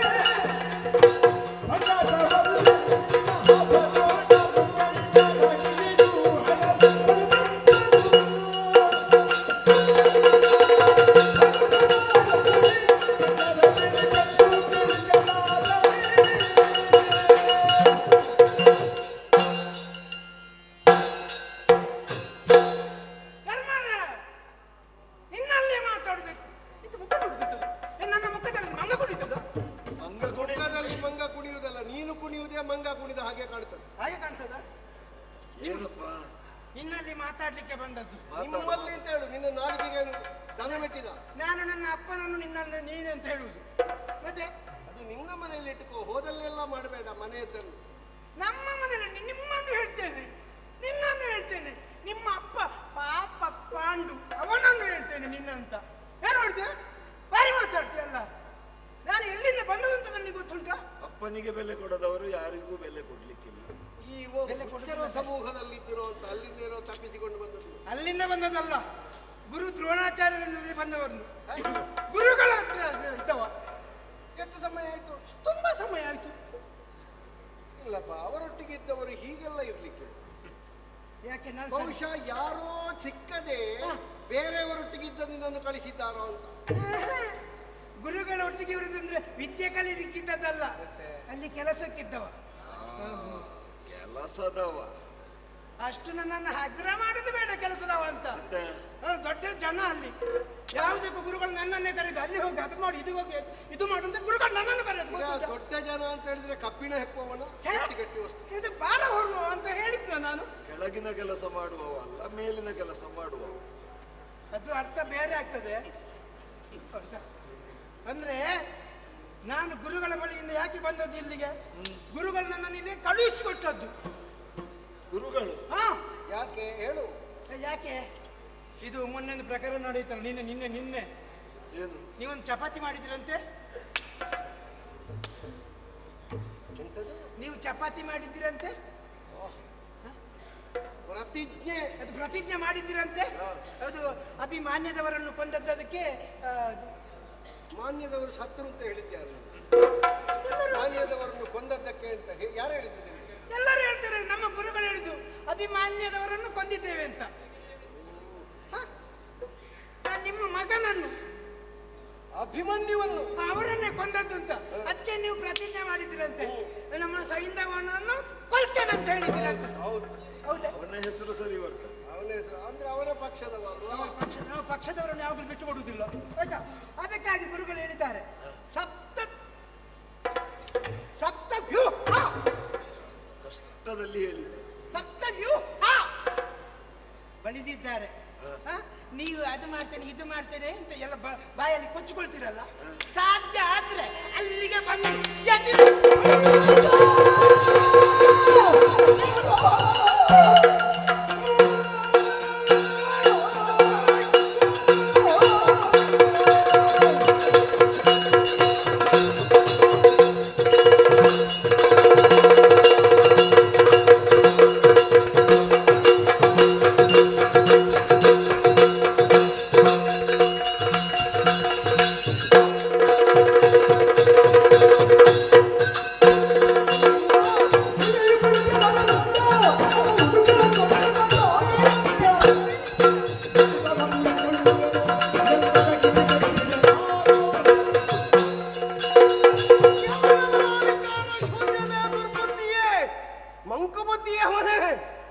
ಮಾಡಿದ ಪ್ರತಿಜ್ಞೆ ಈಡೇರಿಸುವಲ್ಲಿ ಪ್ರಾಣ ಬೇಕಾದರೂ ಅರ್ಪಣೆ ಮಾಡಿಯಾರು. ಹೇಳಿದ ಮಾತನ್ನು ನಡೆಸುವಲ್ಲಿ ಎಂತಹ ವ್ಯೂಹವನ್ನೇ ಬಲಿದಿರಲಿ, ಸೈಂಧವನನ್ನು ಕಾಪಾಡುವುದಕ್ಕೆ ಎಂತವರೇ ಬರಲಿ, ಅಂತವರನ್ನೆಲ್ಲ ಸವರಿ ನನ್ನ ವೈರಿಯಾದಂತಹ ಆ ಜಯದ್ರಥನನ್ನು ಕೊಲ್ಲದೆ ಉಳಿದರೆ ಹೋದರೆ ನಾನು ಮಾಡುತ್ತೇನಲ್ಲ. ನೀನು ಯಾರಾದ್ರೂ ಇವನು ಇದ್ದಾನೆ.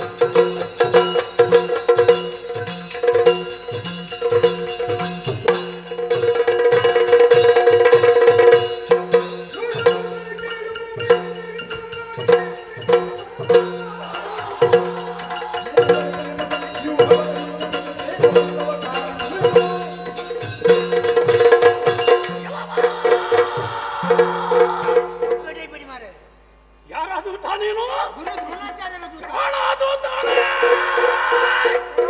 ನಾನು ಹಾಡುವಂತಹ ಮಾತುಗಳನ್ನು ಕೇಳು.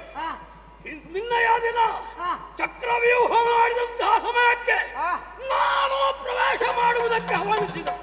ಆದರೆ ಸಾಧ್ಯವಾಗದೆ ಹಿಂದೆ ಹೋದೆ. ಆದರೆ ಈಗ ಹಾಗಲ್ಲ. ನೀವು ನಿರ್ಮಿಸಿದಂತಹ ಸಪ್ತವ್ಯೂಹವನ್ನು ಪುಡಿಗೈಯಬಲ್ಲಂತಹ ಸಾಮರ್ಥ್ಯ ಅದು ನನ್ನಿದೆ. ಮಾತ್ರವಲ್ಲ, ಕೌರವಾಚಾರ್ಯರಿಗೂ ಹೇಳಬೇಕು. ಭೀಮ ತೊಡೆ ಮುರಿಯುವುದಕ್ಕೆ, ದುಶ್ಯಾಸನಾದಿಗಳನ್ನು ಕೊಲ್ಲುವುದಕ್ಕೆ ಹಾತೊರೆಯುತ್ತಾ ಇದ್ದಾನೆ. ಎಲ್ಲರೂ ಯುದ್ಧಕ್ಕೆ ಸಿದ್ಧರಾಗಲಿ ಅಂತ ಹೋಗಿ ಹೇಳು. ಒಬ್ಬೊಬ್ಬರು ಒಂದೊಂದು ಹೇಳಿದ್ರೆ ಪ್ರತಿಕ್ರಿಯೆ ಆಗುದಿಲ್ಲ. ನೀನೇ ಹೇಳ್ಬೇಕು.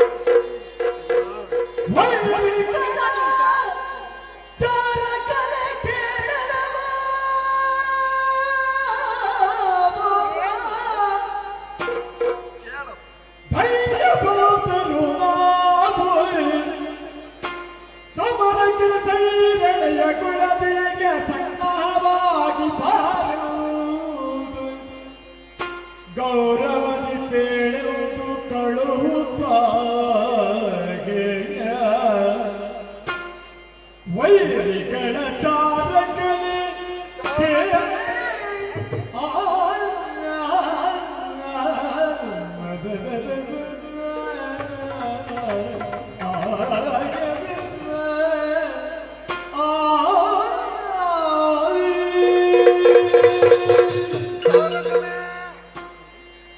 ಗುರುಗಳಾಡಿದಂತಹ ಮಾತನ್ನು ನಿವೇದಿಸಿಕೊಳ್ಳುವುದಕ್ಕಾಗಿ ನೀನಿಲ್ಲಿ ಬಂದವ. ಹೌದು. ಗುರುಗಳ ಬಗ್ಗೆ ಭಕ್ತಿಯನ್ನು ಗೌರವವನ್ನು ನಾವು ಹೊಂದಿದ್ದೇವೆ ವಿನಃ ಭಯವನ್ನು ಹೊಂದಿದವರು ನಾವಲ್ಲ. ಯುದ್ಧಕ್ಕಾಗಿ ರಣಕ್ಷೇತ್ರಕ್ಕೆ ಬಂದವರು ಯಾವತ್ತೂ ಸದಾ ಸನ್ನದ್ಧರಾಗಿಯೇ ನಾವಿದ್ದೇವೆ. ಗುರುಗಳಲ್ಲಿ ನಾವು ಭಕ್ತಿಯಿಂದ ಹೇಳಿದ್ದೇವೆ, ಗೌರವದಿಂದ ಹೇಳಿದ್ದೇವೆ ಅಂತ ಹೇಳು. ಪಾಂಡವರು ಯುದ್ಧಕ್ಕೆ ಸಿದ್ಧರಾಗಿದ್ದಾರೆ, ಖಂಡಿತ ಯುದ್ಧಕ್ಕೆ ಬರ್ತಾರೆ ಅಂತ ಅವರಲ್ಲಿ ಹೇಳು. ಈಗ ಹೇಳಿದ್ರೆ ನಾನು ಅರ್ಥ ಮಾಡಿಕೊಳ್ತೇನೆ. ಬಾಯಿ ಹೊಟ್ಟೆ ಕೋಪ ಬಂದು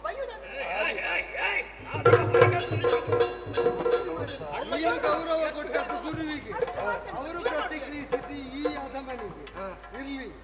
ಆದರೆ ಗುರುಗಳಿಗೆ ಉತ್ತರ ಹೇಳಿಕೊಟ್ರೆ ಸಾಲದು. ನಮ್ಮ ಬಲ ಸರ್ವಸನ್ನದ್ಧವ ಅಲ್ವಾ? ಇದರಲ್ಲಿ ಬೇಕಾದವರು ಸಿದ್ಧರಾಗಿದ್ದಾರೆ. ಹೋರಾಟವನ್ನು ಮಾಡಬೇಕಲ್ಲ. ಕೃಷ್ಣದೇವರ ನೇತೃತ್ವದಲ್ಲಿ ಎಲ್ಲರೂ ಸಿದ್ಧರಾಗಿದ್ದಾರೆ. ಒಮ್ಮೆ ನೋಡು. ನಮಗೆ ಮುಖ್ಯವಾಗಿ ಬೇಕಾದದ್ದು ಸಾತ್ವಿಕ. ಸಾತ್ಯಕಿ ಎಲ್ಲಿದ್ದಾರೆ? ಮುಂದೆ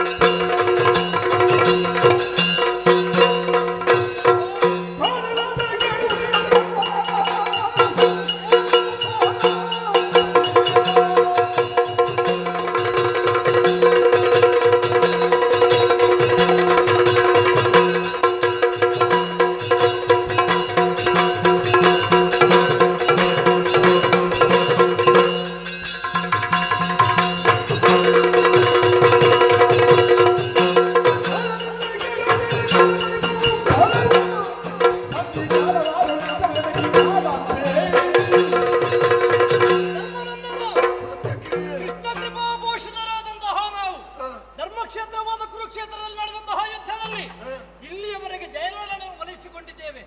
ಇಂದು ಅಯೋಚಿತವಾಗಿ ಸಾತ್ಯಕ್ಕೆ ಕರೆಯಾಯಿತು. ಯಾರಲ್ಲಿ ಯುದ್ಧ ಏನಾಗಬೇಕು ಹೇಳಿ.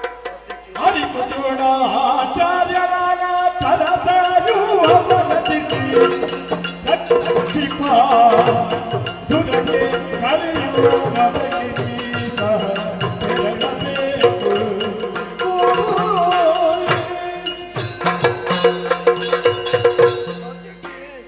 ಅರ್ಜುನ ಮಾಡಿದಂತಹ ಪ್ರತಿಜ್ಞೆ ನಿನಗೂ ವೇದ್ಯವಾದದ್ದು. ಸರಿ. ಹಾಗೆಂದು ಸೈನ್ಯವನನ್ನು ಉಳಿಸಿಕೊಳ್ಳುವಲ್ಲಿ ಗುರುಗಳಾದಂತಹ ದ್ರೋಣಾಚಾರ್ಯರು ಸತ್ತ ವ್ಯೂಹವನ್ನು ರಚನೆ ಮಾಡಿದ್ದಾರೆ. ಯುದ್ಧಕ್ಕೆ ಬನ್ನಿ ಅನ್ನೋ ಹಾಗೆ ಆಹ್ವಾನವನ್ನು ಕೊಟ್ಟಿದ್ದಾರೆ. ಏನು ನಿನ್ನ ಸಿದ್ಧತೆ ಏನು? ನಮ್ಮಲ್ಲಿ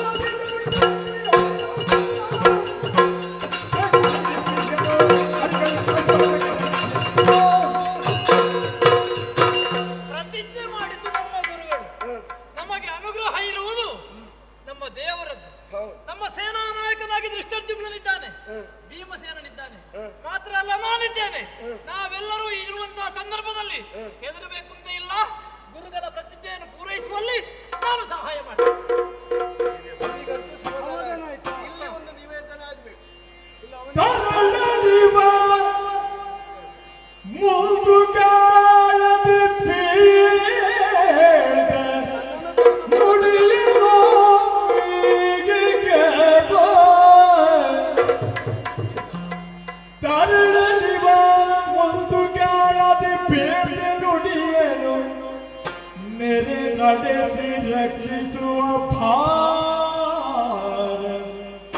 ನಿಮಗೈಸೆ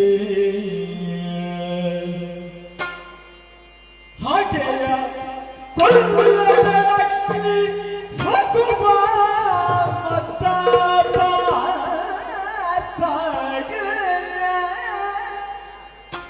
ಹಾಗೆಯ ಕೊಲ್ಲದರಗ್ನಿ ಹೋಗುವ ಮತ್ತ ಪಾರ್ಥಗೆ ಬಗೆಯುಳೆಯವರ ಜೀವಕ್ಕೆ ಅಧಿಪತಿ ನೀನು ಬಗೆಯುಳೆಯವರ ಜೀವಕಧಿಪತಿ ನೀನು ಕೃಷ್ಣ ಮಾಧವ ನಮ್ಮೆಲ್ಲರಿಗೂ ಅಧಿಪತಿಯು ನೀನು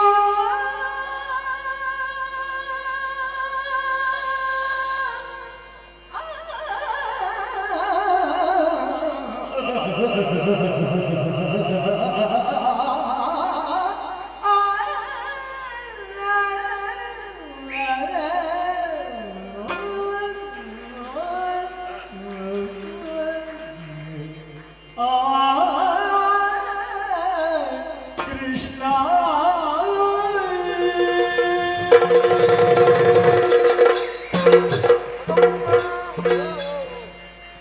ಬಹುಶಃ ನಮ್ಮಣ್ಣ ಇಷ್ಟು ಧ್ವನಿಪೂರ್ಣವಾಗಿ ಮಾತು ಆರಂಭ ಮಾಡುವುದು ಇನ್ನು ಗೋಪಾಲಕೃಷ್ಣನಾದ ನೀನು ಮಾತಾಡುವುದಲ್ವಾ? ಇಲ್ಲ ಅವನಿಗೆ ತೊಡಕೇನು ಗೊತ್ತು, ಹಾಡ್ಲಿಕ್ಕೆ ತೊಡಗಿದಾಗ ಸ್ವರ ಅಳಿಲಿಕ್ಕೆ ತೊಡಗುತ್ತಾನೆ. ಇವತ್ತಿಷ್ಟೇ ಅಂತ ನಿಜವಾಗಿ ಅವನ ಕಂಠತ್ರಾಣ ಅಳಿಬೇಕಾದ್ರೆ ತೊಡಗುವಾಗಲ್ಲ, ಮುಗಿಸುವಾಗ ಎಲ್ಲಿರ್ತದೆ ಅಂತ. ಭಗವಂತ ಅರ್ಜುನಗೈದಂತಹ ಪ್ರತಿಜ್ಞೆ, ಉದಿಸಿದ ಸೂರ್ಯನ ಅಸ್ತಮಿಸುವ ಮೊದಲು ಸೈಂಧವನ ವಧೆಯನ್ನು ಮಾಡ್ತೇನೆ, ಮಾಡುವುದಕ್ಕೆ ಸಾಧ್ಯವಿಲ್ಲ ಅಂತಾದ್ರೆ ಅಗ್ನಿ ಪ್ರವೇಶ ಮಾಡ್ತೇನೆ. ಆಡಿದ ಮಾತನ್ನು ತಪ್ಪುವನು ಪಾರ್ಥನೂ ಅಲ್ಲ, ಆಡಿದ ಮಾತನ್ನು ಖುಷಿಯಾಗಿಸುವವನು ಕೃಷ್ಣನೂ ಅಲ್ಲ. ಮತ್ತೆ ನಿನಗೆ ಆತಂಕ ಆದರೂ ಒಂದು ಸಣ್ಣ ಹುಡುಗ, ಯಾರಿವನ? ಹೌದು, ನಮ್ಮ ದೃಷ್ಟಿ ನಮಗೆ ಒಂದೇ ಹೇಳಿ. ಆದರೂ ಮನದಲ್ಲಿ ವ್ಯಾಮೋಹವಿದ್ದ ಕಾರಣ ಬಾಲನ ಹಾಗೆ ಕಾಣ್ತಾನೆ. ಆಗಲಿ, ಅಣ್ಣಂದಿರು ಇರುವಷ್ಟು ಕಾಲ ತಮ್ಮಂದಿರು ಅಣ್ಣಂದಿರು ಆಗ್ಲಿಕ್ಕೆ ಇಲ್ಲ. ಈ ಬಾಲನನ್ನು ಬಾಲಕೃಷ್ಣನ ಕೈಗೆ ಒಪ್ಪಿಸ್ತಾ ಇದ್ದೇನೆ. ಭಗವಂತ, ಅವನಾಡಿದ ಮಾತು ನಿನ್ನ ನಾಲಿಗೆಯಿಂದ ಬಂದ ಮಾತು ಅಂತ ನೀನು ಭಾವಿಸಬೇಕು.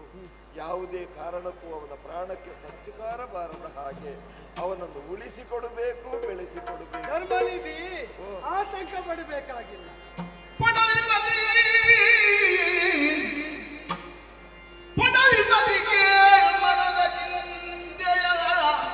ಯಾಕೆ ಚಿಂತೆ? ಮನದ ಚಿಂತೆಯ ಬಿಡು, ಬಿಡು. ಜಯದ ಕೂಡನನು ತಲೆಗಡಿದು, ಜಯದ ಕೂಡನನು ತಲೆಗಡಿದು, ಕೆಡಹುವೆ ಕಾಣದ ಜಯಲಿ ಷಡುಗರ ಗೆಲಿದು,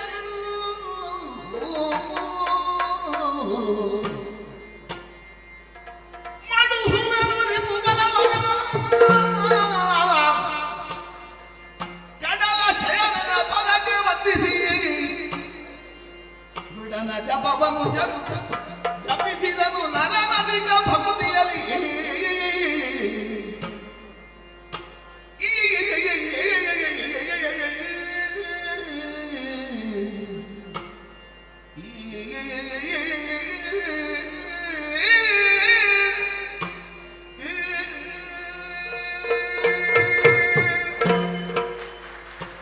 ನೀನು ಬಾಲಭಾವದಿಂದಲೇ ನಿನ್ನ ಅನುಜರನ್ನು ಕಾಣುವುದು ನಿನ್ನ ಹಿರಿತನಕ್ಕೆ ಸಮುಚಿತವೇ.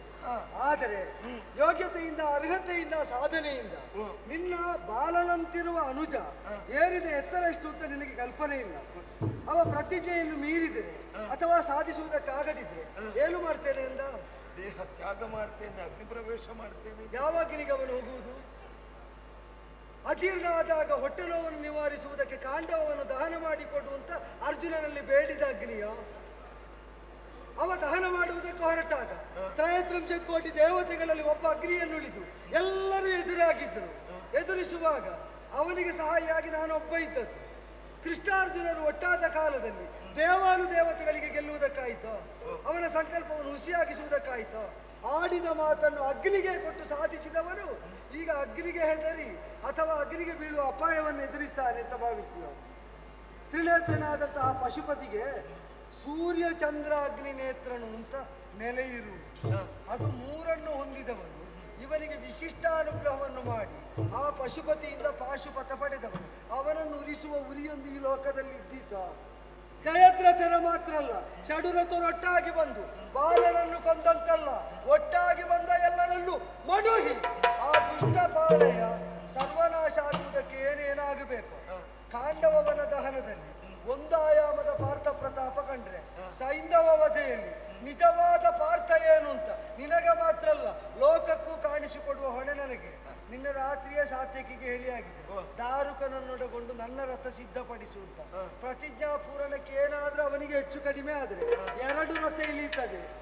ಆಯುಧ ಹಿಡಿಯುವುದಿಲ್ಲ ಅಂದ ಕೃಷ್ಣನ ಕೈಗೆ ಆಯುಧ ಬರುವುದನ್ನು ಲೋಕ ನೋಡಬೇಕಾಗ್ತದೆ. ಬೇಕಾಗ್ಲಿಕ್ಕಿಲ್ಲ ಅಲ್ವಾ? ನೋಡುವ, ಬೇಕಾಗಲಿಕ್ಕಿಲ್ಲ. ನೀ ಚಿಂತ ಮಾಡಬೇಡ. ಎಲ್ಲರೂ ಒಟ್ಟಾಗಿ ವ್ಯೂಹದ ಮೇಲೆ ವ್ಯೂಹ ಉಂಟು. ರಥಾರೋಹಿಗಳಾಗಿ ಹೊರಡುವುದಕ್ಕೆ ಸನ್ನದ್ಧರಾಗಿ ಹೊರಡಿ.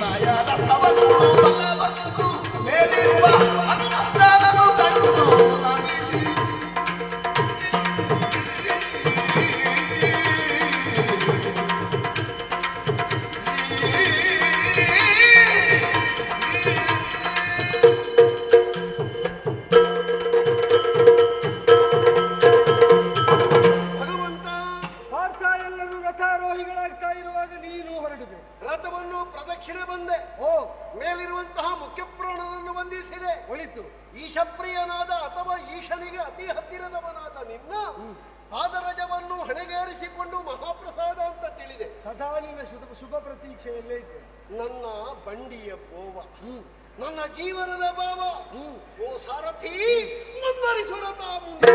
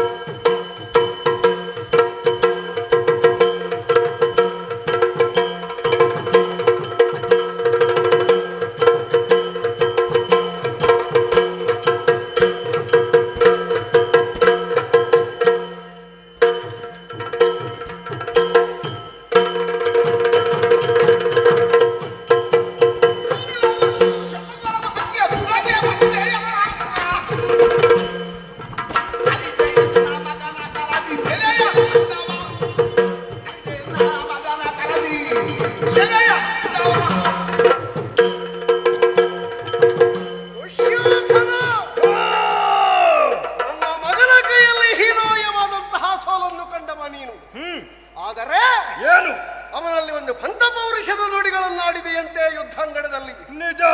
ನಿನ್ನ ಅಪ್ಪ ಬರ್ಲಿ, ನಿನ್ನ ದೊಡ್ಡಪ್ಪ ಬರ್ಲಿ ಅಂತ. ಹೌದು. ಆ ಮಾತು ಚೆನ್ನಾಗಿ ನೆನಪಿದ್ದರಿಂದಲೇ ನನ್ನ ರಥವನ್ನು ನಿನ್ನ ಸಮ್ಮುಖಕ್ಕೆ ಚಾಚಿದ್ದೇನೆ. ನಿನ್ನ ಬಿರುಸು, ಉನ್ನತವಾದಂತಹ ಇರಿಸು ತೋರಿಸಲ್ಲ.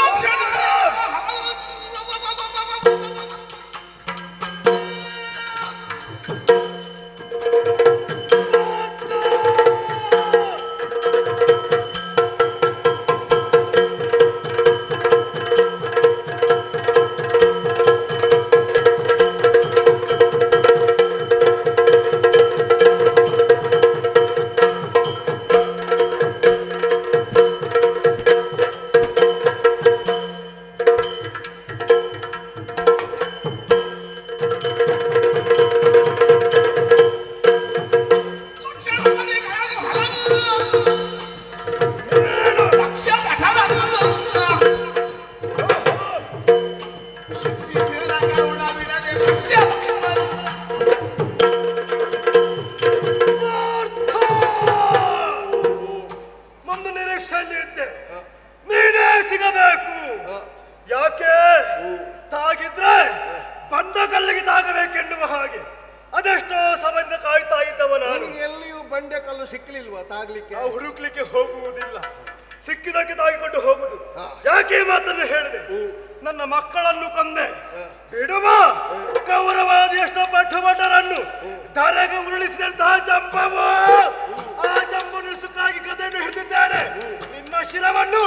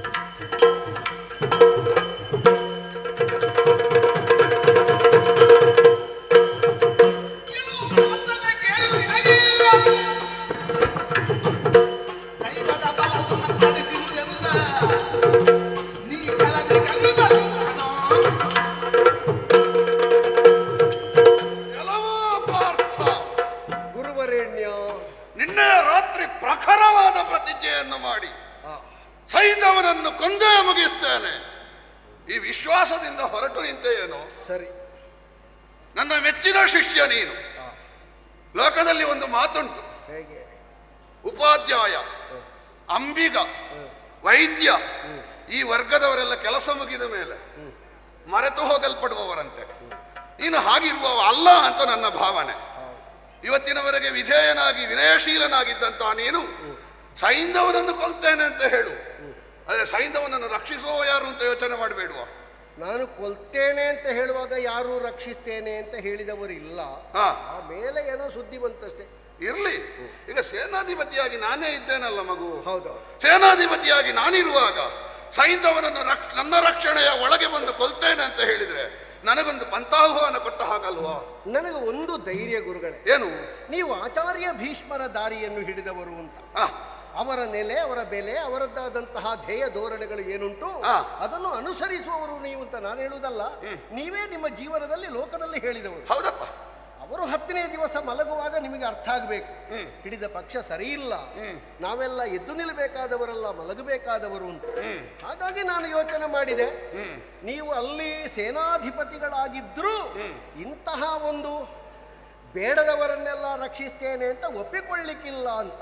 ಈಗ ನಿನ್ನಲ್ಲೇ ಕೇಳುದು ನಾನು, ಯುದ್ಧ ಮಾಡ್ತಾ ಇರುವಾಗ ಏನೂ ಕಾರಣ ಇಲ್ಲದೆ ಮಲಗಿದ್ದ ಭೀಷ್ಮಾಚಾರ್ಯರು ಅಲ್ಲ ಮಲಗುವ ಹಾಗೆ ಪರಿಸ್ಥಿತಿ ನಿರ್ಮಾಣ ಆದರೆ ನೋಡುವ, ಮತ್ತೆ ಯುದ್ಧಕ್ಕೆ ತೊಡಗಿದ ಮೇಲೆ ಒಟ್ಟು ನೀವು ಅಷ್ಟು ಹೇಳಿದ್ರೆ ನಾನು ಮುಂದೆ ತೋರಿಸುವುದಿಲ್ಲ. ನೀವು ಮಲಗುತ್ತಿದ್ದರೆ ಮಲಗಿ. ಸರಿ, ಮಲಗುವ ಹಾಗೆ ಪರಿಸ್ಥಿತಿ ನಿರ್ಮಾಣ ಆದ್ರೆ ಯುದ್ಧಕ್ಕಿಂತ ಘನತರವಾದ ಪ್ರಧಾನವಾದ ಉದ್ದೇಶ ಬೇರುಂಟು ಅಂತ ಕಂಡ್ರೆ ಆಗ ಯೋಚಿಸುವ. ಆದ್ರೆ ಈಗ ನೀನು ಪಂಥಾಹ್ವಾನ ಮಾಡಿ ಬಂದ ಬಗೆಯನ್ನು ಕಂಡರೆ ದೈವದ ಬಲ ಉಂಟು, ಗುರುಬಲವೂ ದೊಡ್ಡದಲ್ಲ ಅಂತ ಖಂಡಿತ. ಹೇಗೆ? ಅಲ್ಲ ಅಲ್ಲ ಅಲ್ಲ ಅಲ್ಲ ಹಾಗಲ್ಲ. ಮತ್ತೆ ಈಗ ನಾನು ಯಾರು? ಯಾರು? ನಿಮಗೆ ಯಾರು? ಶಿಷ್ಯ. ಶಿಷ್ಯ ಅಂದ್ರೆ ಯಾರು? ಯಾರು? ಮಗ. ಮಗ ಮಾಡಿದ ಪ್ರತಿಜ್ಞೆ ಅಪ್ಪನಿಗೆ ಸವಾಲ ಅಲ್ಲ. ಅಪ್ಪ ಎಲ್ಲಿದ್ದಾನೆ ಅನ್ನೋದ್ರಿಂದ ಸವಾಲಾಗೋದು. ಈಗ ನೀನು ಕಾಂಡವನ ದಾನ ಮಾಡ್ಲಿಲ್ವಾ? ಮಾಡಿದ್ದೇನೆ. ದೇವೇಂದ್ರನಿಗೆ ಸವಾಲಾಯ್ತಾ ಇಲ್ವೋ? ಆಯ್ತು. ಯಾಕೆ ಸವಾಲಾಯ್ತು? ಅವ ದೇವ ಪಕ್ಷಪಾತಿ. ಈ ದೇವತೆಗಳ ವಿಷಯವನ್ನೆಲ್ಲ ನಾವು ಕೇಳಲಿಕ್ಕಿಲ್ಲ. ಈಗ ನಾವು ಮೃಣ್ಮಯರು, ಮನುಷ್ಯರಾಗಿ ವರ್ತಿಸ್ತಾ ಇದ್ದೇವೆ. ಈಗ ಪ್ರತಿಜ್ಞೆ ಮಾಡಿದ್ದು ನಾನು ಪ್ರಾರಂಭದಲ್ಲಿ. ಅದನ್ನು ಸವಾಲಾಗಿ ನೀವು ಪಿತೃಸ್ಥಾನೀಯರಾಗಿ ನಿಂತು ತೆಕ್ಕೊಳ್ಳಬಾರ್ದಿತ್ತು ಅಂತ ಯೋಚಿಸು ನೀನು. ಈಗ ಕೃಷ್ಣನೊಂದಿಗೆ ನೀನು ಕಾಂಡವನ ದಹನಕ್ಕೆ ಹೋಗುವಾಗ ದೇವ ಇದ್ದುಕೊಂಡು ದೇವತೆ ವಿರೋಧಿಸ್ತಾನೆ. ನಾನು ಇರುವುದೇ ಕೌರವ ಪಕ್ಷದಲ್ಲಿ. ದೇವ ಪಕ್ಷಪಾತಿಯಾದ ದೇವೇಂದ್ರನಿಗೆ ಅನಿವಾರ್ಯತೆ ಬರ್ತದೆ ಅಂತ ದ್ರೋಣನಿಗೆ ಅನಿವಾರ್ಯತೆ ಬರೋದಿಲ್ಲ. ಆದ್ರೆ ನೀವೇ ನಿಮ್ಮ ಜೀವಮಾನದಲ್ಲಿ ಕೆಲವು ಸಲ ಹೇಳಿದ್ದುಂಟೆ. ಏನು? ನಾನು ಪಕ್ಷದಲ್ಲಿದ್ದರೂ ಬೇಡದ್ದಕ್ಕೆಲ್ಲ ಸಹಕಾರ ಮಾಡುವವ ಅಲ್ಲ ಅಂತ ನೀವೇ ಹೇಳಿದ್ದುಂಟು. ಈಗ ಗೌರವದಲ್ಲಿ ಹೇಳಿದ್ದುಂಟು. ವಿಕ್ರಮಿಯಾಗಿ ಯೋಧನಾಗಿ ಹೋರಾಟ ಮಾಡುವಾಗ ಎದುರಿಸುವುದು ಬೇಡದ್ದಲ್ಲವಲ್ಲ.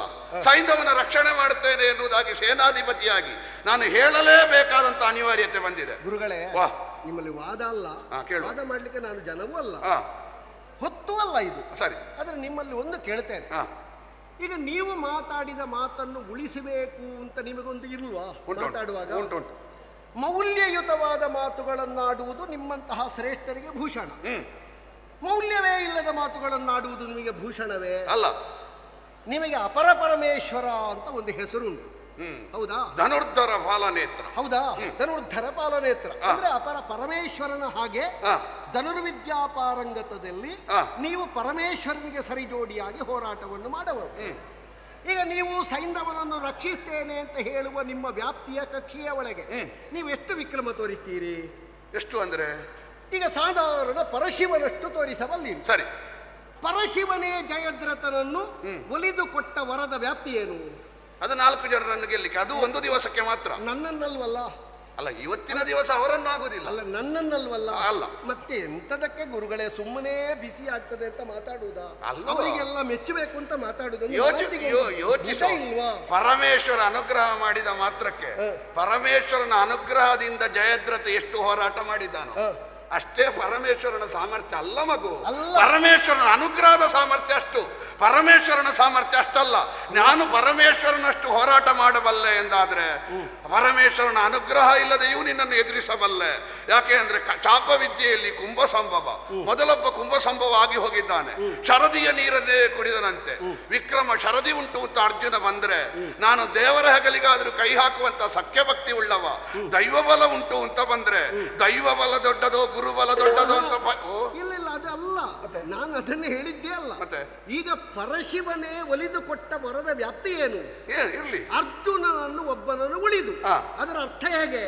ಅರ್ಜುನನಿಂದ ಸಾಯ್ತಾನೆ ಅವ ಅಂತ. ಇರ್ಲಿ. ಅರ್ಜುನನಿಂದ ಸಾಯ್ತಾನೆ ಅಂತ ಹೇಳಿದ ಪರಮೇಶ್ವರನ ನುಡಿಯನ್ನೇ ಸುಳ್ಳು ಮಾಡ್ತೇನೆ ಅಂತ ನೀವು ಹೊರಟ್ರೆ ನಿಮ್ಮ ಮಾತು ಸುಳ್ಳಾಗ್ತದೋ ಈಶ್ವರನ ಮಾತು ಸುಳ್ಳಾಗ್ತದ? ಹಾಗೆ ಹೇಳುವುದಿದ್ರೆ ಈಗ ಪರಶಿವನಿಗಿಂತ ಬೇರೆಯಾಗಿ ನಾವೆಲ್ಲ ಭಾಗವತರಾದವರು ಕೃಷ್ಣನನ್ನು ಕಂಡವರಲ್ಲವಲ್ಲ. ಅಲ್ಲ, ಕೌರವರನ್ನು ಕೊಲ್ಲಿಸ್ತೇನೆ ಅಂತ ಘೋಷಣೆಯೇ ಹೇಳಿದ್ದಾನೆ.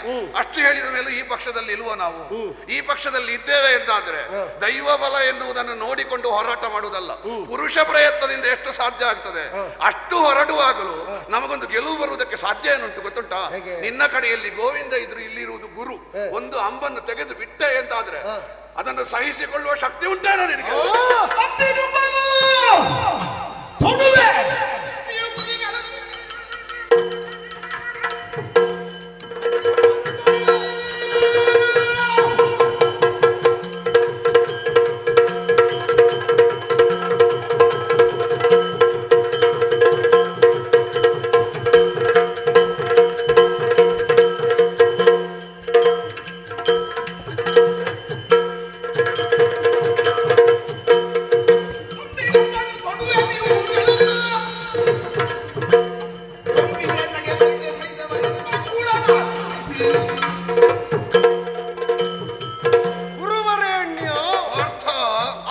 ಪ್ರತಿಶರವನ್ನು ತೊಡುವಂತಹ ಪಾಪವಿದ್ಯಾ ಪ್ರಾವೀಣ್ಯವನ್ನು ಹಾ. ನಾನು ಎಷ್ಟರ ಮಟ್ಟಿಗೆ ಕರಗತ ಮಾಡಿಕೊಂಡಿದ್ದೇನೆ ಅಂತ ನಿಮಗೂ ಗೊತ್ತಿದೆ. ಹಾಗಾದ್ರೆ ನಾನು ಬಿಡುವಂತಹ ಬಾಣ ಗುರುವಾಗಿ ನಿಂತಿರುವಂತಹ ನಿಮ್ಮನ್ನು ನಿವಾರಿಸುವುದಕ್ಕೋ ಗಾಯಗೊಳಿಸುವುದಕ್ಕೋ ಸೋಲಿಸುವುದಕ್ಕೋ ಪರ್ಯಾಪ್ತ ಆದೀತೋ? ಈ ಲೆಕ್ಕ ಮಾಡಿದ್ರೆ ಗುರುವನ್ನು ನಾನು ಹೊಡೆಯುವುದಕ್ಕೆ ಬಾಣ ಬಿಡುವುದೇ ಅಲ್ಲ. ಮತ್ತೆ ಗುರುವಿನ ಬ್ರಾಹ್ಮಣ್ಯವನ್ನು ಪ್ರಶ್ನಿಸಿ ನಾನು ಬಾಣ ಬಿಡುವುದೇ ಅಲ್ಲ. ಮತ್ತೆ ಗುರು ಒಪ್ಪಿಕೊಂಡಿರುವಂತಹ ಕಾಯಕವನ್ನು ನಡೆಸುವಲ್ಲಿ ಒಂದು ಕ್ಷಾತ್ರ ಇಣುಕುತ್ತದೆ ನೋಡಿ. ಹೌದು, ಅದನ್ನು ಗುರುತಿಸಿದ್ದೇನೆ. ಕ್ಷತ್ರಿಯ ಪಂಥಕ್ಕನುಗುಣವಾಗಿ ಮಗನ ಮರಣವನ್ನು ಸಹಿಸುವುದಕ್ಕೆ ಸಾಧ್ಯ ಇಲ್ಲದೆ ಕರುಣಾವರಿಯಿಂದ ಮಾಡಿದ ನನ್ನ ಪ್ರತಿಜ್ಞೆಯನ್ನು ಸುಳ್ಳು ಮಾಡಬೇಕು ಅಂತ ಯಾರು ಬಂದರೂ ಬಿಡುವುದಿಲ್ಲ ಗುರುಗಳೇ. ಇದು ನನ್ನ ಪ್ರಾಣ ಸಾಕ್ಷಿಯಾಗಿ ಸತ್ಯ. ನೀವು ಬಿಡಿ. ನನ್ನ ಮಗನ ಮರಣಕ್ಕೆ ಸೈಂಧವ ಕಾರಣನಾಗಿದ್ದಾನೋ ಅವನನ್ನು ಕೊಂದೇ ಕೊಲ್ತೇನೆ, ಇಲ್ಲದಿದ್ದರೆ ನನ್ನ ಪ್ರತಿಜ್ಞೆಯೇ ಹಾಗೆ ಸಾಯ್ತೇನೆ ಅಂತ. ನಿನ್ನ ಪುತ್ರ ಶೋಕದ ಬಗ್ಗೆ ನನ್ನ ಆಕ್ರಮಣ ಇಲ್ಲ. ಆದ್ರೆ ಒಂದುಂಟು, ಹೇಗೆ? ಬ್ರಾಹ್ಮಣ್ಯಕ್ಕೆ ಹೊಡುವುದಿಲ್ಲ, ಗುರುಗಳಿಗೆ ಹೊಡೆಯುವುದಿಲ್ಲ ಅಂತ ಹೇಳಲಿಕ್ಕೆ ಆಗುದಿಲ್ಲ ಮಗು. ವಿರೋಧಿಯಾಗಿ ಭೀಷ್ಮಾಚಾರ್ಯರನ್ನು ನಾವು ಎದುರಿಸುವಾಗ ಅವರ ಇಚ್ಛಾವರಣಿತ್ವಕ್ಕೆ ನಮ್ಮ ಸ್ಪರ್ಧೆ ಇಲ್ಲ ಅಂತ ಹೇಳಲಿಕ್ಕೆ ಆಗುದಿಲ್ಲ ಅಲ್ಲ. ನನ್ನನ್ನು ಎದುರಿಸಿದ ಅದೆರಡು ಒಟ್ಟಿಗೆ ಬರ್ತದೆ, ಹೇಗೆ ಹೋರಾಟ ಅಂತ ನೋಡು.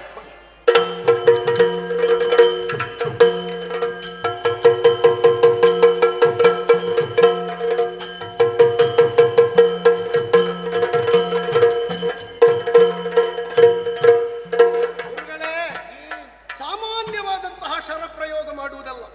ನಿಮ್ಮ ಶಿಷ್ಯ ಈ ಹೊತ್ತು ಎಷ್ಟು ಬಲಿತಿದ್ದಾನೆ ಎನ್ನುವುದನ್ನು ತೋರಿಸುವುದಕ್ಕಾಗಿ ಅಗ್ನಿ ಶರ ಪ್ರಯೋಗ ಮಾಡ್ತೇನೆ. ಅಗ್ನಿ ಶರ ಪ್ರಯೋಗ ಮಾಡಿದರೆ ವರುಣಾಸ್ತ್ರದಿಂದ ಖಂಡಿತ, ವಾಯು ಶರವನ್ನು ಪ್ರಯೋಗ ಮಾಡ್ತೇನೆ, ಪರ್ವತಾಸ್ತ್ರದಿಂದ ತಡೆಯುತ್ತೇನೆ, ಇಂದ್ರಾಸ್ತ್ರವನ್ನು ಪ್ರಯೋಗಿಸಿದ್ದೇನೆ, ಈ ಶರದಿಂದ ಮೋಹಿಸ್ತೇನೆ.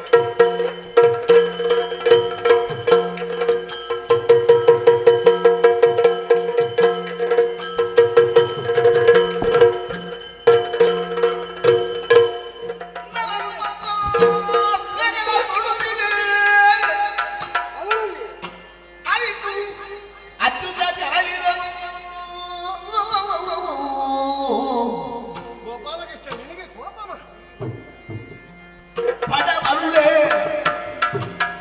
ಗುರುವನು ಗೆಲುವರುಂಟೆ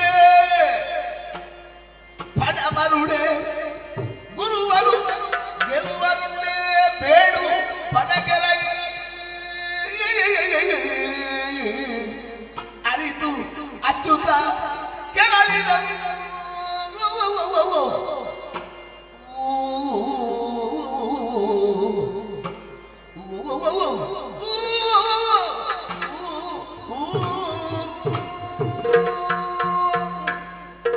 ಅವರು ಬರುವುದಕ್ಕೆ ನೀನು ಕೇಳುವುದಕ್ಕೆ, ಅವರು ಕೆರಳಿಸುವುದಕ್ಕೆ ನೀನು ಬಿಡುವುದಕ್ಕೆ. ಯಾರಲ್ಲಿ ಮಂತ್ರಾಸ್ತ್ರ? ಗುರುಗಳಲ್ಲಿ ಏನಾದ್ರೂ ಪ್ರಯೋಜನ ಬೇಡುವೋ? ಈಗ ಅದಕ್ಕೆ ಪ್ರತ್ಯಸ್ತ್ರ ಏನು ಅಂತ ಅವರಲ್ಲಿ ಗೊತ್ತುಂಟು. ಅವರಿಗಿಂತ ನೈಪುಣ್ಯದಿಂದ ಅವರಿಗೆ ಘಾತ ಆಗುವಂತಹದನ್ನು ಪ್ರಯೋಗಿಸಬೇಕು ಅಂತ ಆದರೆ ಸಾಧ್ಯವೋ? ಅದು ಸಾಧುವೋ? ಈ ಕಾಲದಲ್ಲಿ ಅದೋ ಬೇಕಾದ್ದು. ಅದಕ್ಕಿಂತ ನೀನು ಅವರನ್ನು ಕೆಣಕುವುದಕ್ಕೆ ಮಾತಲ್ಲಿ ತೊಡಗಿದ್ದಿ. ನೀನೊಂದು ಅವಧಿ ಬದ್ಧತೆ ಉಂಟು, ಗೊತ್ತುಂಟು.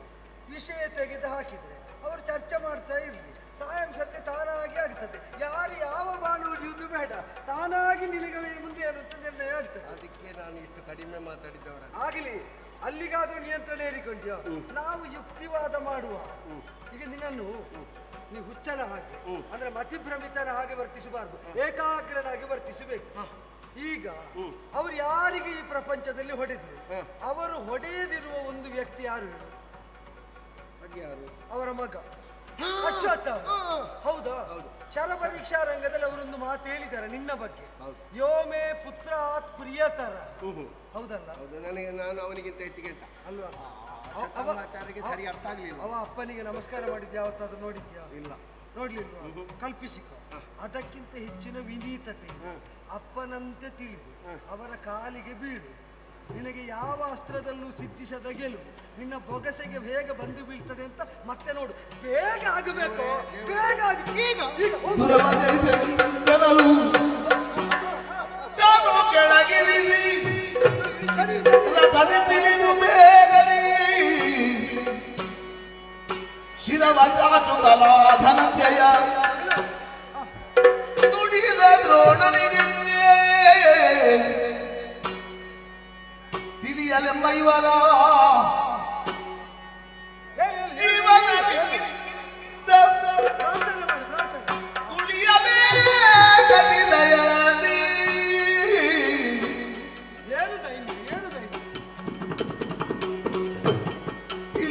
ಮುಂಬೈವರ ಜೀವನ ನಿಂತ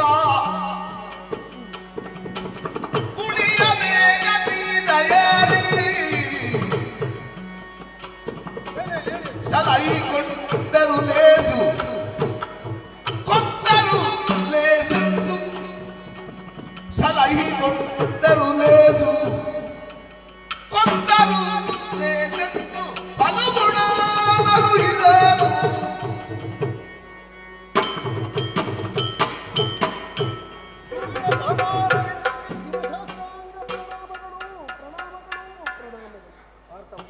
ಎಂದೇಳು ಹಾಗೆ ಮಾತಾಡಿದ್ರೆ ನೀನು ಮಾತಾಡುದು ನನಗೆ ಕೇಳುವುದಿಲ್ಲ. ಮೂರಾಯ್ತು, ನಿಲ್ಲಿಸಿ ಸಾಕು. ಇನ್ನು ಪ್ರಾರ್ಥನೆ ಮಾಡಿ, ಪ್ರಾರ್ಥನೆ ಮಾಡಿ. ಗುರು ಬ್ರಹ್ಮ ಗುರು ವಿಷ್ಣು ಗುರು ಸಾಕ್ಷಾತ್ ಮಹೇಶ್ವರ ತಸ್ಮಾತ್ ಕಾರುಣ್ಯ ಭಾವೇನ ಲಕ್ಷ ಲಕ್ಷ ಮಹೇಶ್ವರ.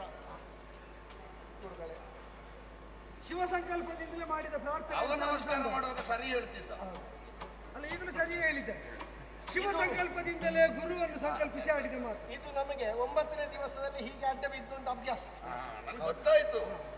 ನೀವು ಹೊಸ್ತಕ್ಕೂ ಅದ್ರದ್ದು ಮತ್ತೊಂದು ರೂಪ ಅಂತಾರಲ್ವಾ? ನೀ ಪ್ರಾರ್ಥನೆ ಮಾಡು, ಪ್ರಾರ್ಥನೆ ಗುರುಗಳೇ, ನಾನು ಹೆಚ್ಚಿಗೆ ಹೇಳುವುದಿಲ್ಲ. ಸರಿ, ಹೇಳಲಿಕ್ಕೆ ಇಲ್ಲಿ ಹೊತ್ತೂ ಇಲ್ಲ. ಇಲ್ಲ. ಹೇಳಿದ್ರೆ ನಾನು ಮಗು. ನಿಮಗೆ ಎಷ್ಟು ಹೇಳಿಯರು, ಏನು ಹೇಳಿಯರು, ಹೇಗೆ ಹೇಳಿಯರು, 5 ಇರುವುದು. ನಾವು ಪಂಚಪಾಂಡವರು. ಹೌದು. ಇವರನ್ನು ಕೊಲ್ಲುವುದು ಕಾಯುವುದು ನಿಮ್ಮ ಕೈಯಲ್ಲಿದೆ. ಹಣ್ಣನ್ನು ಕಾಯಿಯನ್ನು ನಿಮ್ಮ ಕಾಲ ಬುಡದಲ್ಲಿ ಇರಿಸಿದ್ದೇನೆ. ಇದನ್ನು ಹೇಗೆ ಮಾಡ್ತೀರಿ ಎನ್ನುವುದು ನಿಮ್ಮ ಯೋಜನೆಗೆ ಬಿಟ್ಟದ್ದು ಗುರುಗಳೇ. ನಮಗೆ ಇತ್ತೀಚೆಗೆ ಅನಿಸಿದೆ, ಬದುಕುವುದಕ್ಕಿಂತ ಸಾಯುವುದೇ ಒಳ್ಳೆಯದೋ ಅಂತ. ಅದು ನಿನ್ನ ಅಣ್ಣ ಹೇಳುದಲ್ವ? ಅಲ್ಲ, ನಮಗೂ ಅದೇ ಬಂದಿದೆ. ಹೇಳುವುದು ಬೇರೆ ಇರ್ತದೆ, ಇಲ್ಲಿ ಬೇರೆ ಇರ್ತದೆ, ಬೇರೆ ಇರ್ತದೆ. ಬದುಕುವುದಕ್ಕಿಂತ ಸಾಯುವುದೇ ಒಳ್ಳೆಯದಾ ಅಂತ ಕಾಣಿಸ್ತದೆ ನನಗೆ. ಅದನ್ನು ನಿರ್ಣಯ ಮಾಡಬೇಕಾದವರು ನೀವು. ನಾವು ಬದುಕಬೇಕಾ ಸಾಯ್ಬೇಕಾ? ಇನ್ನು ಆಶೆ ಅರ್ಥ ಆಯ್ತು, ಅದನ್ನು ಸರಿ ಮಾಡಲ ಅವರಿಗೆ ಅರ್ಥ ಆಗುವ ಹಾಗೆ. ಅವನಿಗೆ ಕೆಟ್ಟವರಿಗೆ ಸೋಲುವುದಿಲ್ಲ, ಕೆಟ್ಟವರ ಕೈಯಲ್ಲಿ ಸಾಯುವುದಿಲ್ಲ ಅಂತ ಹಠ ಉಂಟು. ಆದರೆ ಗುರುಗಳನ್ನು ವಿರೋಧಿಸಬೇಕು, ಗುರುಗಳಿಗೆ ಹೊಡೆಯಬೇಕು ಅಂತಿಲ್ಲ. ಗುರುಗಳು ದಂಡಿಸಿದ್ರೆ ಅದನ್ನು ಅನುಗ್ರಹ ಅಂತ ಸ್ವೀಕರಿಸುವ. ಇವ ಸೋಲಬೇಕು ಅಂತಿದ್ರೆ ಅವ ತಲೆ ತಗ್ಗಿಸ್ತಾನೆ, ನೀವು ಅವನ ತಲೆ ಕಡಿಬಹುದು. ತಲೆ ಕಡಿಬಹುದು. ಹುಸಿ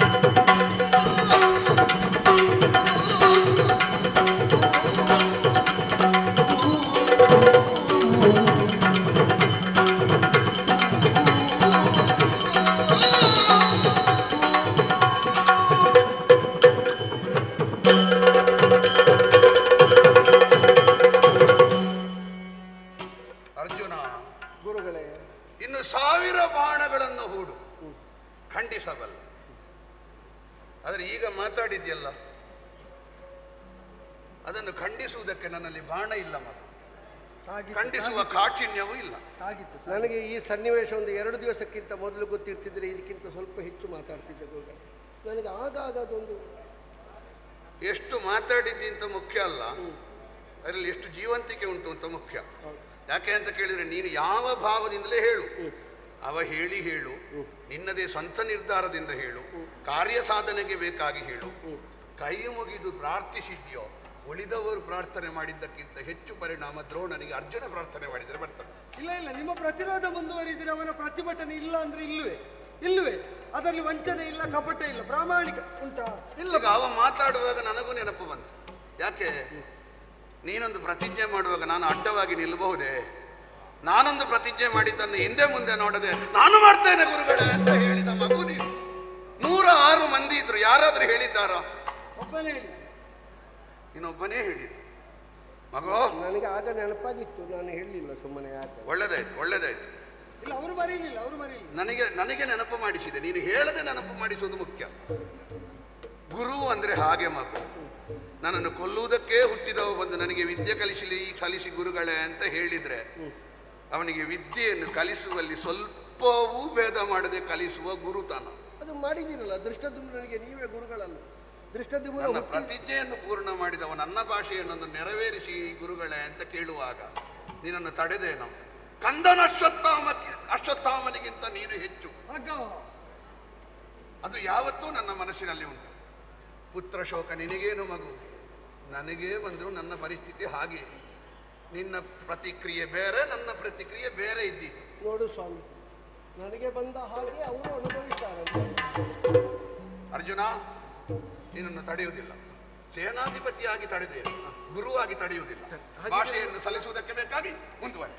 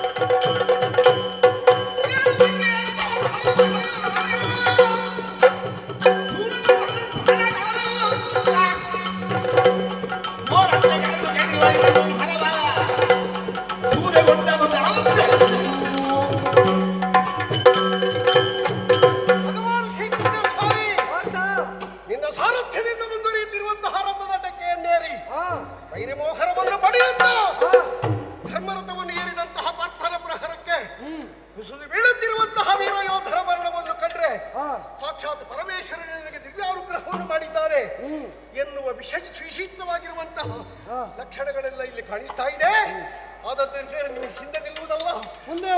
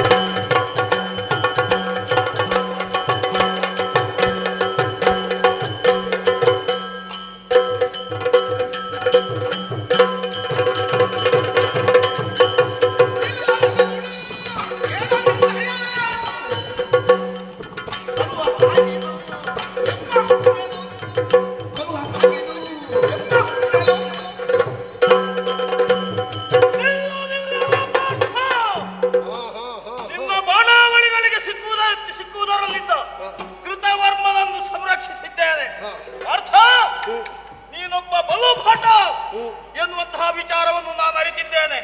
ಹಾಗೆಂದು ನಿನ್ನ ಬಲವನ್ನು ಈ ಶ್ರುತಾಯುಧದಲ್ಲಿ ತೋರಿಸುವುದಕ್ಕೆ ಮುಂದಾದೆ ಎಂದಾದರೆ ಎಚ್ಚರಿಕೆ, ನಿಮಗೆ 2 ಅವಕಾಶವನ್ನು ಕೊಡ್ತೇನೆ. ಒಂದೋ ಶರ ಸನ್ಯಾಸ ಮಾಡು, ಇಲ್ಲದಿದ್ರೆ ಪಕ್ಷಾಂತರ ಮಾಡಿ ನಮ್ಮ ಪಕ್ಷ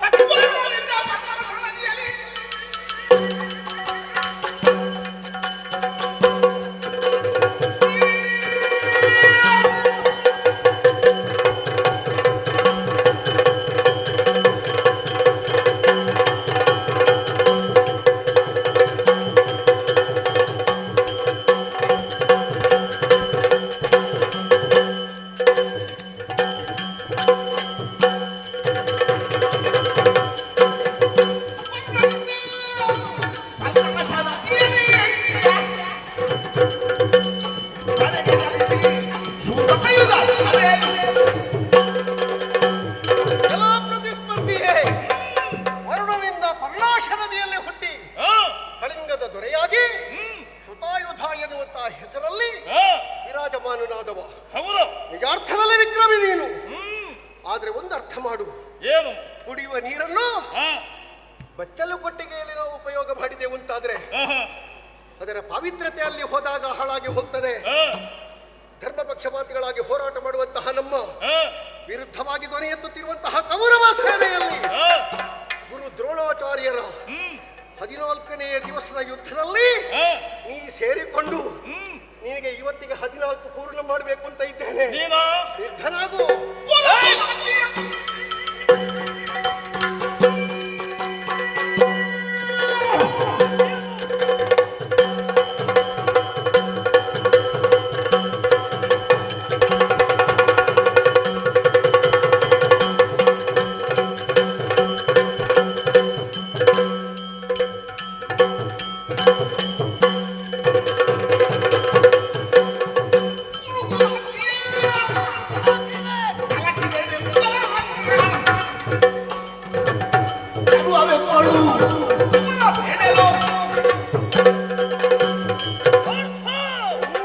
ನಿನ್ನ ಯುದ್ಧ ವೈಖರಿಯನ್ನು ನೋಡಿದ್ದೆ ನಾನು. ಗುರುಕುಲಾಭಿಯನ್ನು ಕಳಕಿದೆ. ಏನು ಸಮುದ್ರ ಮಥನ ಮಾಡುವುದಕ್ಕೆ ಹೊರಟದ್ದ ನೀನು? ಅಂತಹ ಗರ್ವವನ್ನು ನನ್ನ ಸಮ್ಮುಖದಲ್ಲಿ ತೋರಿಸಿದೆ ಎಂದಾದರೆ ನಿಮ್ಮ ಹರಣ ಉಳಿಯದು. ನಿನ್ನ ಬಿಲ್ಲಿನ ಸಿಂಗಿನಿ ತುಂಡು ಮಾಡದೇ ಇದ್ದರೆ ನಾನು ಪಾರ್ಥ.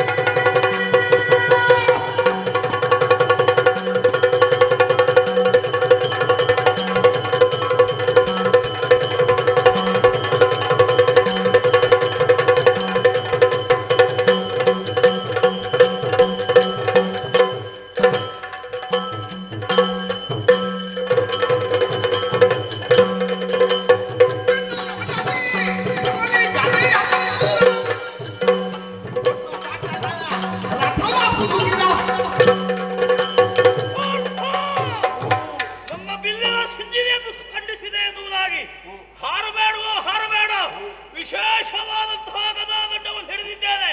ಇದರ ಮಹಿಮೆ ಏನು ಎನ್ನುವುದನ್ನು ಈ ಕ್ಷಣದಲ್ಲಿಯೇ ನಿನಗೆ ತೋರಿಸ್ತೇನೆ.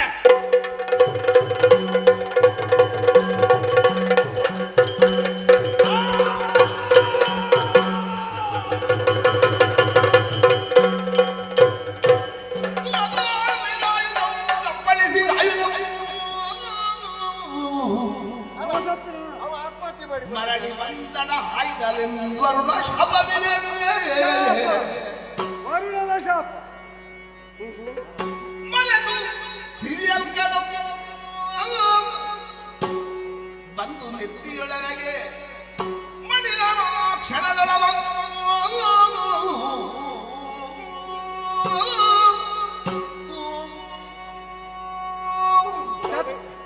ಅವ ಆತ್ಮಹತ್ಯೆ ಮಾಡಿಕೊಂಡದ್ದು ಯಾಕೆ? ಅದು ಶಾಪದಿಂದ, ಗದಾಘಾತದಿಂದ. ಗದೆ ತಕ್ಕೊಂಡ ನನಗೆ ಹೊಡಿತಾನೆ ಅಂತ ಆಲೋಚನೆ ಮಾಡಿದ್ರೆ ಅವನ ಹಣೆಗೆ ಹೊಡ್ಕೊಂಡು ಸತ್ತ. ಅವ ಯಾರಿಗೆಲ್ಲ ಅದರಲ್ಲಿ ಹೊಡೆದಿದ್ದಾನೋ ಇದು ತನಕ ಹೊಡೆಸಿಕೊಂಡವರೆಲ್ಲ ಸತ್ತಿದ್ದಾರೆ. ನಿನಗೆ ಬಿತ್ತಲ್ಲ ಅದು? ಹೌದು. ನನ್ನ ಕೈಯಲ್ಲಿ ಏನಾದ್ರೂ ಇತ್ತ? ಏನಿರ್ಲಿಲ್ಲ. ಅಪ್ರತಿಹತವಾದ ಶತ್ರುಘಾತಕವಾದ ಗದೆ ಅವನ ಕೈಯಲ್ಲಿದ್ದರು. ಅವನಿಗೆ ಎಚ್ಚರಿಕೆಯಾಗಿ ಒಂದು ನಿಬಂಧನೆಯಾಗಿ, ಅಲ್ಲ ಇನ್ನು ಶಾಪ ಅಂತಲೂ ಹೇಳು, ವರುಣನಿಂದಲೇ ಪ್ರೋಕ್ತವಾದ ವಿಷಯ. ನಿರಾಯುಧನಿಗೆ ಇದರಿಂದ ಹೊಡೆದರೆ ಇದೇ ನಿನ್ನನ್ನು ಹೊಡೆದು ಕೊಲ್ತದೆ ಅಂತ. ಸಾಯುಧನಾದ ನಿನಗೆ ಹೊಡೆಯುವಾಗ ನಿನ್ನನ್ನು ದಿಕ್ಕು ಬದಲಿಸಿ ನಾನು ಹಣೆ ಕೊಡುವುದಕ್ಕೆ ಅಂತ ಮುಂದೊತ್ತಿದ್ದ ಆ ಕಾರಣಕ್ಕೆ ನನಗೆ ಬಿತ್ತೋ ಇಲ್ವೋ ಅದು ಸ್ವಯಂ ಪ್ರೇರಿತವಾಗಿ ಆ ಶಾಪವಾಕ್ಯಕ್ಕೆ ಅನುಗುಣವಾಗಿ ಹೋಗಿ ಅವನನ್ನೇ ಹೊಡೆದು ಕೊಂದಿತ್ತು. ಶತ್ರು ಪಕ್ಷದಲ್ಲಿ ಬರುವವರನ್ನು ಎಷ್ಟು ಅಧ್ಯಯನ ಮಾಡಬೇಕು. ಯಾವ ಪುಟದಲ್ಲಿ ಉಂಟೋ ಇದು? ಮುಗಿಲಿಲ್ಲ, ಇನ್ನು ಕೆಲವು ಪುಟ ಉಂಟು. ಹೀಗೆ ಬಾ, ಹೀಗೆ ಬಾ, ಹೀಗೆ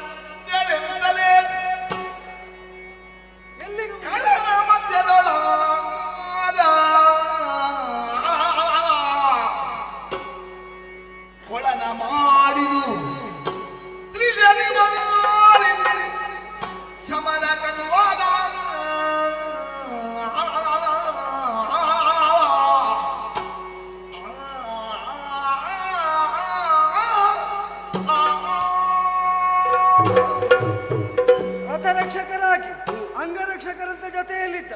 ಸಾತ್ಯಕ್ಕೆ ದೃಷ್ಟದ್ಯುಮ್ನ ಇತರರೆಲ್ಲ ಹಿಂದುಳಿಯುವಂತೆ ಏಕಾಕಿಯಾಗಿ ಲಕ್ಷೋಪಲಕ್ಷ ವಿಷಿಕಗಳನ್ನು ಖಂಡಿಸ್ತಾ ತುಂಡರಿಸ್ತಾ ಅಸಾಮಾನ್ಯ ವೀರರನ್ನು ಸದೆ ಬಡಿಯುತ್ತಾ ಬೆಳಗ್ಗಿನಿಂದ ತೊಡಗಿದ ಯುದ್ಧದಲ್ಲಿ ನೀನು ಮತ್ತು ಆ ತುದಿಗೆ ತಲುಪಿ ಅದರ ಮಧ್ಯದಲ್ಲಿರುವಂತಹ ಆ ಸೈನ್ಯವರನ್ನು ಹೊರಗೆಳೆಯುವುದಕ್ಕೆ ನೋಡ್ತಿ.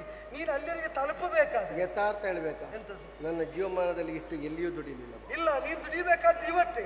ಆದ್ರೆ ಒಂದುಂಟು, ನೀ ದುಡಿಯುವುದಕ್ಕೆ ತೊಡಗಿದ ಮೇಲೆ ಈ ಹೊತ್ತಿಗೆ ಆಗುವಾಗ ನಿನ್ನನ್ನು ಅಲ್ಲಿಯ ತನಕ ತಲುಪಿಸುವವರ ಕುರಿತಾಗಿ ಒಂದು ಕಾಳಜಿ ಆದ್ರೂ ಬೇಕೋ ಬೇಡ? ಬೇಗ ಮುಟ್ಲಿ ಅಂತ. ಎಲ್ಲಿಗೆ ಬೇಗ ಮುಟ್ಟುವುದು? ಬೇಗ ಮುಟ್ಟುತ್ತವೆ ಈ ನಾಲ್ಕು ಕೂಡ ಬಂದಲ್ಲಿಗೆ. ಅಖಿಲತ್ವವಾದ ವರುತದ ದಿವ್ಯಾಶ್ವಗಳು ಅವು ಬಸವಳಿದು ಅದು ಕುಸಿತಾ ಉಂಟು. ಮುಂಗಾರು ಎಂತದ್ದು? ಏನಾಗ್ಬೇಕು ಅದಕ್ಕೆ? ಅದಕ್ಕೇನಿಲ್ಲ, ನೀರು ಬೇಕು. ಈ ರಣಮಧ್ಯದಲ್ಲಿ ನೀರಿಲ್ಲದಿದ್ರೆ ಅದು ಹೇಗೆ ಮುಂದುವರಿಯುವುದು? ನನ್ನ ಅಜ್ಜನಿಗೆ ನಾನು ನೀರು ಕುಡಿಸಿದವ ಹೌದಾ? ಈ ಕುದುರೆಗಳಿಗೆ ಇದು ದಿವ್ಯವಾದದ್ದು, ಅವರದ್ದು ಭೌಮವಾದದ್ದು.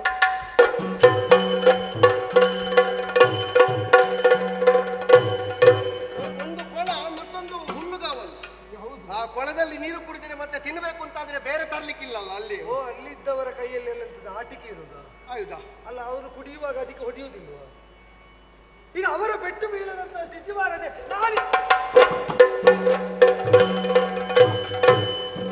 ಸುತ್ತ ಬೇಲಿ ಬಲಿದಿದ್ದೇನೆ.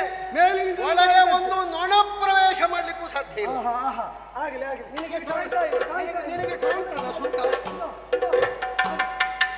ಆಯ್ತಲ್ಲ, ಯಾರು ಬರ್ಲಿಕ್ಕಿಲ್ಲ. ಅಮೋಘವಾದ ಅತುಲ್ಯವಾದ ಯುದ್ಧ ಕ್ಷೇತ್ರದ ಮಧ್ಯದಲ್ಲಿಯೇ ಕೊಳವನ್ನು ನಿರ್ಮಾಣ ಮಾಡಿ ಅದಕ್ಕೆ ಬೇಕಾದಂತಹ ಹುಲ್ಲನ್ನು ನಿರ್ಮಾಣ ಮಾಡಿ ಅದಕ್ಕೆ ಯಾರೂ ಬಾಧಕ ಕೊಡದಂತೆ ಕೋಟೆಯ ನಿರ್ಮಾಣವನ್ನು ಮಾಡಿ ಸಮಯ ಮಿತಿಯೊಳಗೆ ಮುಗಿಸ್ತೇವೆ ಅಂತ ಹೇಳುವುದಲ್ಲ, ಆಗಬೇಕಾದರ ಒಳಗೆ ಎಲ್ಲವನ್ನು ಮಾಡ್ತಾ ಮುಗಿಸುವುದುಂಟಲ್ಲ, ಅದು ನಿಜವಾಗಿ ಶ್ರೇಷ್ಠತೆ. ಆಗಬೇಕಾದವರ ಆರೈಕೆ ಮಾಡ್ತಾ ಮುಂದೆ ಹೋಗುವ ಈಗ.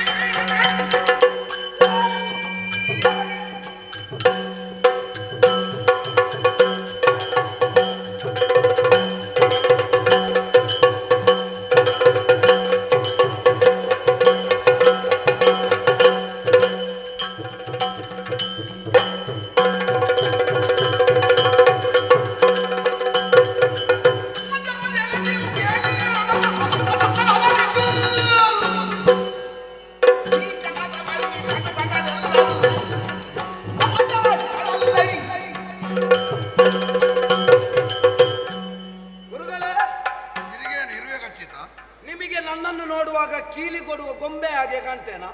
ಇಲ್ಲ. ಮತ್ತೆ ಏನಂತ ಭಾವಿಸಿದ್ದೀರಿ? ಅದೇ ನಾನು ನಿನಗೆ ಹೇಳಿಕೊಟ್ಟದೆಲ್ಲವೇ ಅರ್ಥ ಆಯ್ತಲ್ವಾ? ಯಾವುದು? ಗದೆಯನ್ನು ಹೀಗೆ ಇಟ್ಕೊಂಡು ಬಂದಿದ್ದೀನಿ ನೀನು. ಇನ್ನು ಹೀಗೆ ಹಿಡ್ಕೊಂಡ್ರು ಹೇಗೆ ಹಿಡ್ಕೊಂಡ್ರು ಪ್ರಯೋಜನ ಇಲ್ಲ ಅಂತ ಗೊತ್ತಾದ್ಮೇಲೆ ಮತ್ತೆ ಹೇಗೆ ಹಿಡ್ಕೊಂಡ್ರೇನು? ಅಲ್ಲ, ಒಂದು ಪ್ರಯೋಜನ ಇಲ್ಲದ್ರೆ ಒಂದು ನಿಯಮ ನೆನಪಿರ್ಬೇಕಲ್ಲ. ನಿಯಮ ನನಗೆ ನೆನಪುಂಟು, ನಿಯಮ ನಿಮಗೆ ನೆನಪುಂಟಾ? ಏನು ಮರ್ತ ಹೋಗಿದೆ? ಯುದ್ಧದಲ್ಲಿ ನಿಯಮ ಹೇಗೆ? ಹೇಗೆ? ಯಾವ ಪಾಳಯದಿಂದ ನಾವು ಯುದ್ಧವನ್ನು ಆರಂಭಿಸ್ತೇವೋ ಅವರಿಗೆ ಜಯವನ್ನು ಕಾಣುವುದಕ್ಕೆ ಬೇಕಾಗಿ ಇದಿರಾಳಿಗಳ ಪಕ್ಷವನ್ನು ಧ್ವಂಸ ಮಾಡಬೇಕಾದ್ದು ಸೇನಾಪತಿಯ ಲಕ್ಷಣ. ನಾನು ಮಾಡ್ತಾ ಇದ್ದೇನೆ. ನೀವು ಮಾಡ್ತಾ ಇದ್ದೀರಾ? ಮಾಡ್ತಾ ಇದ್ದೇನೆ. ಎಂತದ್ದು ಮಾಡಿದ್ದು? ಏನು? ಅವ ಅರ್ಜುನ ಬಂದ, ನಿಮ್ಮಲ್ಲಿ ಕಾಲು ಹಿಡಿದ, ಒಂದಿಷ್ಟುದ್ದ ಮಾತಾಡಿದ. ನಿನಗೆ ನಾನು ಸ್ಪಷ್ಟ ಹೇಳಿದ್ದೇನೆ ಮೊದಲಿಗೆ. ಏನು? ಸೇನಾಧಿಪತಿಯಾಗಿ ನನ್ನ ಹೋರಾಟ ಉಂಟು, ಗುರುಗಳಾಗಿ ನನ್ನಲ್ಲಿ ಅವರು ಏನಾದರೂ ವ್ಯವಹಾರ ಮಾಡಿದ್ರೆ ನನಗೆ ಅನುಗ್ರಹ ಮಾಡೋದು ಆಗುದಿಲ್ಲ ಅಂತ. ಈಗ ಶಿಷ್ಯರಾಗಿ ಬಂದ್ರೆ ಏನು ಮಾಡ್ಲಿಕ್ಕೆ ಆಗುದಿಲ್ಲ. ಈಗ ಶಿಷ್ಯನಾಗಿ ಬರ್ಲಿ, ಹೇಗೆ ಬರ್ಲಿ, ಬಂದದ್ದು ರಣದಾರುನಿಗಲ್ವಾ? ನಿಮ್ಮ ಮನೆಗೆ ಬಂದದ್ದ ಅಥವಾ ಬಿಡದಿಗೆ ಬಂದದ್ದ? ಈಗ ನಿನ್ನಲ್ಲಿ ಕೇಳ್ತೇನೆ, ಶ್ರುತಾಯುಧನಲ್ಲಿ ಒಂದು ಶಕ್ತಿ ಇತ್ತ? ಹೌದು. ಅದು ಪ್ರಯೋಜನಕ್ಕೆ ಬಂತ? ಇಲ್ಲ, ಬರ್ಲಿಲ್ಲ ಅಲ್ಲ. ಸಂಜೀವಿನಿಯನ್ನು ಯಾರಾದ್ರೂ ಕೈಯಲ್ಲಿ ಹಿಡ್ಕೊಂಡ್ರೆ ಅವನಿಗೆ ಮರಣದ ಹೆದರಿಕೆ ಉಂಟಾ? ಇಲ್ಲ. ಕೃಷ್ಣ ಎನ್ನುವಂತಹ ಜಯವನ್ನು ಒಟ್ಟಿಗೆ ಇಟ್ಟುಕೊಂಡು ಅವನಿಗೆ ಸೋಲುಂಟೇನೋ? ಹೌದಾ? ಹಾಗಾದ್ರೆ ನಾವೆಲ್ಲ ಯುದ್ಧ ಮಾಡುದು ಯಾಕೆ? ಅಲ್ಲ, ಅದು ನಿನಗೆ ಮೊದಲೇ ಗೊತ್ತಿರ್ಬೇಕು. ಮೊದಲೇ ಗುರುಗಳೇ, ಅಸಾಧ್ಯವಾದುದು ಪ್ರಪಂಚದಲ್ಲಿ ಯಾವುದುಂಟೋ ಅದನ್ನು ಸಾಧಿಸ್ತೇನೆ ಎನ್ನುವ ಹಾಗೆ ಛಲದ ಮುಖೇನ ಹೊರಟವ ಸುಯೋಧನ. ಅದಕ್ಕೆ ಪೂರಕವಾಗಿ ಪ್ರೇರಕರಾಗಿ ನೀವೆಲ್ಲವರು ಹಿರಿಯವರಿದ್ದೀರಿ ಎನ್ನುವ ಹಾಗೆ ಭಾವಿಸಿ ನಾನು ಮುಂದಡಿಯನ್ನು ಇಟ್ಟವ. ನಾನು ಪೂರಕನಾಗಿ ಹೊರಟದ್ದಲ್ಲ, ನಮ್ಮನ್ನು ಒತ್ತಾಯದಿಂದ ನೀನು ತಂದದ್ದು. ಆದ್ರೂ ಅನ್ನದ ಋಣ ನಿಮಗಿಲ್ವಾ ಹತ್ತಿನಾವತಿಯಲ್ಲಿ? ಅನ್ನದ ಋಣ ಅಂದ್ರೆ ನಿನ್ನದದು. ನನ್ನದಲ್ಲದಿದ್ರು ಯಾರದಾದ್ರೂ ಅನ್ನವೇ ಅಲ್ವಾ? ಯಾರದಾದ್ರೂ ಹೇಳಲಿಕ್ಕೆ ನೀನದು. ಮತ್ತೆ ಈಗ ವರ್ತಮಾನದಲ್ಲಿ ಆ ಜಾಗದಲ್ಲಿ ಕೂತವ ನಾನೇ ಲೆಕ್ಕಾಚಾರ ನೋಡಿಕೊಳ್ಳುವುದು. ಜಾಗದಲ್ಲಿ ಕೂತವಲ್ಲ, ನೀನು ಜಾಗದಲ್ಲಿ ಅನಿವಾರ್ಯಕ್ಕೆ ಕೂತದ. ಅನಿವಾರ್ಯಕ್ಕೆ ಆಗಲಿ ಹೇಗೆ ಆಗಲಿ ಲೆಕ್ಕಾಚಾರ ನಡೆಯುವುದು ಈಗ ನನ್ನದೇ. ಈಗ ರಾಜಪ್ರತಿನಿಧಿ ಧೃತರಾಷ್ಟ್ರನೇ ಇರ್ಲಿ, ಲೆಕ್ಕಾಚಾರಕ್ಕೆ ನೀನಿರು. ಹೌದು ಹೌದಾ? ಹಾಗಾದ್ರೆ ನಿಮಗೆ ಹಂಗಿರುವುದು ಯಾರು? ಲೆಕ್ಕಾಚಾರಕ್ಕೆ ನೀನಿರುವುದು ಅಂತ. ಆ ಲೆಕ್ಕಾಚಾರಕ್ಕೆ ನಾನಿರ್ಲಿ. ನಿಮ್ಮ ಲೆಕ್ಕದಲ್ಲಿ ಹೇಗೆ ಅಂತ ಬೇಡ. ನಿಮಗೆ ಈಗ ಅದೆಲ್ಲ ಮಾತಾಡ್ತೀರಿ ಗುರುಗಳೇ. ಯಾಕೆ?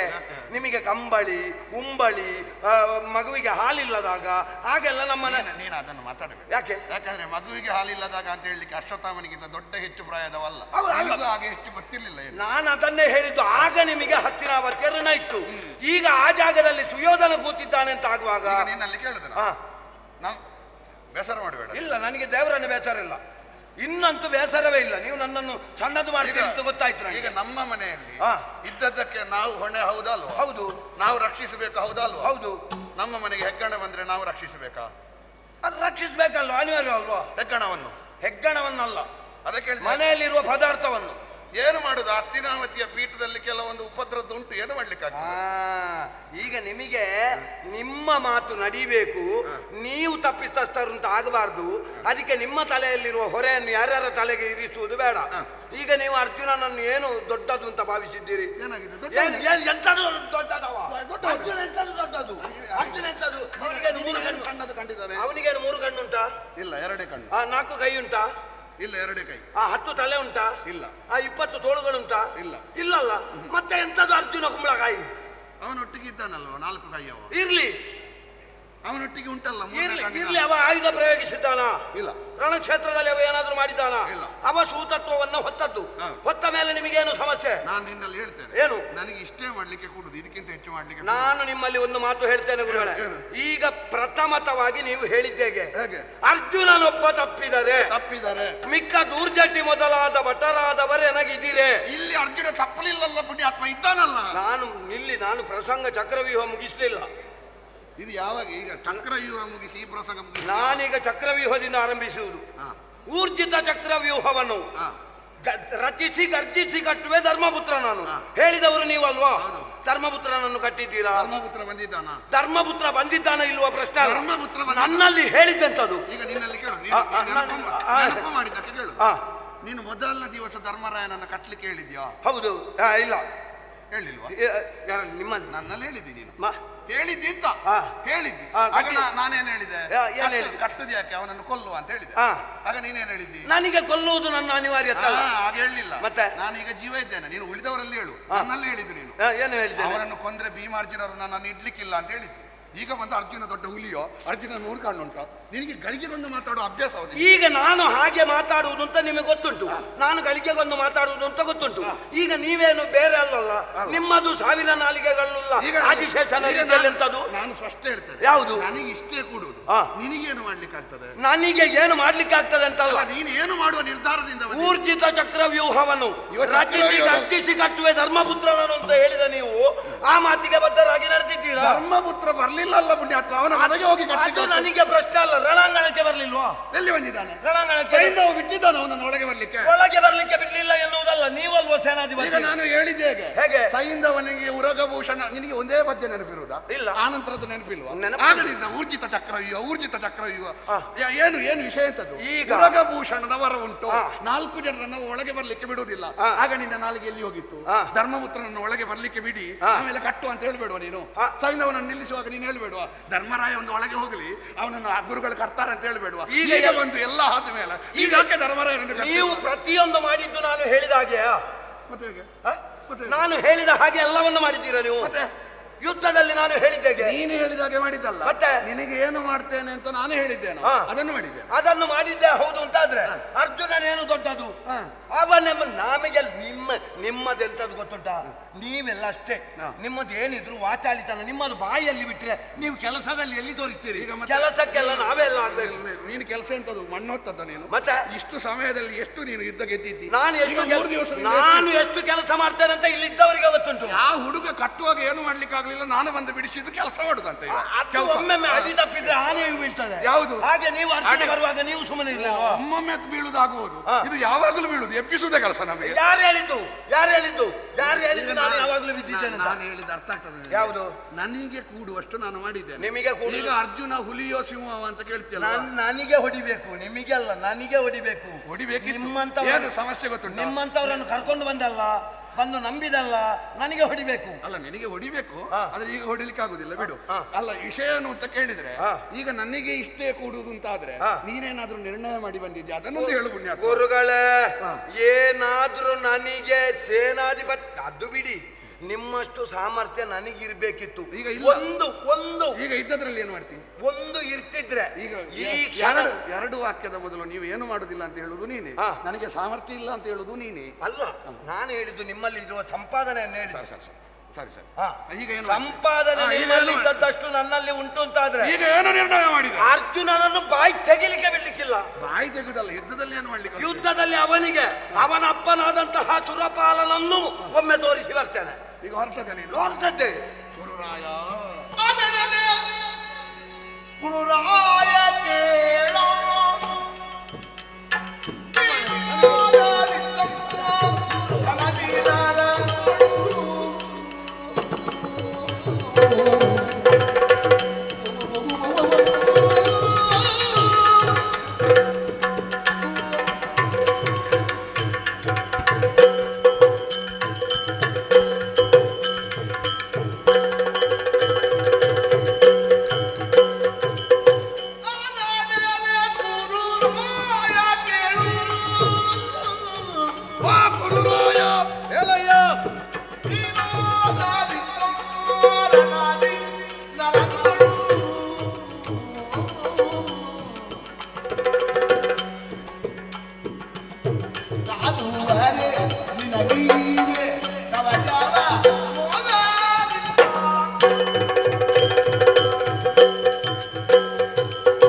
ನನಗೆ ಕೂಡುವುದಿಲ್ಲ ಅಂತ ಒಂದು ಮಾತು ಹೇಳಿ, ನಿಮ್ಮ ಜಾಗದಲ್ಲಿ ನಿಂತು ನಾನು ಮಾಡ್ತೇನೆ. ನಾಳೆ ಏನಾಗ್ತದೆ ಅದು ಪ್ರಶ್ನೆ ಬೇರೆ. ಅಲ್ಲ, ಪ್ರಶ್ನೆ ನೀವು ಇಲ್ಲಿ ಜನ ಇಲ್ಲದೆ ನಿಮ್ಮನ್ನು ಕರೆದದ್ದು ಅಂತ ಭಾವಿಸೋದು ಬೇಡ. ಮಗು, ಈಗ ನಾವು ಯಾವುದಕ್ಕೆ ಹೊರಟದ್ದು? ನಾವು ಯುದ್ಧಕ್ಕೆ ಅಂದ್ರೆ ಏನು ನಿರ್ಣಯ ಮಾಡಿದ್ವಿ ಇವತ್ತು? ಇವತ್ತು ಏನು ನಿರ್ಣಯ ಮಾಡಿ? ಸೈಂಧವ ವಧೆ ಆಗಬಾರ್ದು ಅಂತ ಹೊರಟದ್ದು. ಹೌದು. ಅದರ ಬದಲಿಗೆ ದುರ್ಯೋಧನ ವಧೆ ಆದ್ರೆ ಯಾರು ಹೇಳಿದ ಆಗ್ತದೆ ಅಂತ? ಹಾಗೆ ನೀನು ಮುಂದುವರಿಯುವಾಗ ಎಚ್ಚರ ವಹಿಸಿ ಸಿದ್ಧತೆ ಮಾಡದೆ ಹೋದ್ರೆ ಅದೇ ಆಗುವುದು. ಅಲ್ಲ, ದುರ್ಯೋಧನ ವಧೆ ಆದ್ರೂ ತೊಂದರೆ ಇಲ್ಲ, ಸೈಂಧವ ಉಳಿಬೇಕು ಇವತ್ತಿನ ದಿವಸದಲ್ಲಿ. ನನಗೆ ಅಷ್ಟು ಸ್ವಾಭಿಮಾನ ಉಂಟು, ನಿಮಗಿಲ್ಲಲ್ಲ. ನೀನು ಆಗಾಗ ಅರ್ಜುನನ ಮೇಲೆ ನನಗೆ ಪ್ರೀತಿ, ಅರ್ಜುನನ ಮೇಲೆ ನನಗೆ ಪ್ರೀತಿ ಅಂತ ಹೇಳಬೇಡ. ಹೌದಾದ ನನಗೆ ನಿನ್ನ ಮೇಲೆಯೂ ಉಂಟು. ಎಂತದ್ದು? ನಿನ್ನ ಮೇಲೆಯೂ ಉಂಟು. ಅರ್ಜುನನೊಂದಿಗೆ ವಿಕ್ರಮದಿಂದ ಹೋರಾಟ ಮಾಡುವ ಯೋಧ ಧರ್ಮದಿಂದ ನೀನು ಮುಂದುವರಿಯುತ್ತೀಯೋ, ದೂರದಲ್ಲಿ ಅವನನ್ನು ಗೆಲ್ಲಲಿಕ್ಕೆ ಸಾಧ್ಯ ಇಲ್ಲ. ನೀವು ಒಮ್ಮೆ ಸುಮ್ಮನೆ ಕೂತ್ಕೊಳ್ಳಿ ಗುರುಗಳೇ. ನಾನು ಪರೀಕ್ಷಾ ರಂಗದಲ್ಲಿ ತೋರಿಸ್ತಿದ್ದೆ, ಅಲ್ಲಿ ನನಗೆ ಅವಕಾಶ ಕೊಡ್ಲಿಲ್ಲ. ಆಮೇಲೆ ಒಂದು ಪ್ರಸಂಗ ನನಗೆ ಬೇಕಾಗಿ ಬಿಟ್ಟಿದ್ದೀರ ನೀವು. ಒಂದು ಪೂರ್ಣ ಪ್ರಮಾಣದ ನನಗೊಂದು ಅವಕಾಶ ಕೊಡಿ. ಅರ್ಜುನನೊಂದು ಸುದ್ದಿ ಇಲ್ಲ ನಾಳೆ, ಗೊತ್ತುಂಟಾ? ನಾವೆಲ್ಲ ಅವಕಾಶ ವಂಚಿತರು ಗುರುಗಳೇ. ನಮ್ಮಲ್ಲಿ ಪ್ರತಿಭೆ ಉಂಟು, ಅವಕಾಶ ಇಲ್ಲ. ಇಲ್ಲಿವಾ ಮತ್ತೆ ಮೂರು ನಿನ್ನ ಕರ್ಮಕ್ಕೆ ಕೊಟ್ಟದ್ದು ಇಲ್ಲಿ. ಎಷ್ಟು ಸಲ ಭೀಮನಲ್ಲಿ ಸೋತಿದ್ದಿ, ಎಷ್ಟು ಸಲ ಅರ್ಜುನನಲ್ಲಿ ಸೋತಿದ್ದಿ. ನಿನ್ನ ಮುಖ ನೋಡಿ ನೋಡಿ ಸಾಕಾಗಿದೆ, ನೀನೇ ಬರುವುದು. ಆದ್ರೆ ದ್ವಂದ್ವ ಯುದ್ಧಕ್ಕೆ ಬಂದಿದ್ದಾನಾ? ಅಲ್ಲ, ಇದು ಈಗ ನೀನು ಯುದ್ಧಕ್ಕೆ ಹೋಗುತ್ತೀಯಲ್ವಾ, ನಿನ್ನ ಬಲದಿಂದ ಗೆಲ್ಲಲಿಕ್ಕೆ ಸಾಧ್ಯ ಇಲ್ಲ. ಮತ್ತೆ ಹಾಗೆಂದು ನೀನು ಸೋಲ ಕೂಡದು ಅಂತ ಉಂಟು, ಸೋಲ ಕೂಡದು ಅಂತ ನನಗುಂಟು. ನಿಮಗೆ ಒಳಗಿಂದ ನನ್ನಲ್ಲಿ ಪ್ರೀತಿ ಉಂಟು. ಅದನ್ನು ಎಷ್ಟು ಸಲ ಹೇಳಿದೆ, ನೀನು ನಂಬುದಿಲ್ಲಲ್ಲ. ಅದಕ್ಕೆ ಏನು ಮಾಡ್ತೇನೆ ಅಂತ ಕೇಳಿದ್ರೆ ಏನು?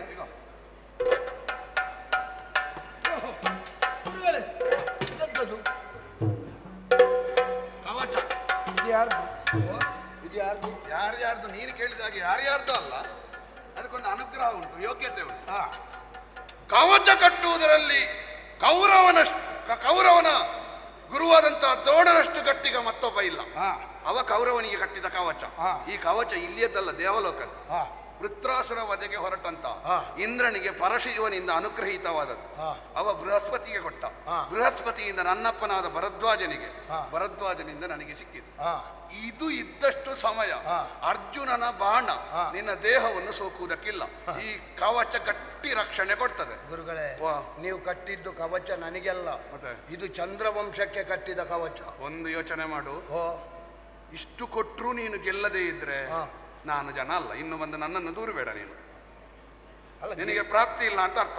ನೀನು ಆಗಾಗ ಬಂದು ತಲೆ ತಿಂದ್ರೆ ಎಚ್ಚರ. ಇನ್ನು ಹೋಗು, ಕವಚ ಕಟ್ಟಿಕೊಂಡು ಏನಾದ್ರೂ ತೊಂದರೆ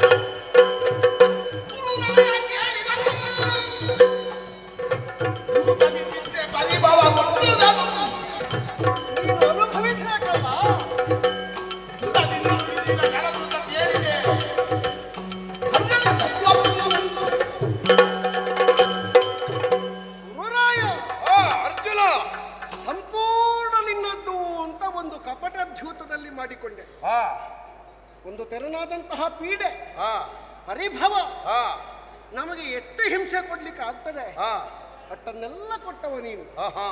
ಆಮೇಲೆ ವರ್ಷ ಕಳೆದ ಮೇಲೆ ಒಂದು ಸಂಧಾನ ಪ್ರಸಕ್ತಿ ಬಂದಾಗ ನೀನೇ ಹೇಳಿದ ಮಾತುಂಟಂತೆ, ದುರದೋಳ್ ಜಯಿಸಿಕೊಂಬುದು ಧರ್ಮ. ಅಂತಹ ಧರ್ಮ ಈಗ ಸನ್ನಿಹಿತವಾಗಿದೆ. ನಿನಗೀಗ ಕೇವಲ ದ್ಯೂತ ಅಲ್ಲ, ಮತ್ತೆ ಶರದ್ಯೂತ ಕೇಳಿ. ನಮ್ಮದೊಂದು ಅರ್ಧ, ನಿನ್ನದೊಂದು ಅರ್ಧ ಒಟ್ಟಿಗೆ ಮಾಡುವ ನಾವು ಸನ್ನದ್ಧರಾಗಿದ್ದೇವೆ. ಅವತ್ತು ಸೋತರು ಇವತ್ತು ಗೆಲ್ತೇವೆ ಎನ್ನುವಂತಹ ವಿಶ್ವಾಸ ಉಂಟು. ಏ ಕುರುಕುಲ ಚೂಡಾಮಣಿ, ಕುರುಕುಲ ಚೂಡುಮಾಣಿ, ಏಯ್ ಗಾಂಧಾರಿ ಹೆತ್ತಳು 101 ಮಕ್ಕಳ, ಒಂದಕ್ಕೂ ಸ್ವಯ ಬುದ್ಧಿ ಇಲ್ಲ ಅಂತ ಹೇಳ್ತಾರೆ. ಸಾಹಿತ್ಯ ತಪ್ಪು ಹೇಳಬೇಡ. ಸ್ವಯಂ ಬುದ್ಧಿ ಇಲ್ಲ, ಸ್ವಯ ಬುದ್ಧಿ ಇಲ್ಲ. ಅದು ನೀನು ಮಾಡಿಕೊಂಡದ್ದು ಪಾಪಿ. ಹುಟ್ಟುವಾಗಲೇ ನರಿನಾಯಿಗಳ ಹಾಗೆ ಕೂಗಿದವ ನೀನು. ಇರ್ಲಿ, ಇವತ್ತು ನಿನ್ನ ಕಿರೀಟ ಕಳಚಿಲಿ ಯಾರೋ ಕಟ್ಟಿ ಬಿಟ್ಟಿದ್ದಾರೆ. ಕಟ್ಟಿ ಬಿಟ್ಟದ್ದಲ್ಲ, ನಾನೇ ಬಂದದ್ದು. ಗೊತ್ತಾಗ್ತದೆ. ಹೌದು, ನಾನು ದ್ರೋಣರ ಶಿಷ್ಯನೇ. ನಿನ್ನ ಕವಚ ಎಲ್ಲ ನೋಡುವಾಗ ಈ ಕವಚ ಪೂರ್ತಿ ಕಟ್ಟಲಿಲ್ಲಲ್ಲ, ಕವಚ ಇಲ್ಲದ ಜಾಗ ಉಂಟಲ್ಲ, ಅದನ್ನು ನೋಡಿ ಹೊಡೆದಾರು.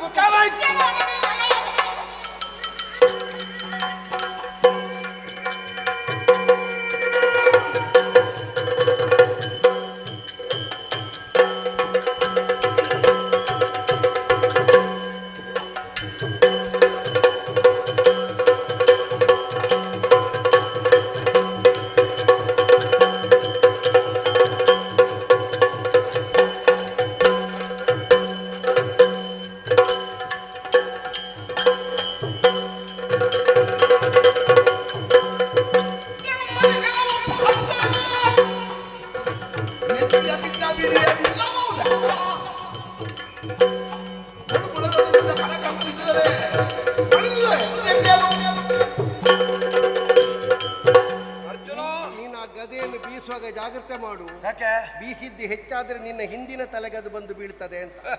ನಮಗೆಲ್ಲ ನಿನ್ನ ಒಬ್ಬ ಶುತಾಯುಧ ಅಂತ ಹೇಳುವ ಅವನ ಗದೆಯಲ್ಲೇ ಸತ್ತಾವ. ಈ ಗದೆಯಿಂದ ನಮ್ಮ ತಲೆಗೆ ಪೆಟ್ಟಾಗಿ ಇನ್ನು ಏನು ಗಾಯ ಆಗ್ಲಿಕ್ಕಿಲ್ಲ. ಶಬಾಸ್, ಮೊದಲೇ ಆಗಿದೆ ಅಂತ ನೀನೇ ಒಪ್ಪಿಕೊಂಡು ಧನ್ಯವಾದಗಳು. ಹಾಗಲ್ಲ, ನಾವಷ್ಟು ಸಾಮರ್ಥ್ಯವಂತರು ಅಂತ ಹೇಳಿದ್ದು ಏನಾ? ನೀನು ಹೇಳಿದ್ದನ್ನೆಲ್ಲ ಕೇಳಿಕೊಂಡು ತಲೆ ಆಡಿಸಿಕೊಂಡು ಹೋಗ್ಲಿಕ್ಕೆ ನನ್ನನ್ನು ಏನು ಅಂತ ಭಾವಿಸಿದ್ದಿ? ನಿನಗೆ ತಲೆ ಉಂಟು ಅಂತ ಭಾವಿಸಿದ್ದೇನೆ. ನಾನೊಬ್ಬ ಪಾಂಡವರಲ್ಲಿ ಒಬ್ಬನಾದಂತಹ ಧರ್ಮರಾಯನ, ಭೀಮನ, ಅರ್ಜುನನ, ನಕುಲನ, ಸಹದೇವನ ಆ ರೀತಿಯಾಗಿ ಭಾವಿಸಿದ್ದ. ಇಲ್ಲಪ್ಪ, ಅದಾಗ್ತಿದ್ರೆ ನಿನ್ನ ಹಲ್ಲೆ ಹೀಗಿರ್ತಿರ್ಲಿಲ್ಲ. ಅಮೃತಾಂಶು ವಂಶು ವ್ಯೋಮಾಂಶ ಕಿರಣ. ಆ ಎಂಜಲನ್ನು ಯಾಕೋ ಉಗುಳ್ತಿ ಸುಮ್ಮನೆ. ಅಮೃತಾಂಶ ವಂಶ ವ್ಯೋಮಾಮೃತ ಕಿರಣ ಅಂತ ಹೇಳುವಾಗ ನಿನ್ನ ಎಂಜಲ ಅಮೃತ ಅದು. ಅಮೃತ ಹಾರಿದ್ರೆ ಆಯ್ತು, ಅದು ದೇವತೆಗಳು ಸಿಂಚನವನ್ನು ಮಾಡುವುದು. ಗೊತ್ತಾಯ್ತಲ್ಲ? ಎಂತ ಕೆಟ್ಟ ವಾಸನೆ, ನಿನ್ನ ಹಲ್ಲು ನೋಡುವಾಗಲೇ ನೀನು ಏನೆಲ್ಲ ಸಂಕಪಾಚಡ ಜಗೀತಿ ಅಂತ ಗೊತ್ತಾಗ. ಅದು ಈಗದ್ದಲ್ಲ, ಮೊದಲಿದ್ದು. ಇರ್ಲಿ, ಅದು ಪೂರ್ವ ವಾಸನೆ ಸ್ವಲ್ಪ ಬೇಕಾಗ್ತದೆ. ಆದ್ರಿಂದ ಇದು ನಿಮ್ಮದೆಲ್ಲ. ಅಲ್ಲ, ಸುಮಾರು ಜನ ಸತ್ರು ಮಾರೆ, ನೀನೊಂದು ಸಾಯುವುದಿಲ್ಲ. ನನಗೆ ಗೊತ್ತುಂಟು, ನನಗೆ ಗೊತ್ತುಂಟು. ನೀನು ಕೂಡ ಕೈ ಮುಗಿಯುವುದು ನಾನು ಸಾಯುವುದಕ್ಕೆ. ನನ್ನ ಜೀವನದಲ್ಲಿ ಒಂದೇ ಒಂದು ಆಸೆ ಇತ್ತು, ಯಾವಾಗ ನಿನಗೆ ಸನ್ಮಾನ ಆಯ್ತೋ ಇನ್ನು ನಿನ್ನನ್ನು ಕೊಲ್ತೇನೆ, ಇಲ್ಲದ್ರೆ ನಾನು ಸಾಯ್ತೇನೆ. ನನಗಂತೂ ಆಯ್ತಲ್ಲ, ನೀನೊಂದು ಆಗುವಲ್ಲಿವರೆಗೆ ಬದುಕು ಮಾರ. ನಾನು ಬದುಕದಿದ್ದೀರ ಅಷ್ಟೇ ಆಯ್ತು.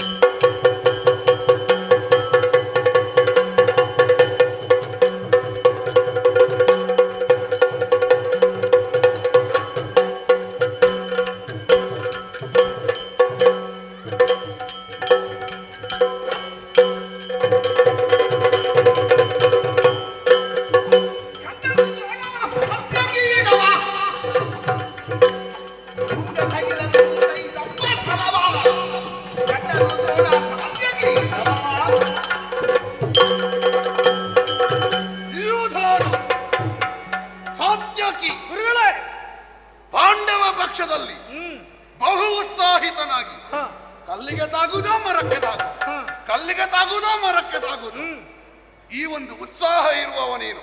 ಹಾಗಾಗ್ಲಿ ಯಾವಾಗ್ಲೂ ತೊಡಗು ಸಾತ್ಯಕ್ಕಿಂತ ಹೇಳು. ಅದು ಯಾಕೆ?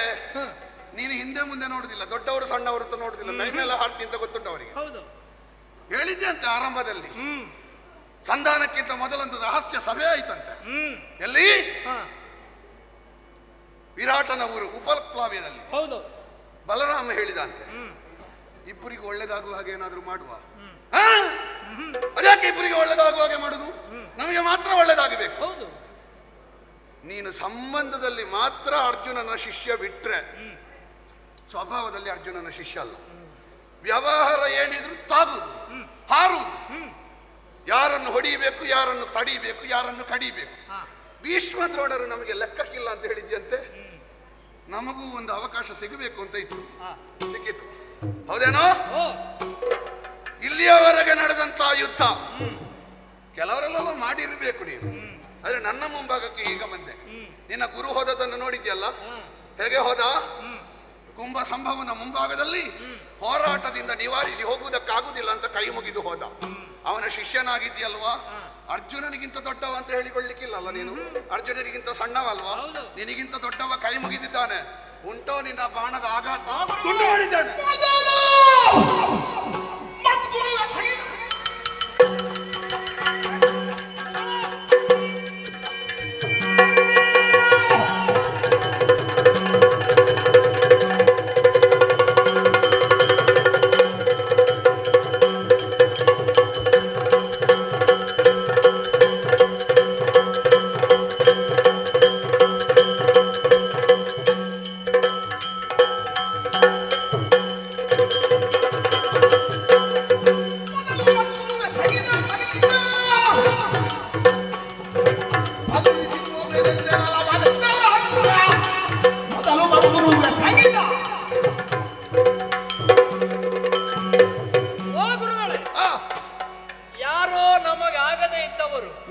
ನನ್ನ ಬಗ್ಗೆ ಹೇಳಿದ್ದನ್ನು ಕೇಳಿ ಮಾತಾಡುದು ನೀವು. ಹಾಗದೇ ಇದ್ದವರು. ಹೌದೌದು. ಈಗ ನಾನು ಹೇಳಿದ್ರಲ್ಲಿ ಯಾವ್ದಾದ್ರು ಸುಳ್ಳುಂಟಾ? ನನಗೆ ಉತ್ಸಾಹ ಇರುವುದು ಹೌದು. ಹೌದು, ಬಲರಾಮನಿಗೆ ಬೈದದ್ದು ಸುಳ್ಳ? ಅದು ಭೀಷ್ಮದ್ರೋಣರು ನನಗೆ ಲೆಕ್ಕಕ್ಕಿಲ್ಲ ಅಂತ ಹೇಳಿದ್ದು ಸುಳ್ಳ? ಆದ್ರೆ ಯುವಕರು ಒಮ್ಮೆಮ್ಮೆ ತಪ್ಪುದು ಸಹಜ ತಾನೆ. ಹೌದು. ನನಗೆ ವಿದ್ಯೆ ಹೇಳಿಕೊಟ್ಟಂತಹ ಗುರುಗಳು ಬಹಳ ಶ್ರೇಷ್ಠರಿದ್ದಾರೆ, ಹೌದು, ಪ್ರಸಿದ್ಧರಿದ್ದಾರೆ. ಆದರೆ ಒಂದು ಕಾಣೋದು ನನಗೆ, ನಿನಗೆ ವಿದ್ಯೆ ಪೂರ್ತಿ ಪ್ರಯೋಜನಕ್ಕೆ ಬರ್ಲಿಕ್ಕಿಲ್ವಾ ಅಂತ. ಯಾಕೆ? ಅಧಿಕಾರ ಇಲ್ಲದ ಉಪದೇಶ ಮಾಡಿದ್ದಲ್ವಾ? ಅಧಿಕಾರ ಇಲ್ಲದ ಉಪದೇಶ ಮಾಡಿದ್ದಲ್ವಾ? ಯಾರಿಗೆ? ಈಗ ಷಟ್ಕರ್ಮೆಗಳು ಉಪದೇಶ ಮಾಡಬೇಡುವ? ಹೌದು. ಅಧ್ಯಯನ, ಅಧ್ಯಾಪನ, ಯಜ್ಞ, ಯಾಜನ, ದಾನ, ಪ್ರತಿಗ್ರಹ ಇದು ಯಾರಿಗಿರುವುದು? ಬ್ರಾಹ್ಮಣರಿಗೆ. ಕ್ಷತ್ರಿಯರಿಗೆ ಯಾವುದಿರುವುದು? ದಾನ ಮಾಡಬಹುದು, ತಗೊಳ್ಳಿಕ್ಕಿಲ್ಲ. ಯಜ್ಞ ಮಾಡಿಸಬಹುದು, ಯಜ್ಞ ಮಾಡ್ಲಿಕ್ಕಿಲ್ಲ. ಅಧ್ಯಯನ ಮಾಡಬಹುದು, ಅಧ್ಯಾಪನ ಮಾಡ್ಲಿಕ್ಕಿಲ್ಲ. ಅರ್ಜುನ ಅಧ್ಯಾಪನ ಮಾಡ್ಲಿಕ್ಕೆ ಅಧಿಕಾರಿಯಾ? ಹೌದು. ಅಧಿಕಾರಿ ಅವ ಕ್ಷತ್ರಿಯ ಅಲ್ವಾ? ಕ್ಷತ್ರಿಯನಾದ ಅವ ಅಧ್ಯಾಪನ ಮಾಡಿದ ವಿದ್ಯೆ ನಿನಗೆ ಎಷ್ಟು ಫಲ ಸಿಕ್ಕಿತ್ತು? ಸಿಕ್ಕಿದೆ ಅಲ್ಲ, ಸಿಕ್ಕಿದೆ ಅಂತ ಹೇಳಿದ್ರೆ ಹಾಗೆ ಒಮ್ಮೆ ಸಿಕ್ಲಿಕ್ಕೆ ಎಲ್ರಿಗೂ ಸಿಗ್ತದೆ. ಏಕಲವ್ಯನಿಗೂ ಸಿಕ್ಕಿದೆ, ಮತ್ತೆ ಬೆರಳು ಹೋಗಿದೆ ಅಲ್ವಾ? ಹೌದು. ಈಗ ಅಧ್ಯಾಪನ ಮಾಡುದು ಅಂತ ಹೇಳಿದ್ರೆ ಬರೇ ಯುದ್ಧ ಮಾಡುವುದಲ್ಲ, ಎಲ್ಲಿ ಹೇಗಿರಬೇಕು. ಹೌದು. ಅಲ್ಲ, ಈಗ ನಿನಗೆ ಶಸ್ತ್ರವಿದ್ಯೆ ಯಾರು ಉಪದೇಶ ಮಾಡಿದ್ದು? ನಮ್ಮ ಗುರುಗಳು. ಅದೇ ಅರ್ಜುನ ಅಲ್ವಾ? ಹೌದು. ಅದೇ ಅವನಿಗೆ ಅಧಿಕಾರ ಇಲ್ಲ ಅಂತ ಹೇಳುದು ನಾನು. ಕೊಡುವುದಕ್ಕ? ಹೌದು. ಹೌದಾ? ಅಧಿಕಾರ ಇಲ್ಲದವ ತೆಗೆದುಕೊಂಡ್ರೆ, ಪಾತ್ರತ್ವ, ಅಧಿಕಾರ ಇಲ್ಲದವ ಕೊಟ್ರೆ, ಪಾತ್ರತ್ವ ಇಲ್ಲದವ ತೆಗೆದುಕೊಂಡ್ರೆ ಅದು ತೂತು ಪಾತ್ರೆಯಲ್ಲಿ ತುಂಬಿಸಿದ ಹಾಲಿನ ಹಾಗೆ ಅಲ್ವಾ? ಈಗ ಅಭಿಮನ್ಯುಗೆ ವಿದ್ಯಾಭ್ಯಾಸ ಮಾಡಿದ ಕೃಷ್ಣದೇವರಲ್ವಾ? ಹೌದು. ಅವ ಬ್ರಾಹ್ಮಣ್ಯ ಎಲ್ಲ ಮೀರಿದವಲ್ವಾ? ಕೃಷ್ಣದೇವರ ಯೋಗ್ಯತೆಯೇ ಬೇರೆ. 64 ದಿವಸದಲ್ಲಿ ಯಾರಾದ್ರೂ 64 ವಿದ್ಯೆ ಕಲೀಲಿಕ್ಕೆ ಆಗ್ತದ? ಸತ್ತವನನ್ನು ಬದುಕಿಸಲಿಕ್ಕೆ ಆಗ್ತದ? ಅವ ಬದುಕಿಸಿದಾನಲ್ಲ. ಅವನನ್ನು ಒಂದು ವ್ಯಾಪ್ತಿಯ ಒಳಗೆ ಇರಿಸಲಿಕ್ಕಿಲ್ಲಲ್ಲ. ಅರ್ಜುನನಿಗೆ ವಿದ್ಯೆ ಹೇಳಿಕೊಟ್ಟದ್ದು ಯಾರು? ನಾನು. ಈಗ ಅವರಿಗೆ ಹೇಳಿಕೊಡ್ಲಿಲ್ವ ನೀವು? ಇಂಥವರಿಗೆ ಯುದ್ಧ ಕೊಡುವ ವಿದ್ಯೆಯನ್ನು ಅಭ್ಯಾಸ ಮಾಡಿಸಬಹುದು. ನಾವು ಅಂತಹ ಅರ್ಹತೆ ಅವರಿಗೆ ಇಲ್ಲ ಅಂತಂದ್ರೆ ಅವರು ಹೇಳಿಕೊಟ್ಟದ್ದು ಯಾಕೆ? ಅಲ್ಲ, ನಾನು ಅವನಿಗೆ ಯಾರಿಗೆ ಹೇಳಿಕೊಡ್ಬೇಕನ್ನುವುದನ್ನು ಅರ್ಜುನನಿಗೆ ಹೇಳಬೇಕಾದ ಗುರುಗಳಾದ ನೀವಲ್ಲ. ಅಲ್ಲ, ನಾನು ಅವನಿಗೆ ವಿದ್ಯೆ ಕಲಿಸಿದ್ದೇನೆ ಹೊರತು ಇಂಥವರಿಗೆ ಕಲಿಸುವಂತ ನಮ್ಮ ಉಪದೇಶ ಇಲ್ಲ. ಅಲ್ಲ, ಅವರಿಗಾದ್ರೂ ಒಂದು ಮಾರ್ಗನಿರ್ದೇಶನ ಮಾಡುವುದು ಯಾರು? ಅದು ನಾನು. ನೀನು ಇಂಥವರಿಗೆ ವಿದ್ಯಾಭ್ಯಾಸ ಮಾಡಿಸಬೇಕು, ನಿನಗೆ ವಿದ್ಯಾಭ್ಯಾಸ ಮಾಡಿಸುವ ಅರ್ಹತೆ ಇಲ್ಲದ ಗುರುಗಳಾದ ನೀವು ಹೇಳಬೇಡ. ಈಗ ನೀನು ಯೋಚಿಸು, ಈಗ ಊಟ ಮಾಡಿದ ಮೇಲೆ ಕೈ ತೊಳಿಬೇಕು ಅಂತ ಗುರು ಹೇಳಿಯೇ ಗೊತ್ತಾಗಬೇಕಾ? ಗೊತ್ತಿಲ್ಲದಿದ್ರೆ ಹೇಳಬೇಕು ಅಲ್ವಾ? ಬಾಲ್ಯದಲ್ಲಿರುವ ಬಾಲಪಾಠ ಅದು. ಕ್ಷತ್ರಿಯರು ತ್ರಿಕರ್ಮಿಗಳು, ಅವರು ಮತ್ತೊಬ್ಬರಿಗೆ ವಿದ್ಯೆ ಕಲಿಸಲಿಕ್ಕಿಲ್ಲ, ಅದು ಬಾಲಪಾಠ. ಅದನ್ನು ಅವ ಮೀರಿ ಕಲಿಸಿದ್ದಾನೆ ಅಂತಾದ್ರೆ ಗುರುಗಳನ್ನು ಅದನ್ನ ಆಕ್ಷೇಪ ಮಾಡ್ಲಿಕ್ಕಿಲ್ಲ. ಗುರುಗಳೇ, ಈ ನಿಮ್ಮ ಸಂದೇಹ ಪರಿಹಾರ ಮಾಡ್ಲಿಕ್ಕೆ ಜನ ನಾನಲ್ಲ, ನನಗೆ ವಿದ್ಯೆ ಹೇಳಿಕೊಟ್ಟದ್ದು ನಿಮ್ಮ ಶಿಷ್ಯನಾದಂತಹ ಅವರಿಗೆ ನೀವು ಹೇಳಬೇಕು. ಹಾಗಾಗಿ ಅವರು ನನಗೆ ವಿದ್ಯಾಭ್ಯಾಸ ಮಾಡಿಸಿದ್ದಾರಂತಾದ್ರೆ ಅಲ್ಲ, ನನಗೆ ಹಾಗಾಗಿ ನಿಮ್ಮ ಶಿಷ್ಯರಲ್ಲಿ ನಿನಗೆ ವಿದ್ಯಾಭ್ಯಾಸ ಮಾಡುವ ಮೊದಲು ಗುರುಗಳೇ ನಾನು ಸಾತ್ಯಕ್ಕೆ ಕಲಿಸಬೇಕಂತ ಕೇಳ್ತಿದ್ರೆ ನಾನು ಹೇಳ್ತಿದ್ದೆ. ಇಲ್ಲ, ಕೇಳದೆ ಯಾವ ವಿದ್ಯಾರ್ಥಿಯು ಗುರುಗಳಲ್ಲಿ ಕೇಳಲಿಕ್ಕಿಲ್ಲ. ನನಗೆ ಕಲಿಸ್ತೀರಾ ಅಂತ ಕೇಳಬಹುದು. ಕಲಿಸುವುದು ಅವರು ಹೌದಲ್ವಾ? ಯಾರಿಗೆ ಕಲಿಸುವುದು ಅನ್ನುವುದನ್ನು ಹೇಳಿಕೊಡ್ಬೇಕಾದ್ರೆ ನೀವಲ್ವಾ? ನಾನು ಹೇಳಿದ್ದು ಅರ್ಥ ಮಾಡಿಕೊ. ಈಗ ಅರ್ಜುನ ಕಲಿಸಿದ್ದು ತಪ್ಪು ಅಂತ ನಾನು ಯಾವಾಗ ಹೇಳಲಿಕ್ಕೆ ಆಗ್ತದೆ? ಅವ ಬಂದು ಕಲಿಸುವ ಮೊದಲು ನನ್ನಲ್ಲಿ ಕೇಳಿದ್ರೆ ಆದಿತ್ತು, ನೀನು ಸಾತ್ಯಕ್ಕೆ ಕಲಿಸಬೇಡ ಅಂತ ಹೇಳ್ಬೋದು. ಅವ ಕೇಳದೆ ನಿನಗೆ ಕಲಿಸಿದ್ದಾನೆ, ಕೇಳದೆ ಕಲಿಸಿದ್ದಾನೆ ಅಂತ ಆದ್ರೆ ಹಾಗಾಗಿ ಇಲ್ಲಿ ನನ್ನದು ತಪ್ಪು ಅಂತ ಆಗುದಿಲ್ಲ. ಯಾಕೆಂದ್ರೆ ಅವರು ನಿನ್ನ ಶಿಷ್ಯರು. ಅಲ್ಲ, ನಿನ್ನದು ಸರಿ ತಪ್ಪಿನ ವಿಷಯ ಅಲ್ಲ. ನೀನು ಕಲಿತದ್ದು ಪ್ರಯೋಜನಕ್ಕೆ ಬರ್ಲಿಕ್ಕಿಲ್ಲ ಅಂತ ಹೇಳಿದ್ದು ನಾನು. ಬರ್ತದೆ, ಬರ್ತದೆ, ಈಗ ಬರ್ತದೆ. ಈಗ ನಿಮ್ಮಲ್ಲಿ ಯುದ್ಧಕ್ಕೆ ಬಂದದ್ದು ನಾನು. ಯುದ್ಧಕ್ಕೆ ಬಂದಾಗ ಎದುರು ಬಂದವರು ನೀವು. ನನಗೆ ಗುರುಗಳು ಮತ್ತೊಂದು ಮಾತು ಹೇಳಿದ್ದಾರೆ, ಬರೇ ಅಭ್ಯಾಸ ಮಾಡುವುದಲ್ಲ, ಸಿಕ್ಕಿದವರಿಗೆ ಹೊಡೆಯುವುದು ಮಾತ್ರ ಅಲ್ಲ, ಯಾರಲ್ಲಿ ಬಾಗಬೇಕು ಅಲ್ಲಿ ಬಾಗಬೇಕು, ಯಾರ ಮುಂದೆ ಬೀಗಬೇಕು ಅಲ್ಲಿ ಬೀಗಬೇಕು, ಬೀಗುವಲ್ಲಿ ಬಾಗಬಾರದು, ಬಾಗುವಲ್ಲಿ ಬೀಗಬಾರದು. ನನ್ನ ಗುರುಗಳೇ ನಿಮಗೆ ನಮಸ್ಕಾರ ಮಾಡಿ ಹೋಗಿದ್ದಾರೆ. ಹಾಗಿರುವಾಗ ನಾನು ನಿಮ್ಮಲ್ಲಿ ಯುದ್ಧ ಮಾಡುವುದಕ್ಕುಂಟ? ನಿಮ್ಮಲ್ಲಿ ಕೇಳಿಕೊಳ್ಳುವುದು, ಈ ಸೈಂಧವ ವಧೆ ಒಂದು ಬೇಗ ಮುಗಿಯುವ ಹಾಗೆ ಒಂದು ನಮ್ಮನ್ನು ಒಳಗೆ ಹೋಗ್ಲಿಕ್ಕೆ ಬಿಡಬೇಕು. ಸೈಂಧವ ವಧೆ ಮುಗಿಯದ ಹಾಗೆ ನಾನು ತಡೆಯಾಗಿ ನಿಂತವ. ನಮಗೆ ಆದಷ್ಟು ಬೇಗ ಮುಗಿಯಬೇಕು. ಸೈಂಧವ ವಧೆ ಮುಗಿಬೇಕು ಅಂತ ಯಾರಲ್ಲಿ ಹೇಳಬೇಕಾದ್ದು? ಯಾರಲ್ಲಿ? ನಿನ್ನ ಗುರುವಾದ ಅರ್ಜುನನಲ್ಲಿಯೂ ಅವನೊಟ್ಟಿಗಿರುವ ಕೃಷ್ಣನಲ್ಲಿಯೂ ಹೇಳಬೇಕಾದ್ದು. ನಾನು ಸೈಂಧವ ವಧೆ ತಡ ಆಗುವಷ್ಟು ನಮಗೆ ಲಾಭ ಅವರಲ್ಲಿ ಹೇಳಿ ಬಂದದ್ದು. ಈಗ ಸೈಂಧವ ವಧೆಗೆ ತಡೆ ಆಗ್ಲಿಕ್ಕೆ ಕಾರಣ ನೀವು. ನಾನು ನಮಸ್ಕಾರ ಮಾಡ್ತಾ ಇದ್ದೇನೆ. ನನಗೆ ಒಳಗೆ ಹೋಗ್ಲಿಕ್ಕೆ ಬಿಟ್ರೆ ಸೈಂಧವ ವಧೆ ಬೇಗ ಆಗ್ತದೆ ಗುರುಗಳೇ. ನಮಗೆ ಬೇರೆ ಸಮಸ್ಯೆ ಆಗುದಿದೆ, ಬ್ರಾಹ್ಮಣರಿಗೆ ದೊಡ್ಡ ಸಮಸ್ಯೆ ಆಗುದಿದೆ. ಕತ್ತಿ ಹಿಡಿದುಕೊಂಡು ಬಂದು ಕೈ ಮುಗಿದ್ರು ದೀರ್ಘಾಯುಷ್ಮಾನುಭವ ಅಂತ ಹೇಳ್ಬೇಕಾಗ್ತದೆ. ಆಶೀರ್ವಾದ ಮಾಡದೆ ಗೊತ್ತಿಲ್ಲ, ಹಾಗಾದ್ರೆ ನೀನು ಯುದ್ಧ ಮಾಡುದಿಲ್ಲ ಅಂದ್ರೆ ಈ ಕುರುಕ್ಷೇತ್ರದಲ್ಲಿ ಸೈಂಧವ ವಧೆ ಮಾತ್ರ ಅಲ್ಲ, ಇನ್ನು ಬೇರೆ ಬೇರೆ ಪ್ರಸಂಗ ಆಗ್ಲಿಕ್ಕೆ ಉಂಟು, ಮುಂದೆ ಯುದ್ಧ ಆಗ್ಲಿಕ್ಕೆ ಉಂಟು ಅಂತ. ನಮಗೆ ಅದು ಲಕ್ಷ್ಯ ಅಲ್ಲ, ನಾವು ಯಾವ ಪ್ರಸಂಗದಲ್ಲಿ ಇದ್ದೇವೆ ಎನ್ನುವುದು ಮಾತ್ರ ಲಕ್ಷ್ಯ. ನಮಗೆ ಮುಂದಿನ ಪ್ರಸಂಗದ ಬಗ್ಗೆ ಲಕ್ಷ್ಯ ಉಂಟು ಗುರುಗಳೇ. ಒಮ್ಮೆ ಹೋಗ್ಲಿಕ್ಕೆ ಮತ್ತಿನವರದ್ದು ಅವರಿಗೆ ಲಕ್ಷ್ಯ, ನೀನು ಯುದ್ಧ ಮಾಡದೆ ಹೋಗ್ತೀಯಲ್ವಾ? ಅಲ್ಲ, ನೀವು ಇಲ್ಲಿಗೆ ಮುಗಿಸ್ತೀರಿ, ನಾವು ಅದರಲ್ಲಿಯೂ ಇರಬೇಕಲ್ಲ. ಹಾಗಾಗಿ ಒಂದುಂಟು ಅವ ಆಗಾಗ ಕೇಳ್ತಾನೆ, ನೀವು ಬಿಟ್ಟದ್ ಯಾಕೆ ಅಂತ. ಯಾರು? ಅವ ನನ್ನೊಟ್ಟಿಗಿದ್ದಾನಲ್ಲ, ನನ್ನನ್ನು ಇಲ್ಲಿ ಸೇನಾಧಿಪತಿ ಮಾಡಿದ್ದಾನಲ್ಲ, ನೀನು ಬಿಟ್ಟದ್ಯಾಕೆ, ನೀವು ಬಿಟ್ಟದ್ಯಾಕೆ ಅಂತ. ಎಲ್ರಿಗೂ ಉತ್ತರ ಕೊಡುವಂತ ದೊಡ್ಡ ಜಾಗದಲ್ಲಿ ನೀವಿದ್ದೀರಿ. ನಿಮ್ಮ ಶಿಷ್ಯನಿಗೂ ಉತ್ತರ ಕೊಡಿ, ನಿಮ್ಮ ಕೌರವನಿಗೂ ನೀವೇ ಉತ್ತರ ಕೊಡಿ. ಉತ್ತರ ಕೊಟ್ಟು ಸಮಯ ತೆಗೆಯುವುದು ಯಾಕೆ? ಒಂದು ನಿನ್ನ ಮುಂಭಾಗದಲ್ಲಿ ಸೇನಾಧಿಪತಿಯಾಗಿ ಯುದ್ಧ ಬಿಡುವುದೇ, ಆದ್ರೆ ಹೆಚ್ಚು ಹರಿತದ ಬಾಣ ಬಿಡ್ಲಿಕ್ಕಿಲ್ಲ. ಸಣ್ಣ ಯುದ್ಧ ಮಾಡಿ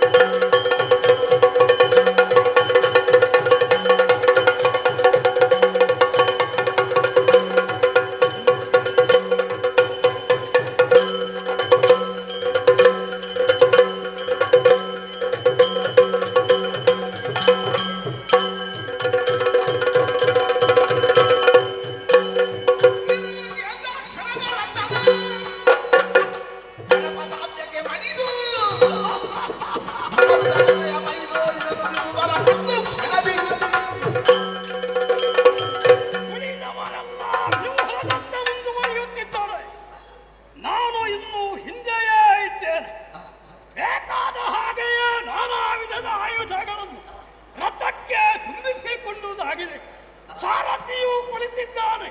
ರಥವನ್ನು ನಮಸ್ಕರಿಸಿ ಏರ್ತೇನೆ, ಹೊರಡ್ತೇನೆ.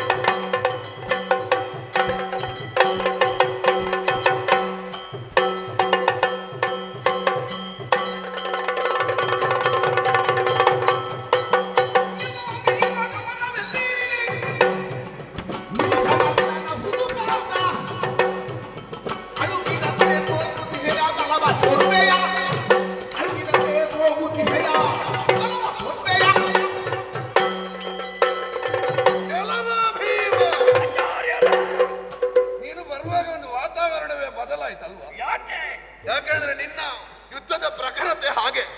ಭೀಮಾ, ಎದುರು ಬಂದದ್ದು ಯಾವುದೇ ಇರಲಿ ಅದನ್ನು ಅಡಿಗೆ ಹಾಕಿಯೇ ಹೋಗುತ್ತೇನೆ ಎನ್ನುವುದು ಹಾಗೆ ಗಜಪಾದವನ್ನು ಊರುತ್ತಾ ಸಹಸ್ರ ಗಜತ್ರಾಣಿಯಾದ ನೀನು ಮುಂದುವರಿಯುತ್ತಾ ಬರ್ತಾ ಇದ್ದಿ. ನಿನ್ನ ಸಹಸ್ರ ಗಜತ್ರಾಣ ಯಾರ ಮುಂಭಾಗದಲ್ಲಿ ನಡೆಯುವುದು? ಮಲ್ಲ ಯುದ್ಧದಲ್ಲಿ ರಟ್ಟೆಯ ಬಲವನ್ನು ತೋರಿಸುವವರಲ್ಲಿ ಸಾಧ್ಯ ಆದೀತು. ಇವ ಯಾವುದರಲ್ಲಿ ತೋರಿಸುವುದು ಅಂತ ಕೇಳಿದ್ರೆ ಬಾಣವಿದ್ಯೆಯಲ್ಲಿ ತೋರಿಸುವ ಗುರು.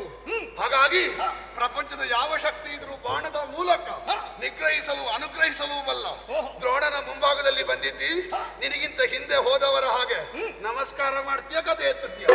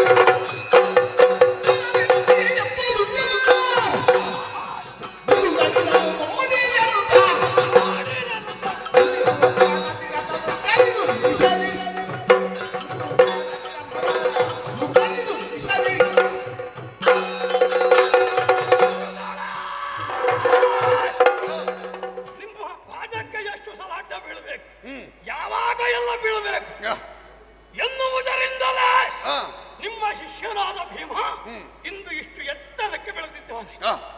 ನಿಮ್ಮನ್ನು ಬಂಧಿಸಿಯೇ ರಥವನ್ನು ಯಾರೇ ಹೊರಟಿರುವ ನನಗೆ ಇದಿರಾದವರಾರೂ ಲೆಕ್ಕಕ್ಕಿಲ್ಲ. ಆದ್ದರಿಂದ ನೀವು ಎಷ್ಟು ಬಾಣಗಳನ್ನು ಪ್ರಯೋಗಿಸಿದರು ಅವುಗಳನ್ನೆಲ್ಲವನ್ನು ತರಿದಿದ್ದೇನೆ. ಉಂಟು ಅಂತಾದ್ರೆ ಇನ್ನೂ ತೋರಿಸಿ. ನಿನಗೆ ನಾನು ಕಲಿಸಿದ್ದು ನಾನು ನೆನಪುಂಟ ನಿನಗೆ? ಏನು? ನನ್ನ ಬಾಣದ ಹರಿತ ಹೇಗೆ ಅಂತ ನೋಡ್ತೇನೆ.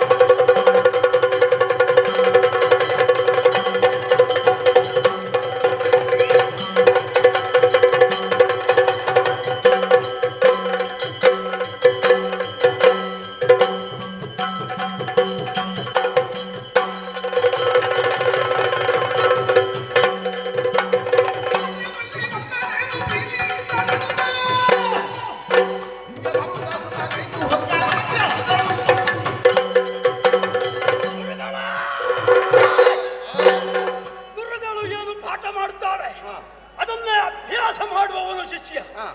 ನೀವು ನನ್ನ ರಥಕ್ಕೆ ಹೊಡೆದಿರಿ, ಸಾರಥಿಯನ್ನು ಕೊಂದಿರಿ. ಈಗ ನನ್ನ ಸಾರಥಿ ನಿಮ್ಮ ಸಾರಥಿಯನ್ನು ನಿನ್ನ ರಥವನ್ನು ಹುಡಿ ಮಾಡ್ತಾರೆ.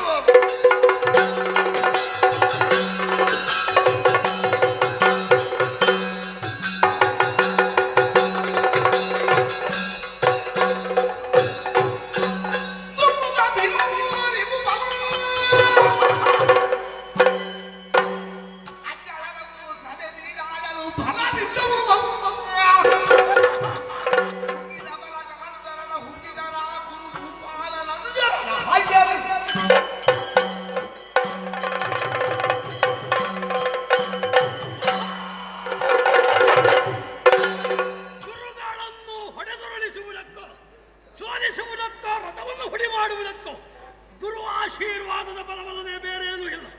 ಉಳಿದಂತೆಯ ವಿರೋಧಿಗಳನ್ನು ದುಡ್ಡು ದೂರ ಹಾಕಿಸಬೇಕು. ಸಾಧುಕಾನ ಮುಂದೆ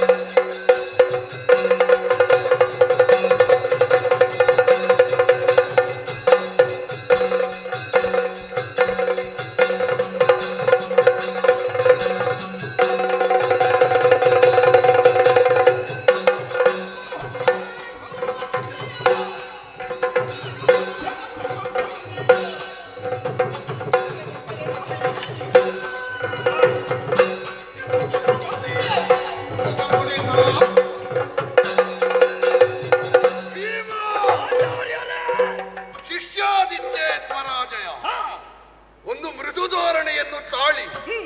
ಹೇಗಿದ್ರು ಉಳಿದವರು ಹೋಗಿದ್ದಾರೆ, ನೀನು ಒಳಗೆ ಹೋಗು ಅಂತ ಯೋಚಿಸಿದ್ರೆ ಇದು ಪ್ರಸಂಗ ಯಾವ್ದಂತ ನೆನಪುಂಟ ನಿನಗೆ? ಸೈಂಧವ ವಧೆ.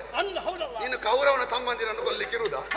ತುಂಬಾ ಜನ ಕೌರವನ ತಮ್ಮಂದಿರಿಗೆ ಮರಣದ ಮನೆಯನ್ನು ಅತಿಥಿಯಾಗಿ ಸ್ವೀಕರಿಸುವುದಕ್ಕೆ ಬಿಟ್ಟುಕೊಟ್ಟಿದ್ದಿ ಎಂದಾದ್ರೆ ನಾನು ಕೊಟ್ಟ ಮೃದು ಧೋರಣೆಯನ್ನು ದುರುಪಯೋಗ ಪಡಿಸಿಕೊಂಡಿದ್ದಿ ಅಂತ ಅರ್ಥ. ಆಗ ಬಿಟ್ಟ ಮೃದು ಧೋರಣೆಯನ್ನು ಹಿಂದೆ ತೆಗೆದುಕೊಂಡಿದ್ದೇನೆ. ಕಠಿಣನಾಗಿ ಗುರು ನಿಂತು ಅಡ್ಡ ನಿಂತಿದ್ದಾನೆ, ಹೋಗಬಲ್ಲ.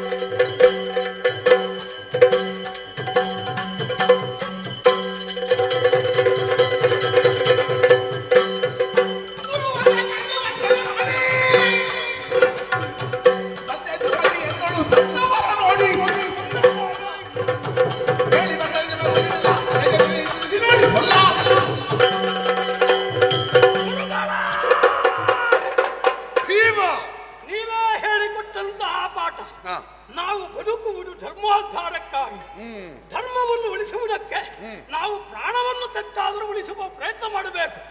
ಅದೇ ಪ್ರಯತ್ನಕ್ಕೆ ನಾನು ಮುಂದುವರಿದೆ. ನೀವು ಯಾವಾಗ ಅನುಗ್ರಹದಿಂದ ನನ್ನನ್ನು ಹೊರಗೆ ಕಳುಹಿಸಿದಿರೋ ಒಳ್ಳೆಯದೇ ಆಯಿತು.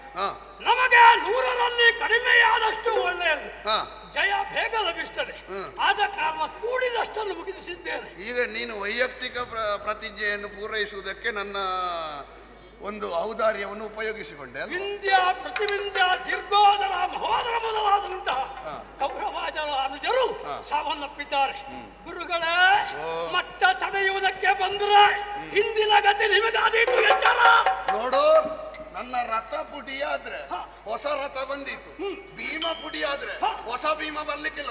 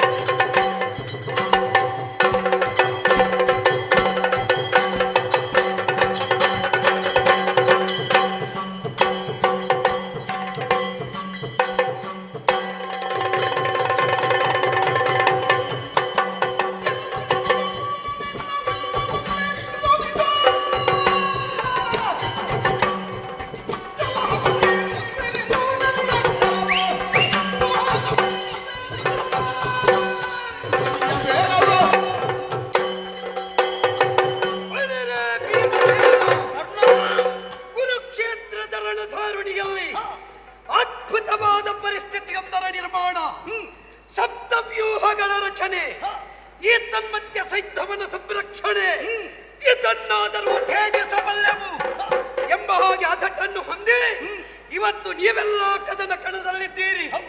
ನಮ್ಮವರನ್ನು ಹದಗೆಡಿಸುತ್ತಾ ಪ್ರತಿರುದ್ರನಂತೆ ಮೆರೆಯುತ್ತಾ ಇದ್ದೆ. ಈಗ ನಿನ್ನನ್ನು ತಡೆದಿದ್ದೇನೆ. ಗುರುವಿನ ಕೂಡೆ ಮಾಡಿದ ಕಾಳಗದ ಪರಿಯಲ್ಲ ಮಾರ್ಮಳೆತ ಬಂದವ ವೀರ ಕರ್ಣ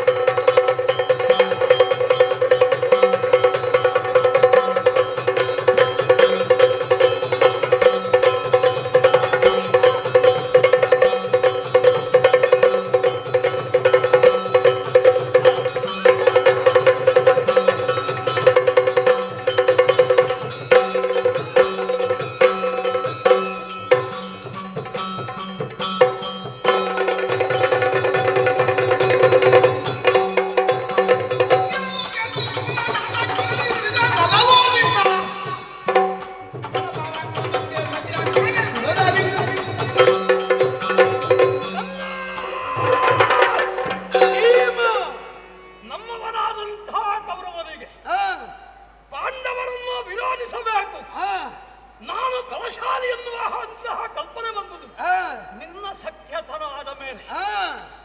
ಹಾಗಾದರೆ ನೀವು ನಾಲ್ವರು ಜೊತೆ ಸೇರಿ ಕೌರವನ ದುರ್ಬುದ್ಧಿಗೆ ಬೇಕಾದ ಗೊಬ್ಬರವನ್ನು ಹಾಕಿದ್ದೀರಿ ಅಂತ ಅರ್ಥ. ಚತುರ್ಮುಖ ಇದ್ದ ಹಾಗೆ ಅಂತಹ ಒಳ್ಳೆಯ ಮರವನ್ನು ಆವರಿಸಿರುವ ಹೇ ಬಂಧನಿಕೆಯ ಗಿಡಗಳೇ, ಸಮರ್ಥನ ನಿಮ್ಮ.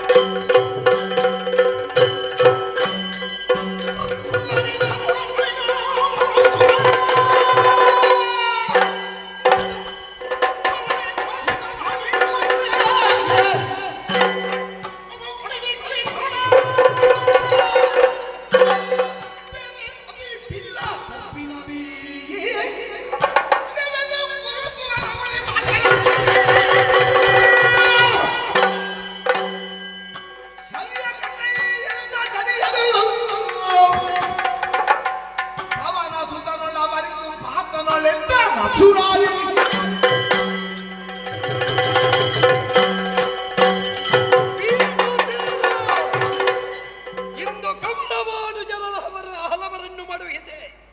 ಈ ಕಾಲಕ್ಕಾಗುವಾಗ ಕದನದ ಕಣದಲ್ಲಿ ಈ ಯುದ್ಧ ವಿದ್ಯೆಯಲ್ಲಿ ನೀ ಬಲಿಯಾಗಿ ಹೋದೆ. ಇನ್ನು ನಿನ್ನನ್ನು ಬಂಧಿಸಿದ್ದೇನೆ, ಹೇಗೆ ಬಲ್ಲೆಯ? ಬೆಸ್ತನೊಬ್ಬನ ಗೋಳಕ್ಕೆ ಸಿಕ್ಕ ಮದ್ಯದ ತೆರದಲ್ಲಿ ನನ್ನ ಕೈವಶವಾಗಿದ್ದಿ. ಇದೋ ಬಿಲ್ಲ ಕೊಂಬಿನಿಂದ ನಿನ್ನ ಎದೆಗೆ ಹೊಡೆದಿದ್ದೇನೆ. ಇದರಿಂದಲೇ ಹಗ್ಗ ಸುತ್ತಿ ನಿನ್ನನ್ನು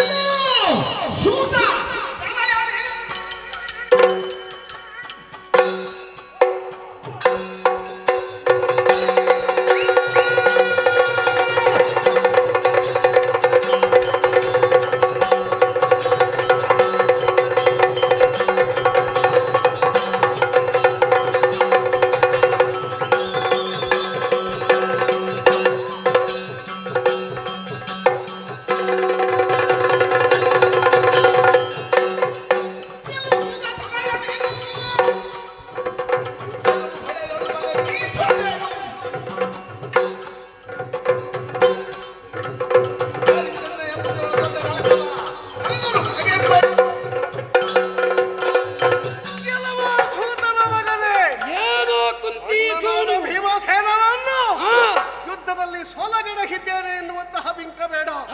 ಮಗನಾದ ಅಭಿಮನ್ಯು ಕುಮಾರನನ್ನು ಹಾಗೆಯೇ ಹೊಗೆಯಾಗಿ ಒಂದು ತೆರನಾದಂತಹ ಬಗೆಯಿಂದ ಕೈ ಕಡಿದವನ ಮರಣಕ್ಕೆ ಕಾರಣೀಭೂತನಾದವನೇ ನಿನ್ನ ಬಿಂಕ ಎಂತ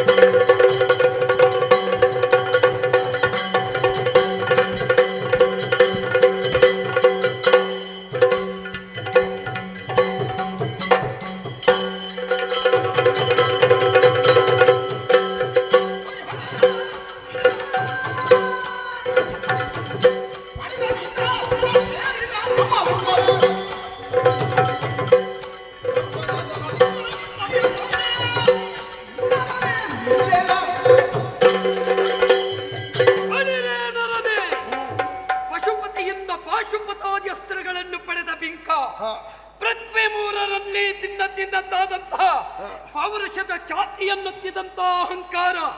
ನೀನೊಬ್ಬನೇ ಮೂರು ಲೋಕಕ್ಕೆ ಗಂಡನೇ ಅಲ್ಲ, ಕುಂಭಿನಿಯಲ್ಲಿ ಗಂಡುಗಳಿಲ್ಲವೇ? ಇಂದಿನ ಪ್ರಶ್ನೆ ಎಲ್ಲ ಬಿದು. ನನ್ನ ಹುಟ್ಟಿದೌರಭ್ಯ ಬಂದ ಪ್ರಶ್ನೆ.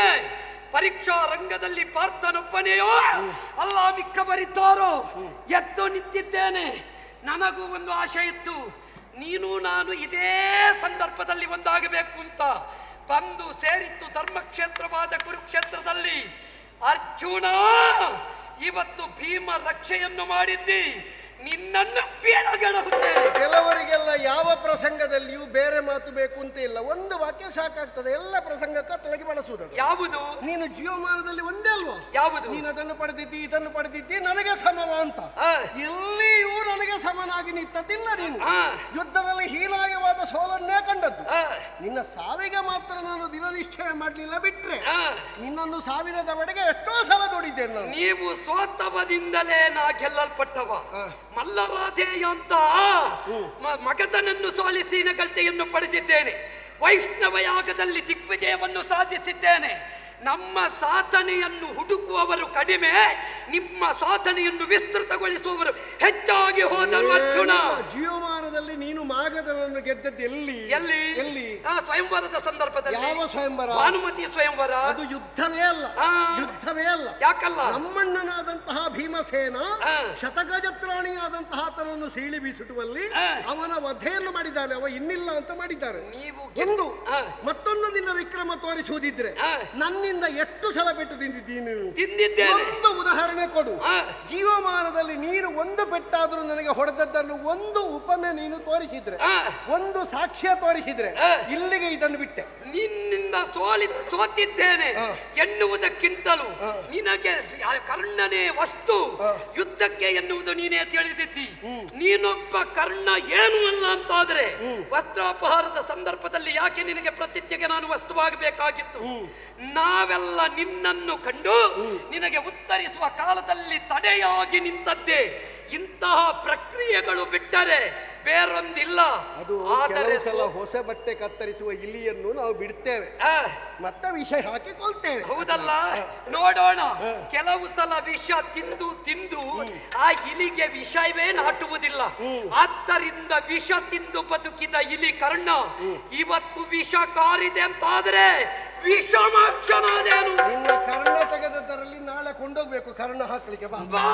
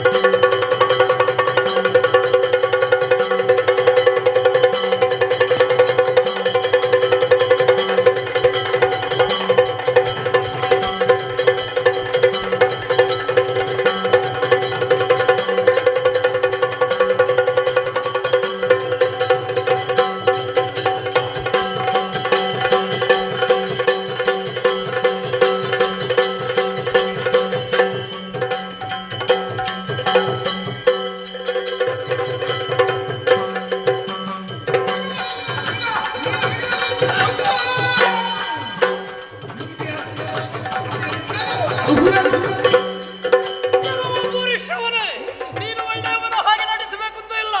ನಮ್ಮ ಪಕ್ಷದವರನ್ನು ನನ್ನ ಎದುರೇ 10 ಮಂದಿಯನ್ನು ಕೊಂದ ಕೊಲೆಪಾತಕ್ಕೆ ತಲೆಗಡಿದ್ದೇನೆ.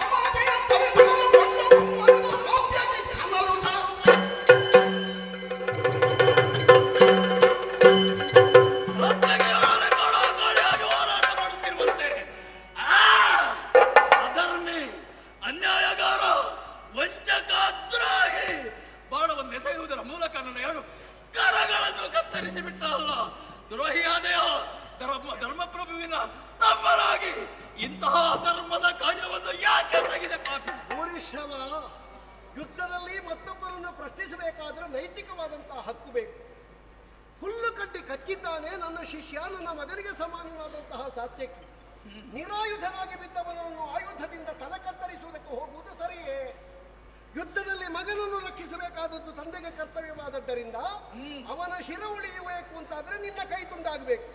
ಅದಕ್ಕಾಗಿ ನಿನ್ನ ಕೈ ಕ್ಷತ್ರಿಯನಾಗಿ ಈ ರೀತಿ ತಪ್ಪನ್ನೆಸಗಿರುವಂತ ನಾನು ಇದು ಯಾಗಾರೂಢನಾಗಿದ್ದೇನೆ.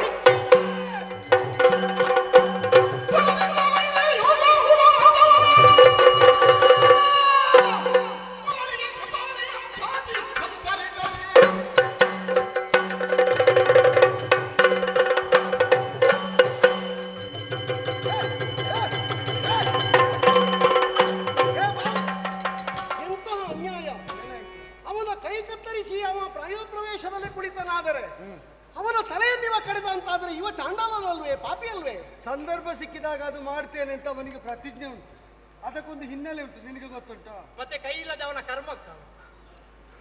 ಅವನಿಗೆ ಪ್ರತಿಜ್ಞೆ ಉಂಟು, ಯುದ್ಧದಲ್ಲೇ ಅಲ್ಲ, ಸಂದರ್ಭ ಎಲ್ಲಿ ಸಿಕ್ಕಿದ್ರು ಹಾಗೆ ಮಾಡ್ತೇನೆ ಅಂತ.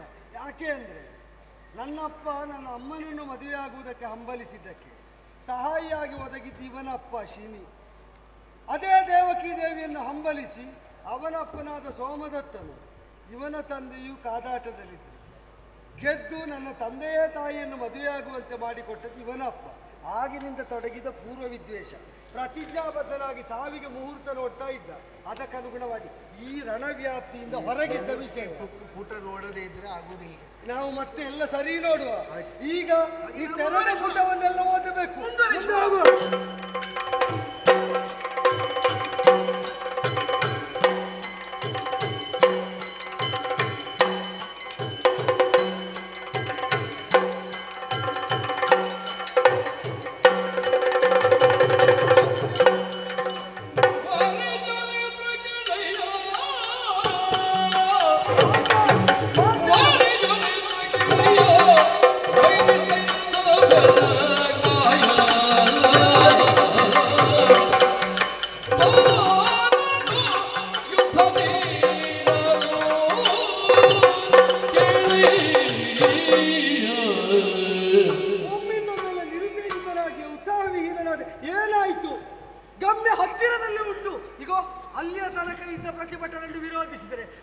ಆಚೆಗಿರುವ ಸುಚೀವ್ಯ ಅದರ ಮಧ್ಯದಲ್ಲೇ ಜಯದ್ರಥ.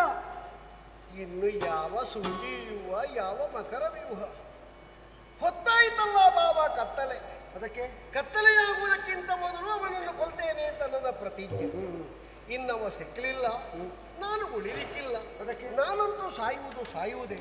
ನೀನು ತಡಿಬೇಡ.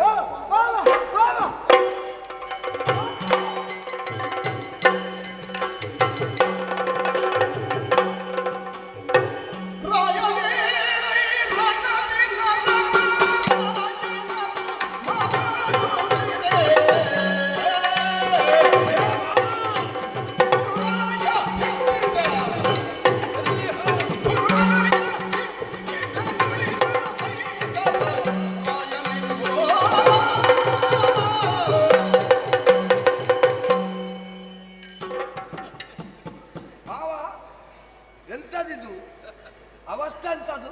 ನಿನಗೆ ಯಾಕೆ ಬಾಬಾ ಹೀಗೆ ಆಗುವುದು? ನನಗೆ ಯಾಕೆ ಹೀಗೆ ಆಗುವುದು ಅಂತ ಹೇಳಿದ್ರೆ ಈ ಪಕ್ಷದ ಯಜಮಾನ ನಾನಲ್ವ? ಹೌದು. ನನಗೆ ಹಾಗೆ ಆಗಬೇಕು. ನೋಡಿದ್ಯಾ ಪಾರ್ಥ, ಇಂದಿನ ಸೂರ್ಯ ಅಸ್ತಮಿಸುವುದರ ಒಳಗೆ ನಿನ್ನ ಶಿರವನ್ನ ರೀತೇನೆ ಎನ್ನುವ ಹಾಗೆ ಹೇಳಿದಂತಹ ಆತನ ಅವಧಿ ಮೀರ್ತಾ ಉಂಟು. ಅವ ಕಾಣುವುದಿಲ್ಲ. ಹಾಗಂತ ನಾವೊಂದು ಈ ಸಲ ಚಂದ ನೋಡುವ ಭಾವ. ಯಾವುದು? ಅವೊಂದು ಅಗ್ನಿಗುಂಡ ನಿರ್ಮಾಣ ಮಾಡಿ ಅದಕ್ಕೊಂದು ಬೀಳುವ ಚಂದವನ್ನು ನಾವೊಂದು ಎತ್ತರದ ಜಾಗದಲ್ಲಿ ನೋಡಿದ್ರೆ ಹೊತ್ತು ನೋಡು ಭಾವಯ್ಯ. ನೀನು ಪ್ರಸಂಗ ಬೇರೆ ಮಾಡಿದ್ರೆ ದೌಡ್ಯ ಮೇಲೆ ಬರೀತಾನೆ. ಬಾ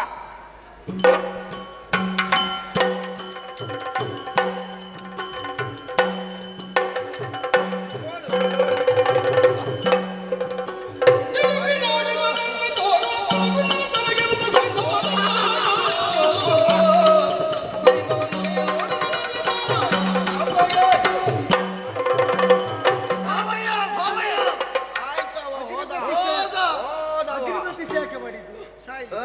ಸಾಯುವುದು ಯಾಕೆ?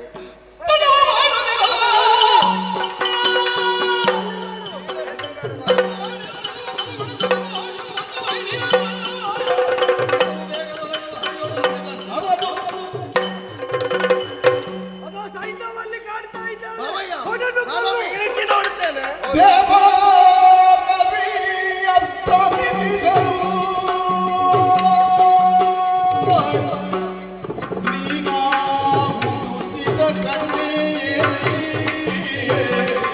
ಆಯ್ತು, ಪಾರ್ಥನ ಕಥೆ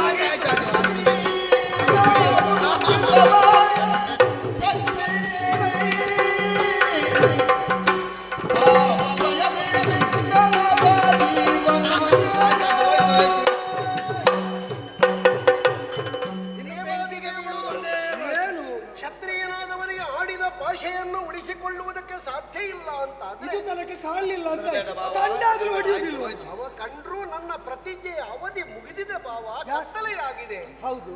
ನಾಳೆ ವೈಗಂದೊಳಗೆ ರವಿ ಮುಳುಗುವ ಮುನ್ನ ನನ್ನ ಪ್ರತಿಜ್ಞಾ ವಾಕ್ಯಗಳೇ ಹಾಗೆ. ಹೌದಾ? ಈಗ ಸೂರ್ಯ ಮುಳುಗಲಿಲ್ವಾ? ಕತ್ತಲಾವರಿಸಲಿಲ್ವಾ? ಯಾವ ನೋಡು, ಅವರು ನನಗೆ ಕಾಣ್ತಾರೆ. ಹೌದು, ಹುಚ್ಚರ ಹಾಗೆ ಜೋಗುಳ ಮಾಡ್ತಾರೆ. ನೋಡು, ಈಗ ಸೂರ್ಯ ಮುಳುಗುವುದು ಪಡೆಗಡೆಯಲ್ಲೆಲ್ಲ. ಹೌದು ಹೌದು. ಈಗ ಸರಿ ನೋಡು, ಅದ್ಯಾವುದು? ಸೂರ್ಯ ಅಲ್ವೋ?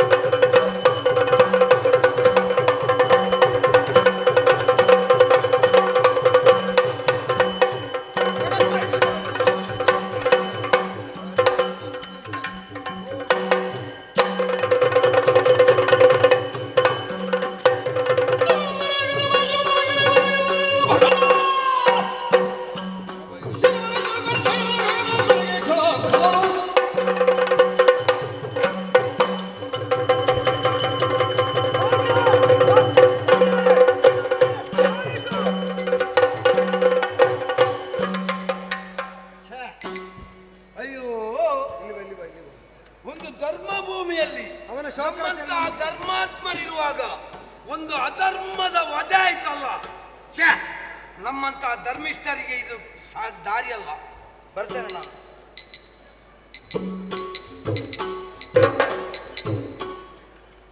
ಮಧ್ಯಂತರ ವಿರಾಮದಲ್ಲಿ ನಿನಗೆ ನಿನಗೊಂದು ಮನರಂಜನೆ, ಭೂತದ ಬಾಯಲ್ಲಿ ವೇದ ಬರುವುದು ಅಂದ್ರೆ ಅಲ್ಲ, ಅವ ವಾಕ್ಯ ಸರಿ ಉಂಟು. ಎಂತದು?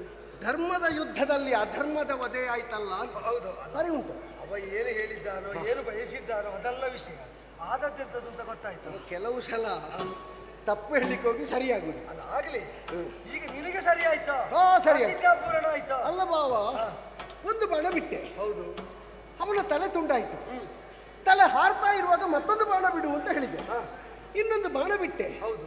ಅದು ಯಾಕೆ, ಎಲ್ಲಿಗೆ, ಏನು? ಅವನ ಅಪ್ಪ ಯಾರು ಅಂತ ಗೊತ್ತುಂಟು? ವೃದ್ಧಕ್ಷತ್ರ. ಸಿಂಧೂ ತ್ರಿಪತಿಯಾಗಿ ಪೂರ್ವದಲ್ಲಿ ವಿರಾಜಿತನಾಗಿ. ಸರಿ.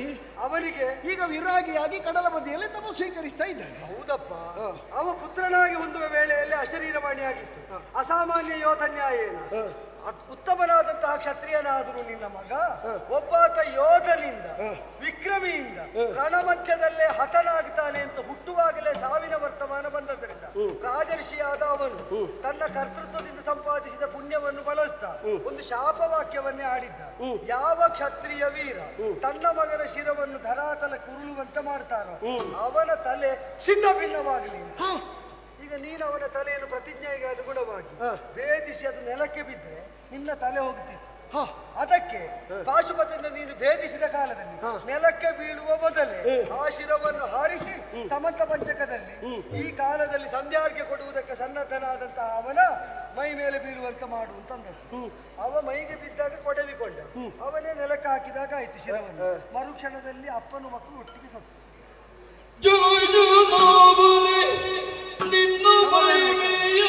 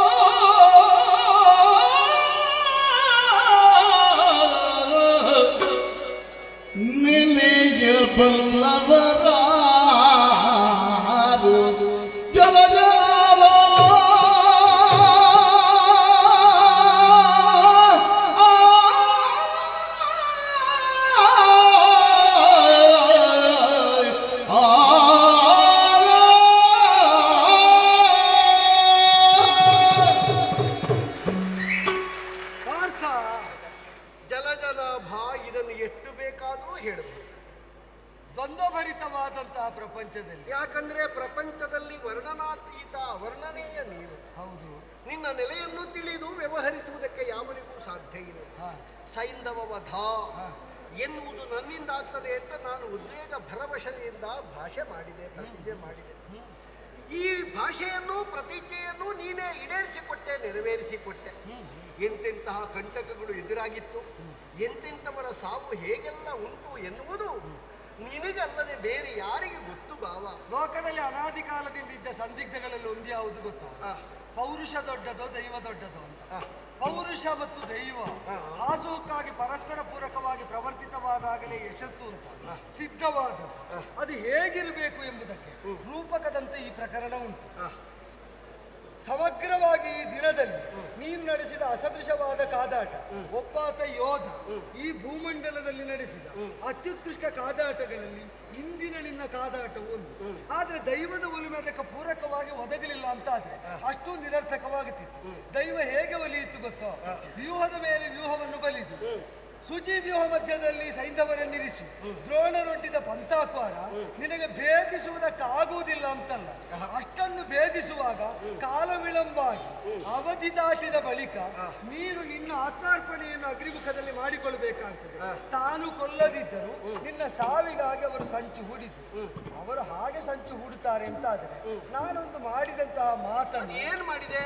ಅದೇ ನಾನು ಕೌರವ ಬಂದ ಕಾಲದಲ್ಲಿ ದುರಕ್ಕೆ ಸಹಾಯ ಬೇಕು ಅಂತ ಅಂದಾಗ ಮಾತು ಹೇಳಿದ್ದೆ, ಅಯುದ್ಧಮಾನ ಸಂಗ್ರಾಮ ನ್ಯಸ್ತ ಶಸ್ತ್ರ. ಅಂದ್ರೆ ಯುದ್ಧ ಮಾಡದೆ ನಾನು ಆಯುಧ ಕೆಳಗಿಟ್ಟು ಅಂತ. ನನ್ನ ಭಕ್ತರನ್ನು, ನನ್ನ ಭಾವನನ್ನು, ನನ್ನ ಆತ್ಮೀಯರನ್ನು ರಕ್ಷಿಸುವುದಕ್ಕಾಗಿ ಅದನ್ನು ಹಿಡಿಯುವುದಿಲ್ಲ ಅಂತ ಹೇಳಿ, ಇನ್ನೊಬ್ಬರನ್ನು ಹೊಡೆಯುವುದಕ್ಕಾಗಿ ಹಿಡಿಯುವುದಿಲ್ಲ ಅಂತ ಹೇಳಿ, ನೀನು ಉಳಿಯಬೇಕು ಅಂತಿದ್ದರೆ ಅವ ಸಹಸ್ರಾರ ಅಂತ. ಕೋಟಿ ಸೂರ್ಯ ಸಮಪ್ರಭನ್ ಸುದರ್ಶನ ಅಂತಂದ್ರೆ ಕೋಟಿ ಸೂರ್ಯ ಒಮ್ಮೆಗೆ ಕಾಣಿಸಿದ್ರೆ ಏನಾಗ್ತದೆ ಹೇಳು? ಕಣ್ಣೆ ಬಿಡ್ಲಿಕ್ಕೆ ಆಗುದಿಲ್ಲ. ಅವನಿಗೂ ನಿನಗೂ ಕತ್ತಲು ಕಂಡದ್ದು ಹಾಗೆ ಸೂರ್ಯಮಂಡಲಕ್ಕೆ ತಡೆಯಾಗಿ ಆ ಸುದರ್ಶನನನ್ನೇ ಇರಿಸಿದ್ದರಿಂದ ಕತ್ತಲು ಆವರಿಸಿದಂತೆ ಕಂಡಿತು. ನನ್ನ ಸಂಕಲ್ಪ ಅರಿತ ಅವಲ್ಲಿ ನೆಲೆಯಾದ. ಆ ಕಾಲದಲ್ಲಿ ಇವರೆಲ್ಲ ನಿನ್ನ ಸಾವನ್ನು ಸಂಭ್ರಮಿಸುವುದಕ್ಕೆ ಬಂದು ಕೇಕೆ ಹಾಕಿ ನಗಾಡುವುದಕ್ಕೆ ತೊಡಗಿದಾಗ ನಿನಗೆ ಹೇಳಿದ್ರು ನಿನಗೆ ನನ್ನ ಮಾತಲ್ಲಿ ಒಮ್ಮೆಗೆ ವಿಶ್ವಾಸ ಬರಲಿಲ್ಲ. ಅದನ್ನು ಸರಿಸಿ ಜ್ವಲಿಸುವ ಸೂರ್ಯ ಇನ್ನೂ ಅಸ್ತಮಿಸಲಿಲ್ಲ ಅಂತ ತೋರಿದ ಕಾಲದಲ್ಲಿ ಹಾರಿಸುವುದಕ್ಕೆ ಹೇಳಿದೆ. ತಂದೆ ಮಕ್ಕಳ ಸಾವನ್ನು ಒಟ್ಟಿಗೆ ಸಾಧಿಸಿದ್ದರಿಂದ ದ್ವಂದ್ವದಲ್ಲಿ ಇದು ಹೇಗೆ ಮುಗಿಯುತ್ತದೆ ಅಂತಿದ್ದದ್ದು. ನನಗೊಂದು ಸಂದೇಹ ಉಂಟು. ಎಂತದ್ದು? ಈ ಯುದ್ಧ ಇಲ್ಲಿಗೆ ಮುಗಿಯುವುದಿಲ್ಲ ಕಾಣುತ್ತದೆ. ಯಾಕಂದ್ರೆ ನಾವು ಹಗಲನ್ನು ರಾತ್ರಿ ಮಾಡಿದೆವು, ರಾತ್ರಿಯನ್ನು ಮತ್ತೆ ಹಗಲು ಅಂತ ತೋರಿಸಿದೆವು. ಹಾಗಾಗಿ ಉಳಿದ ಅವಧಿಯನ್ನು ಬಹುಶಃ ಮುಂದುವರಿಸ್ತಾರ ಅಂತ. ನಿನ್ನ ಗುರುಗಳು ತೊಡಗಲಿಕ್ಕೆ ಮುಗಿಸಲಿಕ್ಕೆ ನಾವು ಹೇಗೆ ತೊಡಗುತ್ತಾರೆ ಅಂತ ಪ್ರತೀಕ್ಷೆಯಲ್ಲೇ ಇರೋಣ. ಮುಂದುವರಿ.